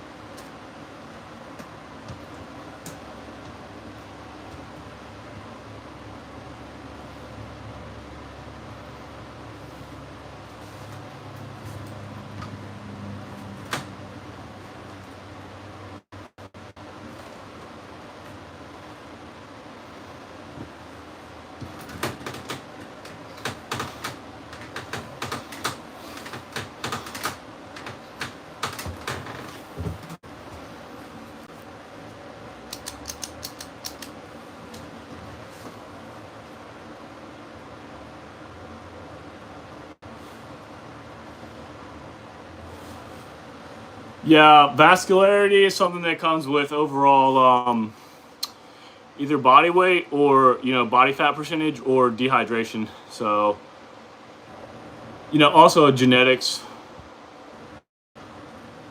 I used to have it when I weighed 135. I had a lot of vascularity. Now that I'm 180, 185, I don't have hardly any at all.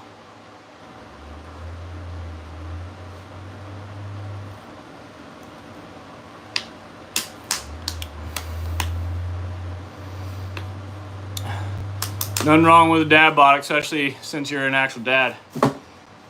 Just at least do some form of training, at least stay somewhat strong, somewhat capable. And there's like the strong men, like we were talking about Eddie Hall and stuff.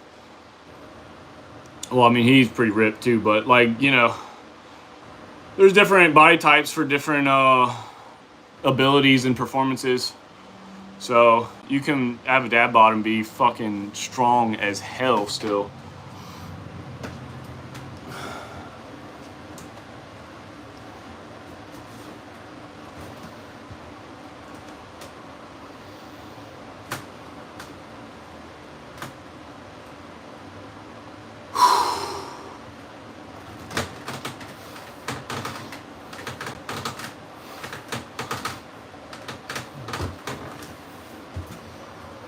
I mean, I remember you were out benching me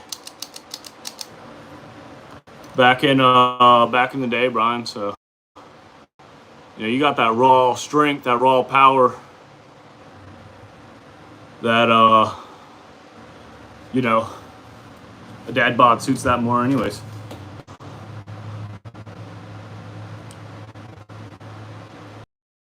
Oh hell yeah, that's what's up.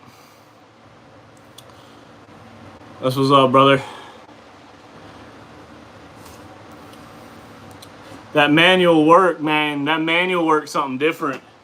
It's different than gym training, than every type of training there is. That manual labor, that shit'll whoop your ass, especially out in the sun, and it'll get you strong too.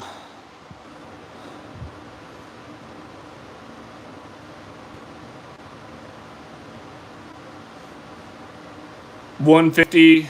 How tall are you? I wouldn't know because you're gonna say meters. I've been live for 4 hours, which is crazy. I never take this long to do 1,000, but I think the chat's distracting me. Usually I'm just listening to music and doing sets every minute, but I don't mind just chilling like this. Yeah, 4 hours, 15 minutes. 150. I don't know how tall you are, so I can't even like imagine that. But 150 is not a bad weight, especially if you're very young. I was 135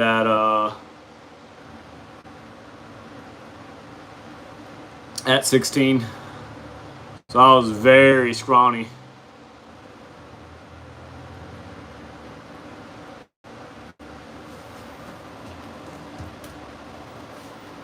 But I was also strong as hell for that weight. I could bench 205 at 135, which is strong as hell. Now I'm 185.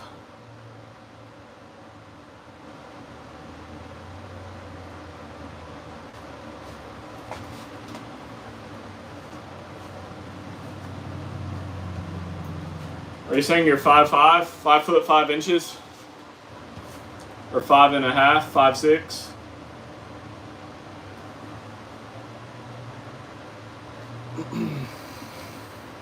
Almost 5, yeah, like 5'6", 5'7".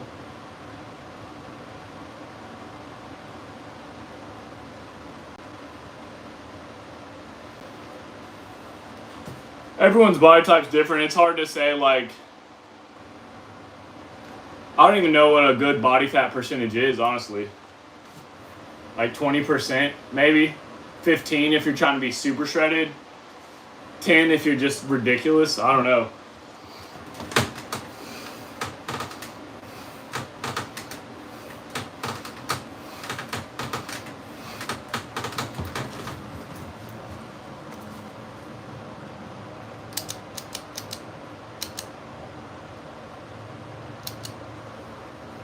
Yeah, I don't bench much either, but I can do 245. I haven't tested my absolute max in a while. But that's a really good bench for your weight.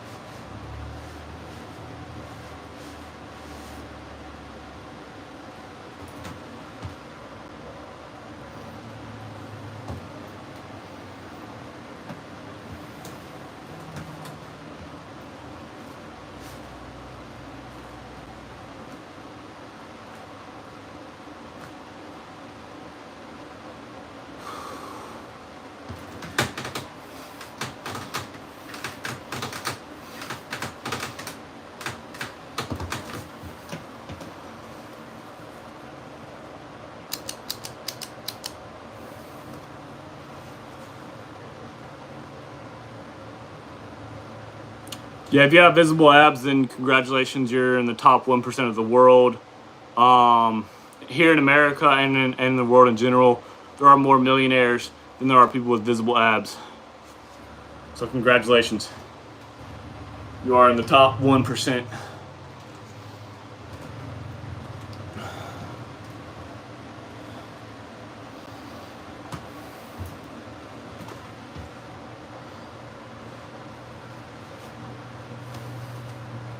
Yeah, body fat's a really hard thing to measure. I have no idea what mine is. But I was on a bulk, so I bulked up all the way to 196. I was just focusing on strength, and now I've been trying to cut to yeah, I understand your pain. Now I'm trying to cut to I'm not trying to cut to anything specific, just to super define abs. My abs are slowly coming back, but not near where I want them to be yet.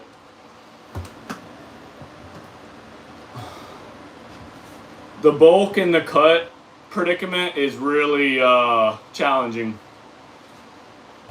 And what messed me up was drinking. Like, drinking alcohol, you'll get a beer gut, like, instantly. Right now, I'm at 858 pull-ups, so I'm almost there. Yeah, for sure. If you were to focus just straight bulk, you would throw your entire muscle memory off for being able to do all those flips and stuff. So definitely don't bulk. Just try to keep training what you're training. Maybe you could bulk a little bit if you wanted to.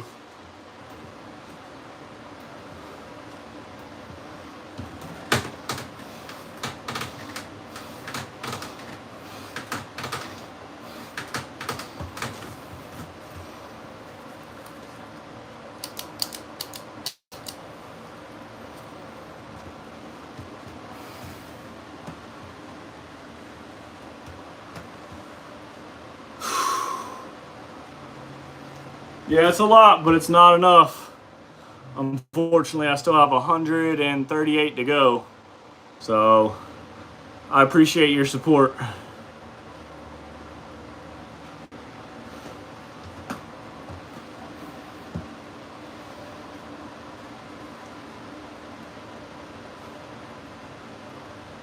Yeah, being 135 pounds, my like early adulthood, like made me feel like I was victim weight, even though I still felt like I could handle myself in like most fights or sports or whatever it may be. 135 was just too small, and I actually was glad to bulk up, but now I want to cut back down to where I'm shredded.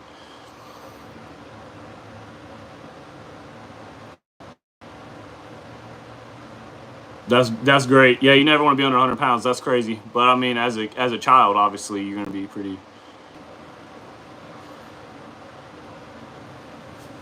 Yeah, sub 100 is crazy. But you're also short. I was well, I don't know how short exactly you are, but I was like 5'11", 135. Which I mean, it's all you know. When you're growing, you're growing.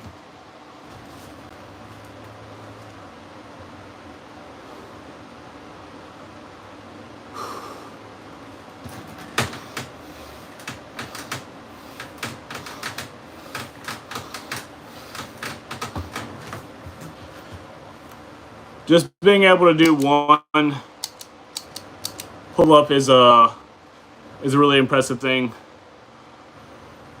So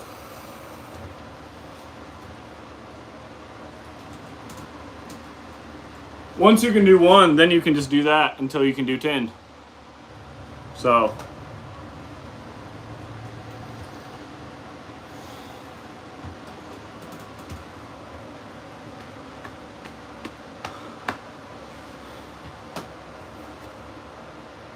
$866. Man, I just want to knock this out fast, but I don't want to fatigue out here at the end.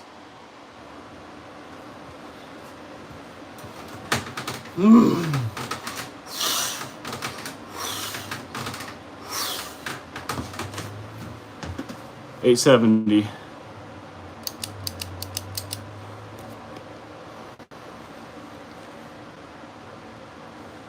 £95 is crazy. At 16. I was 135 at 16. Yeah, that's actually insane.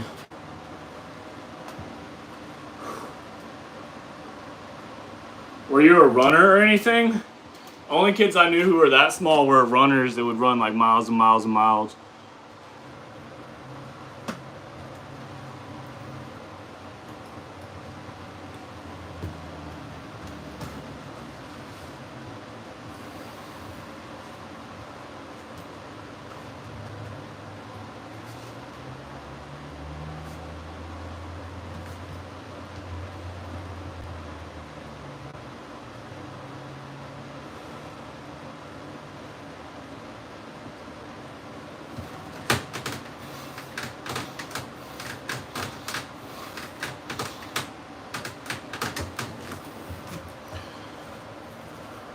Just didn't eat? Yeah, I understand that. Same. I was a picky eater, kind of, but I just didn't like eat a lot. Once I started working out, my appetite went through the roof. I started eating more. Once I understood the importance of protein, I started eating more as well.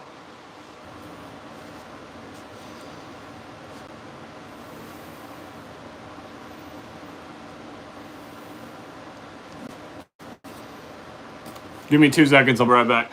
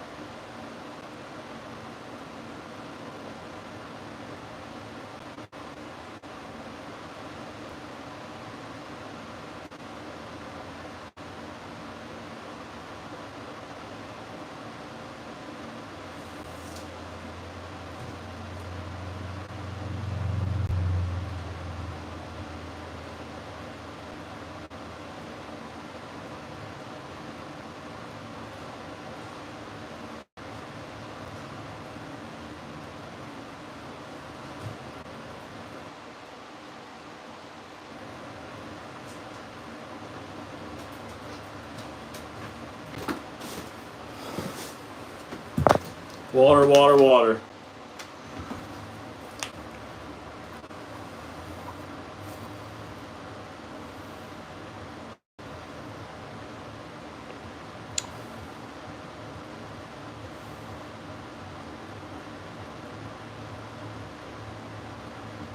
Yeah, I remember I had a girl when I was in elementary school call me a toothpick that I had a crush on.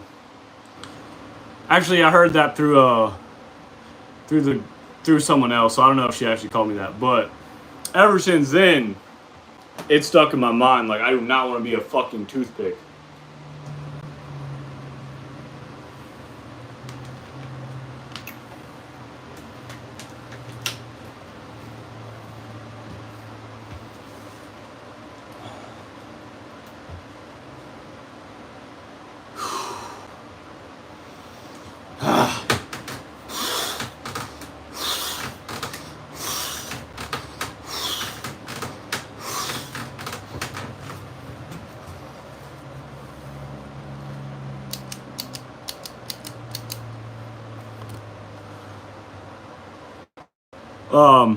Yeah, I'll check out the drawing for sure.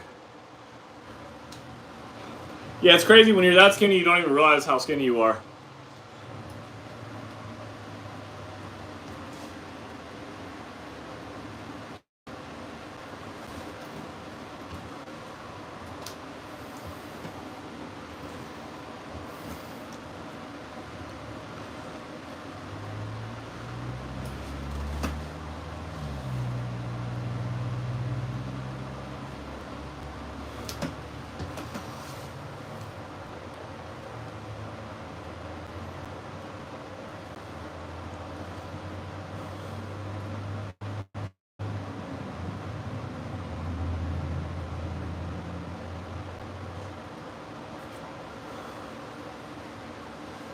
No, that sounds really fun though.